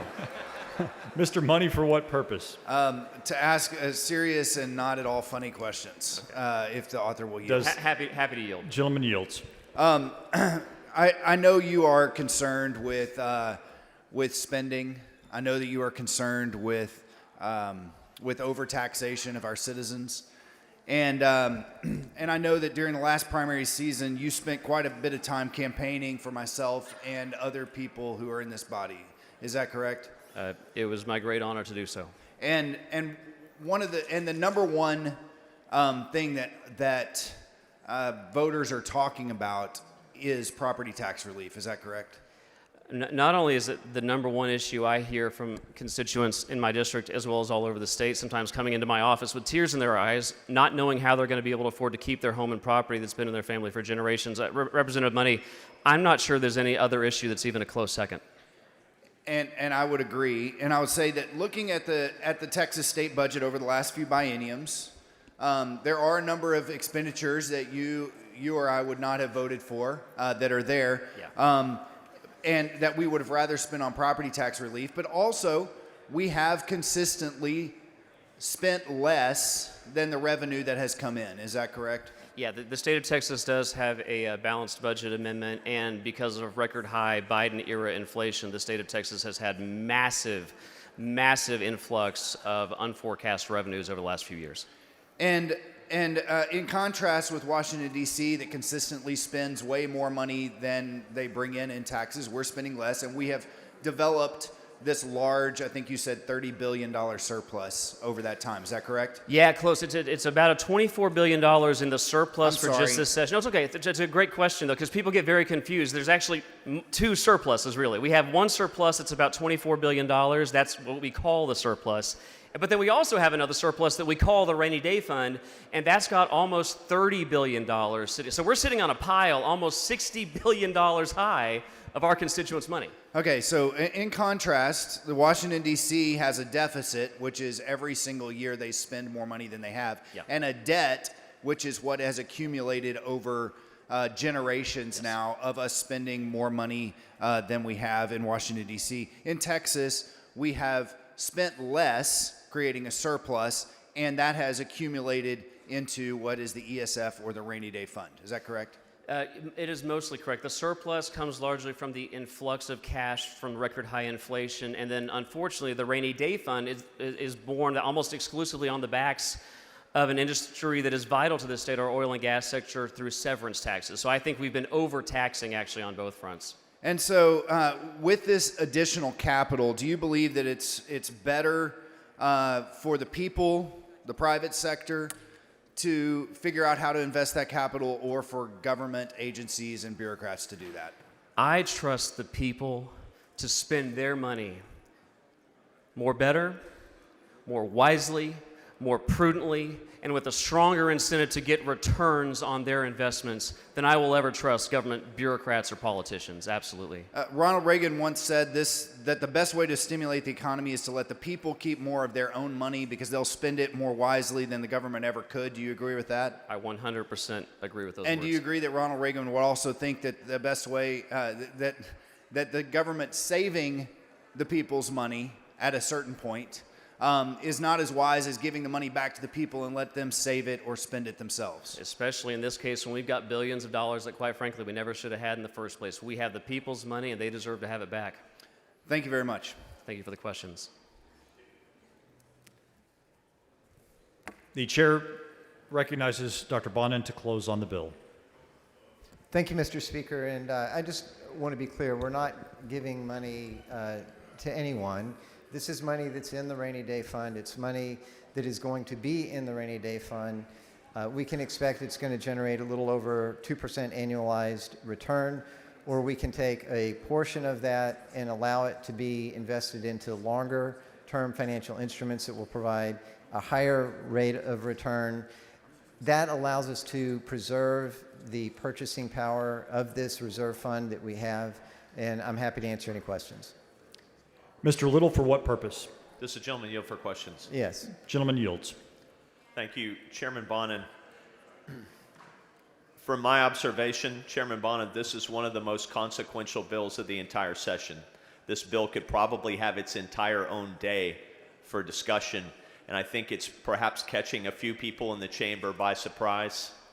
There are conservatives in this chamber who are going to be trying to figure out whether to vote yes or no on this fund that's being created.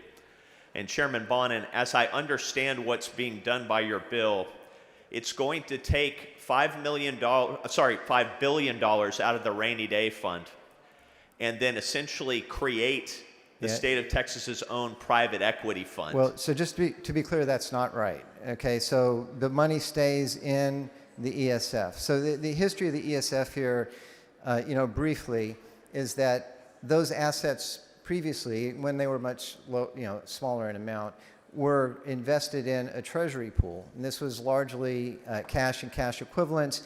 It would generate a relatively low return.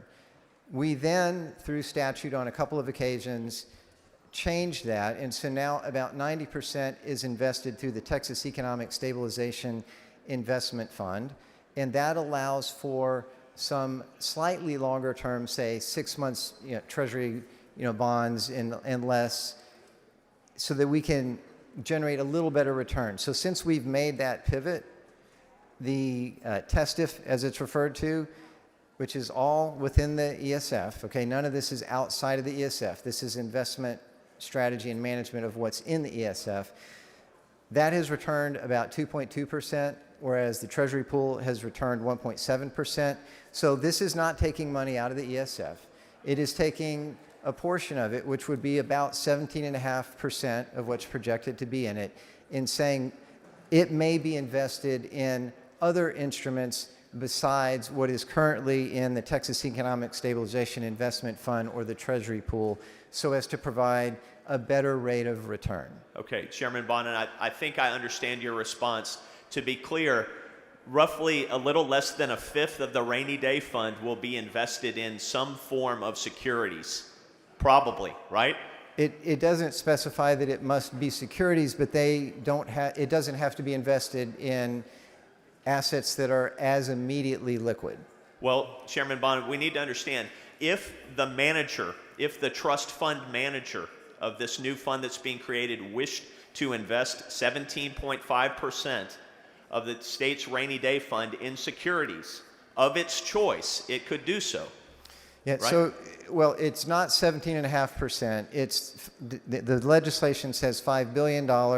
I'm simply saying that is 17.5% of what is projected to be the balance.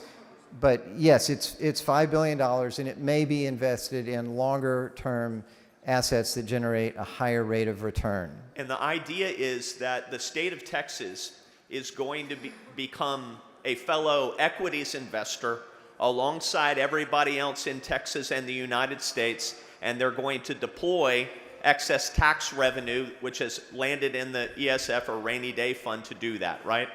So the ESF is funded through oil and gas severance tax revenues. This is designed to be a reserve fund for the state. We have pensions, we have the university fund, the permanent university fund, the Texas University Fund, the permanent school fund. We have billions of dollars that are invested for the benefit either of pension beneficiaries or students that are in the state of Texas. And collectively, that is a very large amount of money. And this uses a prudent investor standard to see that the assets that we currently are stewards of are being wisely used, and allowing the purchasing power to simply erode, so that while the gross dollar amount may change, you actually can do less and less and less with that money, doesn't really make a lot of sense. That's not being a good steward of the assets that we have been given responsibility for. Well, Chairman Bonin, my concern is that the state of Texas, if this fund is created, immediately itself becomes a market mover of the securities markets. It has the ability to literally move the stock price of any company it wants to invest in. And the opportunity for abuse of that is limitless. And so as I understand your bill, there's going to be a board created to manage this fund. And those board members are going to be appointed by the governor, the lieutenant governor, other elected officials in this state. And it seems to me that the opportunities for either self-dealing or insider trading, if you were going to front-run the state of Texas's trust fund or invest alongside it, are massive. Because the state of Texas is such a massive market participant at $5 billion capitalization that they can literally move the price of any stock they want to. Don't you agree? So I disagree with that completely. If you actually read the legislation, you will see there are restrictions on how much may be invested in any given company or fund or class of funds. There are explicit conflicts of interest that are listed in here to prevent precisely what you're describing. We have much, much, much, much more than $5 billion. We have a $200+ billion TRS pension that we manage for the beneficiaries, who are the retired teachers and public school employees of the state of Texas. And I don't hear anybody proclaiming that we're going to move markets by managing the TRS pension or the ERS pension or the permanent university fund. So this doesn't actually make any sense, this assertion that somehow by getting a better rate of return, we're going to fundamentally change markets in the future of individual companies. Do you understand that those retirement systems, whether it's California teachers or Texas teachers or these massive pensions funds, they hold equity positions on public companies that are so big that they actually have board seats? Do you understand that? I understand that has nothing to do with our management of $5 billion in the rainy day fund. Well, my concern is that this is the beginning of the fund, and I understand that it's only going to be capitalized with $5 billion of tax money.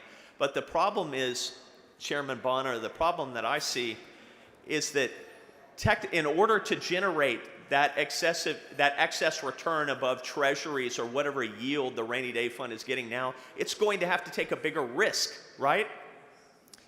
It's fundamental that if you invest in longer term investments, there's more volatility, but there is, on average, a higher rate of annualized return. So the fundamental difference in the current strategy for the entire fund, or the bulk of the fund, and what this contemplates is that with the current asset allocation, there is very little volatility, meaning there's high liquidity. So you could liquidate those assets at almost any time, within, say, 30 days notice, and your risk of selling low, for example, is minimal because you have essentially invested in short-term bonds and cash equivalents. What this does is it allows for investment in assets that will, by definition, almost certainly have more volatility, and so you won't be able to liquidate them without risk of experiencing some loss on a short notice. But over the longer term, you will see a larger annualized rate of return. But Chairman Bonin, by virtue of investing in securities or investing in longer term investments, by virtue of doing so, the rainy day fund and the ESF becomes less liquid and therefore less available when we have a rainy day, right? Correct. Yes. So if you're anticipating spending over 80% of the ESF, then I understand you might say, you know, I want to stick to cash and cash equivalents because I think we're going to have a catastrophe and we're going to have to spend, you know, $28 billion out of the ESF at a moment's notice. I don't think that's very likely to happen, and so I think that it's quite reasonable to take what is a relatively small portion of a growing balance and say, let's get a better rate of return, let's preserve the purchasing power that we have set aside. The alternative is to leave it in its current state, which is not a bad thing. We have a healthy balance, but the reality is the money will continue to return around 2%. Inflation is significantly higher than that, and you will be able to do less dollar for dollar with what's in the fund. Well, Chairman Bonin, what is the investment manager going to charge the state of Texas on this $5 billion fund? And who's going to get that job? Yeah, that is for the governing board to manage. I don't think legislators should be negotiating contracts. I don't think legislators need to pick specific investment instruments and decide what companies we're going to invest in or what funds we're going to invest in. That's why we've structured it the way that it is, so that there is a governing board and there's professional management. And as policymakers, we set the structure in place, but we don't micromanage the actual management of the assets. But Chairman Bonin, I think one of the concerns is that the governor and the lieutenant governor, I'm sorry, I don't have that section of the bill in front of me, the people that are appointed by the electeds are going to make a decision on an investment manager and a fee structure that is totally outside of the legislative structure or any oversight of anyone else. The board will make that decision, and we're talking about a fee potentially in the hundreds of millions, if not billions of dollars. Yeah, that, probably. again, that's, I can't fathom how there would be, so first of all, it's incorrect to say that the governor and lieutenant governor are going to be selecting a fee structure. That's just simply false. That's not what I said. I that's said not going to happen. the appointees of those people are going to select it. The appointees will be overseeing the management of the fund. That part of that is correct. And I don't know how you would see billions and billions of dollars in fees paid on $5 billion under management. That, again, that doesn't make any sense. Well, Chairman Bonin, let's say you did 10%, let's say you got a 10% yield on $5 billion, that's $500 million, right? That's the yield. Yeah, it's the yield. And let's say your fee on that was what? 5%? What's your fee on that? I don't know what the fee would be because I think it depends on the asset that it's invested in. Certainly. 5%. You'd have to decide what asset are you talking about. And I mean, so go ahead. Let's just say it's 5%. So, Chairman Bonin, what I'm trying to understand is how can a conservative in this chamber agree to turn Texas into a private equity investor? Because it's real simple. We're not turning it into a private equity investor. It's really simple, right? I mean, this is managing the asset allocation that's in the rainy day fund, and you're taking this into a place that doesn't exist. I mean, this is no different than saying we shouldn't invest in single-family housing. We're not investing in single-family housing, and that is not anything to do with this legislation. You can talk about all kinds of things, and we've had people talk about all the things that they're concerned about, and I'm glad that we all have an opportunity to do that, but that's not what this bill is doing. Chairman Bonin, that's exactly what your bill does. I mean, as someone who's done securities litigation for 20 years, this is a private equity fund. And whether it's in publicly traded securities or it's in startup companies or whatever the governing board decides to put the money in, this is a private equity fund. This is exactly what this is. I mean, I opened the bill, and that was the first conclusion that I came to. And I've been looking at these things for a very long time. And so the question I have for you is, why would a conservative allow the state of Texas to compete as a private equity investor alongside all of its citizens in every fund in the state? Why would we do that? Well, it's a false premise. I don't agree that that's what's happening. Well, what do you think is happening? I don't understand.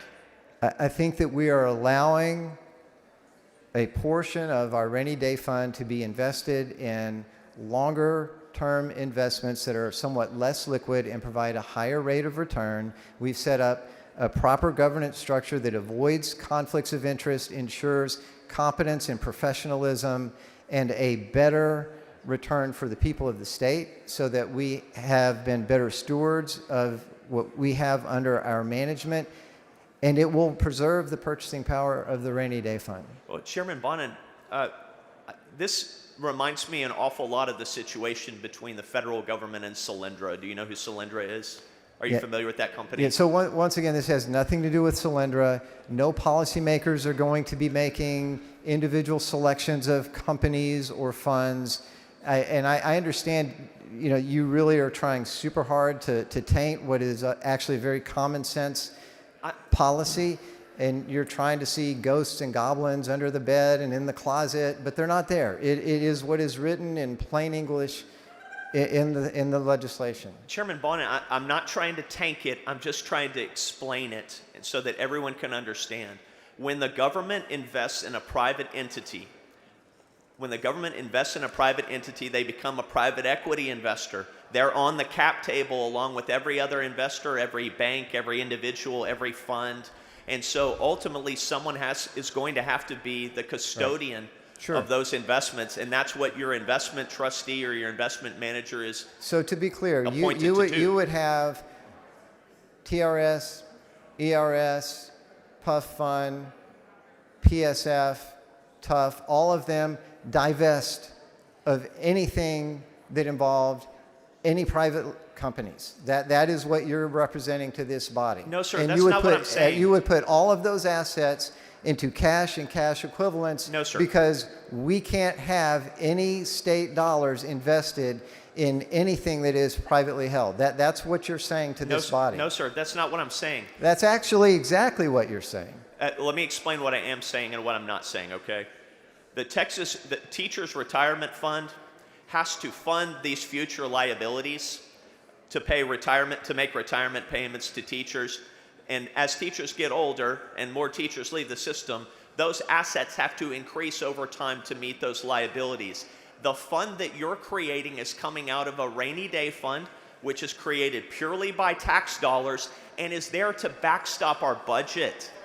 Those are two different things. Don't you agree? So it's not coming out of the rainy day fund. It's staying in the rainy day fund. It's a distinction without a difference, Chairman. Oh, actually, there is a difference. What's the difference? The difference, you can take money out of the rainy day fund, and that is different than leaving it in the rainy day fund. But it becomes illiquid as it sits in the rainy day fund. And that's it's what not I've- accessible any longer. And that's what I've been saying. It is still accessible, but there is more volatility in those assets that are invested for a higher return over a longer period of time. So the question is, what's the proper allocation? If you think that $5 billion is too much out of a projected $28.5 billion because you think it should all be in cash and cash equivalents, I can understand that position, that you want it to be completely liquid, completely cash. But what this is saying is we have reached a point where it is not responsible to keep there is a possibility of being overly liquid. Would you agree with that? Not when it comes to the backstop for the budget of the state of Texas. It's a very different thing. Thank you, Chairman Bond. Thank you. Ms. Troxler, for what purpose? Does the gentleman yield for some questions? Yes. Gentleman yields. So I want to clear up some statements that were made earlier. Does the state levy a property tax of any kind? No, the state does not levy a property tax. So who can levy a property tax in the state? There are a number of local governmental entities. It is everything from cities, counties, school districts to special purpose districts. And how much money has this body put to buying down property taxes between last session and this session? Well, currently for the upcoming, it'll be over $50 billion, and that's focused on school $50 billion. maintenance and operations. That's a lot of money. Did all that money actually get to the taxpayers? Well, some of that money has been diverted into the budgets of our schools. So while I, just like everybody on this floor, is committed to making sure that we have lower property taxes in the state, we are doing everything we can as a legislative body to do that. But unless we put total debt limits on the amount of money that taxing entities can actually raise their taxes, our hands are pretty limited. Do you anticipate that we're going to have a legislation on this floor by Chairman Meyer and others who are working to make sure that those tax savings actually get to our constituents? There's certainly tax policy coming to the floor that deals with. The gentleman's time has expired. Thank you. Would the The gentleman question yield for a occurs- brief extension? Members, there is a motion to extend the gentleman's time following this 20-minute period. Is there objection to the motion? Chair hears objection. All those in favor of extending the gentleman's time say aye. Aye. All those opposed say nay.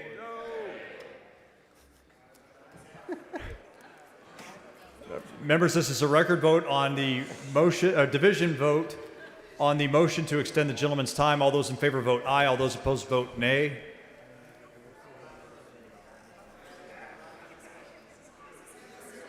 Strike the board. The gentleman's time is extended. Mr. Money, for what purpose? Will the gentleman yield for questions? Yes. The gentleman yields for questions. And thank you to everyone for the time extension. I'll try not to abuse it. Thank you very much. I think clearly see the intent that you have here. I think that the motives and intent here are good, which is we have money earning a small rate of return. Let's see if we can earn a larger rate of return with that money. That sounds like good stewardship, and I don't disagree with that. Is that your intent? Yeah, with a portion of it. With a portion. Understanding that the vast majority of it will remain in liquid assets. Right. And so here's the philosophical difference that I have that I'm struggling with, and that is that when you reach a point in your emergency fund that you have more money than really you think you need for an emergency, then at that point, why can the money not be returned to the taxpayers to let them spend it or save it themselves instead of having us invest it elsewhere? Yeah, so the rainy day fund actually has a cap. That cap is 10% of the general revenue that was appropriated on average the previous 3 fiscal years. So it won't grow in perpetuity. Now, there is legislation that's been proposed to raise that cap, and I don't sense from this conversation that there's a lot of interest in raising the cap at this time, but we do have a 10% limit on the rainy day fund. And then what happens is that those dollars would spill back into general revenue, and then what happens with that would be dependent on legislation and policy that's adopted by this body, whether it's tax policy, whether it's funding our schools, whatever it may be. So let me ask a clarifying question then. Let's say we're near that cap now. We're near that cap, is that correct? We're projected to exceed the cap. Okay. And so let's say we take this $5 billion. It's invested wisely. The Trump economy takes off as we expect and hope that it will. And that $5 billion, just for math and easy purposes, turns into $10 billion in 1 year's time. Well, it'd be phenomenal. Okay, but it turns into $6 billion in 1 year's time. We're over the cap. What happens to the amount that's over the cap? So again, the general, the severance tax revenues that go over, should it go over the cap, it would essentially return to general. It would go into general revenue, or I guess actually, it becomes general revenue. Is that true even if the amount that's over the cap is held in securities at that point, and is not held in cash? No, and so investment returns are actually retained. Okay, so the investment returns then could conceivably continue to grow and build and not spill over into GR. Correct. Okay, so we could then eventually have an ESF or rainy day fund that is $20 billion in cash, let's say, and 30 or 40 or 50 billion over time in securities, equities, and other assets. It would take a very long time for that to happen. Sure, but in its design, how does that money ever get back to the taxpayer? Well, that would be up to the legislature to decide how to use those assets. Okay. Well, I think... And by the way, we can use the rainy day fund. It's just that we have chosen not to use it in most instances. Now, there have been one-time infrastructure needs that we have used ESF money to address, but because we've been prudent with our budget and have a robust economy, we have not had to draw upon it or use it for recurring expenses. And I'm not sure if you heard earlier when I was questioning Mr. Harrison, giving credit to this body and this state for spending less than it has brought in each year, which I think is a credit and is vastly different than what we're seeing in Washington, D.C. But at the same time, philosophically, there comes a point when you're saving other people's money and you feel like, well, we really have more in savings than we're probably going to need, that instead of investing that money, I believe, should give it back to the people who we took it from in the first place. And so that's the disagreement or difference that we have here. So just to be clear, though, this legislation says we're either going to leave it in 2.2% annualized, return investments, or we're going to take a small portion of it and try to do better than that. Those are really the options here. If you want to do, that's not the only option, because if it's money that we don't readily need, then it could be given back to property tax relief. Well, but again, that's not in House Bill 104, No, right? no, I mean, but- we are going to have tax policy that comes to the floor where we discuss what precisely we want to do with that. So I understand what you're saying, but again, this is not a piece of legislation that. We don't have a possibility today, right now, to say, never mind, let's put it in property tax relief. I get that. But you are the chairman of appropriations, and you have to make decisions on prioritizing where money goes. And if you have made a determination that this is more money than we really need in the rainy day fund, that is money that, instead of being invested, could be given back to the property taxpayer. So the determination I have made, respectfully, is I'm not standing here saying there's more money than we need in the rainy day fund. What I'm saying is we can do better with the money that's in the rainy day fund. That's what I'm saying. And I agree we could do better from a ROI standpoint over a period of time, but the reason for an emergency fund is so that you have it liquid in time of emergency. It's not to just see how much you can build and grow it. Thanks. Thank you for your time. Tepper, for what purpose? Will the chairman yield for questions? Gentleman yield for questions. Certainly. Gentleman yields for questions.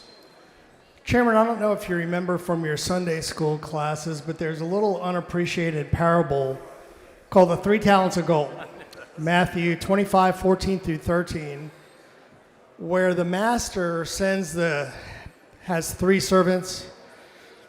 When the master returns, the 2 servants invest the money. The last servant does not invest the money, buries the money, and essentially the master excoriates the last servant for not investing the money where he could have created interest and brought some return on the funds. Do you remember that story? Yes. So I don't know how a good Christian conservative could not pass your bill and invest the money and receive some returns. Thank you very much. Thank you. Mr. Anchia, for what purpose? Will the gentleman yield for some questions? Certainly. Thank you, Chairman Bonin. I'm really conflicted on this bill because I understand what you're trying to do. I do not believe that what you're trying to do is novel. Like, we do this all the time. The state of Texas invests billions of dollars, far more than the $5 billion that are contemplated by the bill, in a myriad of asset classes throughout our state government, including through a number of endowments, the SWIFT fund, et cetera. So I don't take issue with that. I'm just wondering about what we're investing in, because we specifically talk about venture here, and we talk about frontier investments. Those are some of the riskiest asset classes under the umbrella of possible investments that one could make. Why did we land on those investments for a fund where we would want liquidity? Yeah, so to be clear, none of that is prescribed in the legislation. There's no requirement for investing in specific assets. There's not a prescribed asset allocation. So yes, the language is in there. It's descriptive. That is allowed, but is not prescriptive.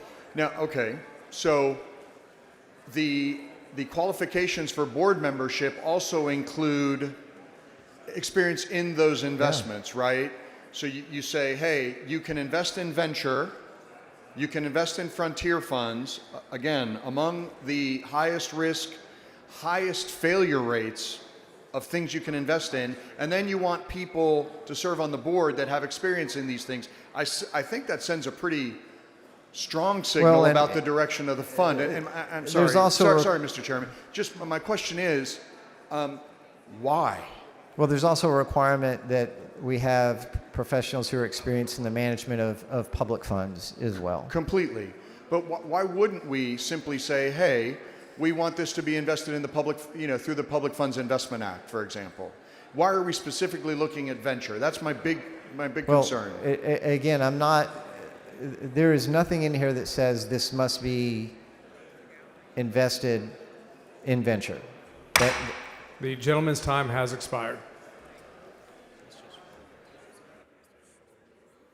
Question is on passage to engrossment. Record vote. Clerk, ring the bell. Mr. Alverson voting aye. Wally voting aye. Dutton voting aye. Harless voting aye. And Chia voting aye. Leo Wilson voting no. Have all members voted? Oh, aye. Leo Wilson voting aye. Have all members voted? 95 ayes and 30 nays. House Bill 104 is passed to engrossment. Following announcement, the clerk will read the announcement. The Committee on Higher Education will meet today upon final adjournment, recess, or bill referral if permission granted in room 1W.14 Agricultural Museum in a formal meeting to consider pending referred and committee business. Mr. Dutton for a motion. Mr. Speaker, I move to suspend the 5-day posting rule to permit the Committee on Judiciary and Civil Jurisprudence, Subcommittee on Family and Fiduciary Relationships, and a public hearing on Monday, May 5th at 2 p.m. Upon final adjournment in room E2.016 to consider House Bill 1980 by Hicklin relating to a court order for retroactive child support, including the retroactive child support beginning on the date of the child's conception. Members, you've heard the motion. Is there any objection? Chair is none so ordered. Mr. Harless for a motion. Thank you, Mr. Speaker. I move to suspend the 5-day posting rule to permit the Committee on Corrections in a public hearing on Monday, May the 5th at 10 a.m. in room E1.014 to consider Senate Bill 663 by Huffman relating to the approval of Community Supervision and Corrections Department's budget and strategic plan, and Senate Bill 958 by Parker relating to the eligibility of certain victims of trafficking of persons compelling prostitution for an order of non-disclosure of criminal history record information, and to consider pending referred and committee business.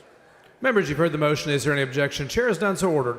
Chair lays out SB 616 as a matter of postponed business on second reading. The clerk will read the bill. SB number 616 by Schwertner relating to aquifer storage and recovery projects that transect a portion of the Edwards Aquifer. Chair has Ms. Harris-Davila.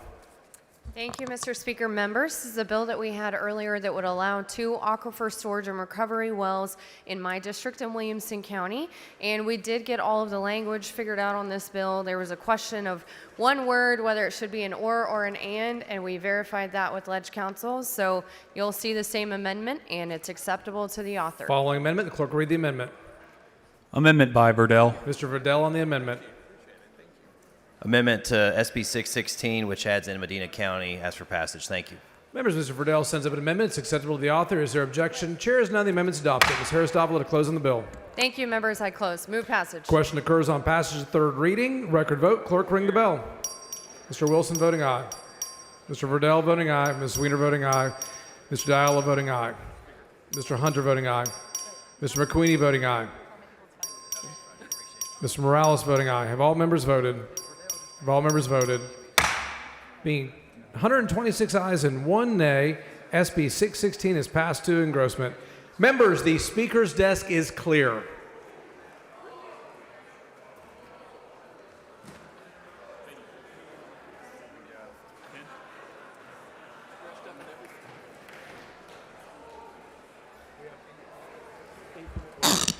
Members, we've had reports from TDEM of inclement weather coming in the area, so as you travel today, please be safe.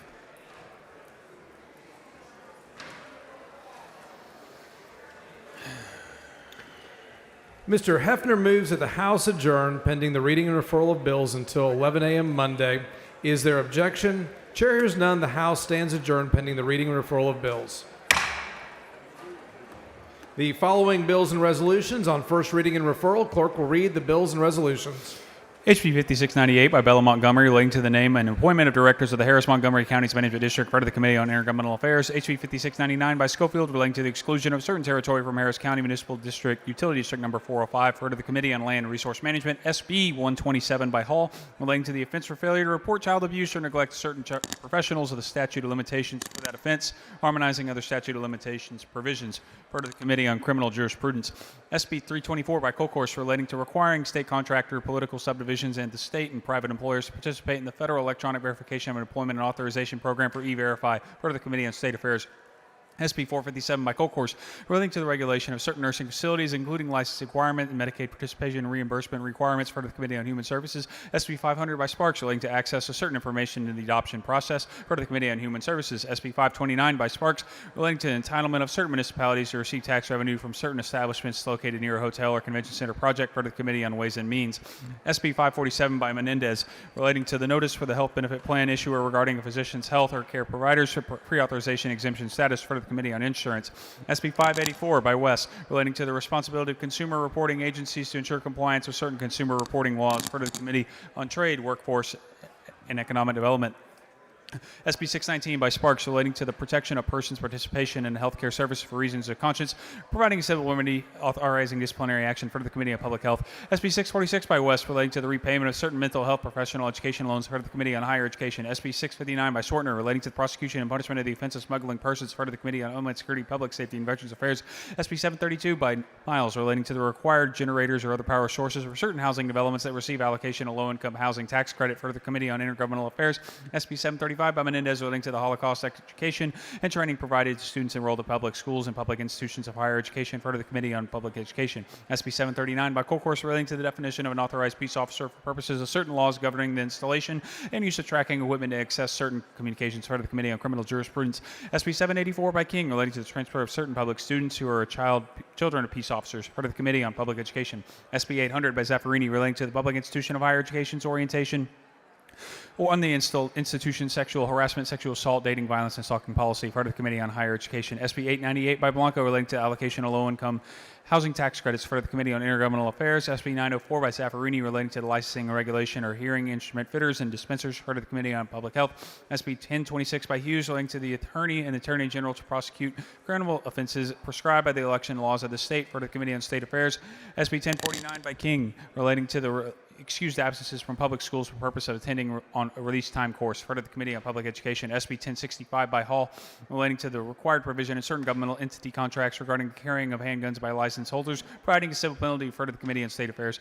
SB 1283 by Parker, relating to resident safety for criminal activity in senior retirement communities for the Committee on Human Services. SB 1351 by Hinojosa Nueces, relating to the designation of portion of U.S. Highway 281 in Hidalgo County as the U.S. Border Patrol agent Jose Rodriguez Lua Memorial Highway for the Committee on Transportation. SB 1383 by Middleton, relating to the regulation of referral agencies for senior living communities for the Committee on Human Services.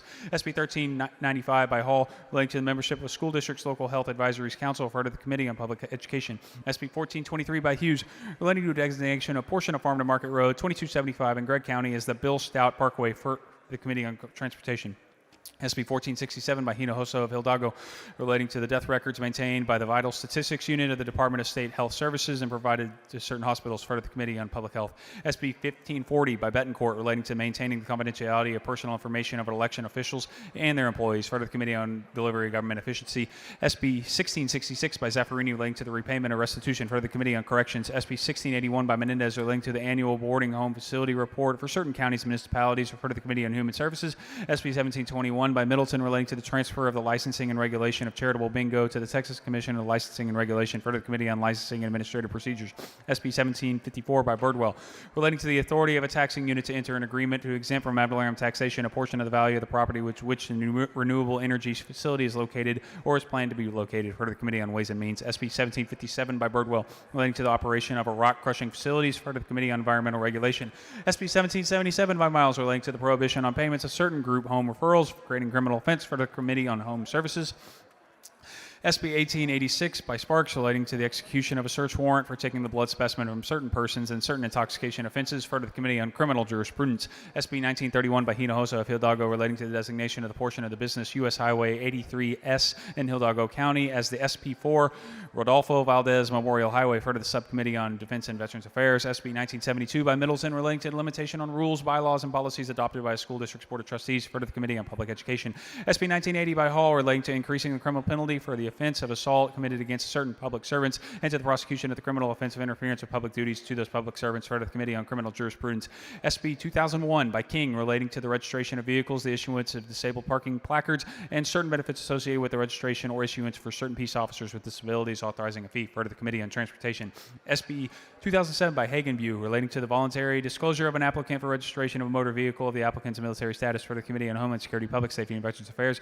SB 2046 by Betancourt, relating to the penalties for certain offenses involving county competitive bidding requirements, increasing criminal penalties, for the Subcommittee on County and Regional Government. SB 2050 by Birdwell, relating to the recycling and disposal of consumer energy storage modules, for the Committee on Environmental Regulation. SB 2055 by West, relating to participation in the Texas Leadership Scholars Program, for the Committee on Higher Education.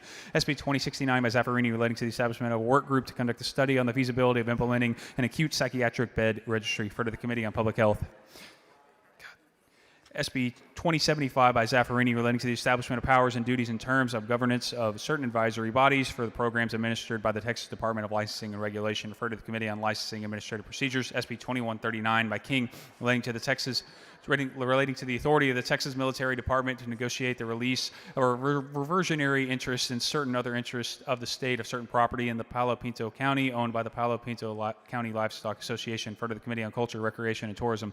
SB 2154 by Schwartner, relating to the regulation and delivery network companies acquiring an occupational permit, authorizing a fee, referred to the Committee on Licensing and Administrative Procedures. SB 2173 by Parker, relating to the effect of a tax certificate accompanying a transfer of certain property, referred to the Committee on Ways and Means. SB 2217 by Hughes, relating to certain election practices and procedures, for the Committee on Elections.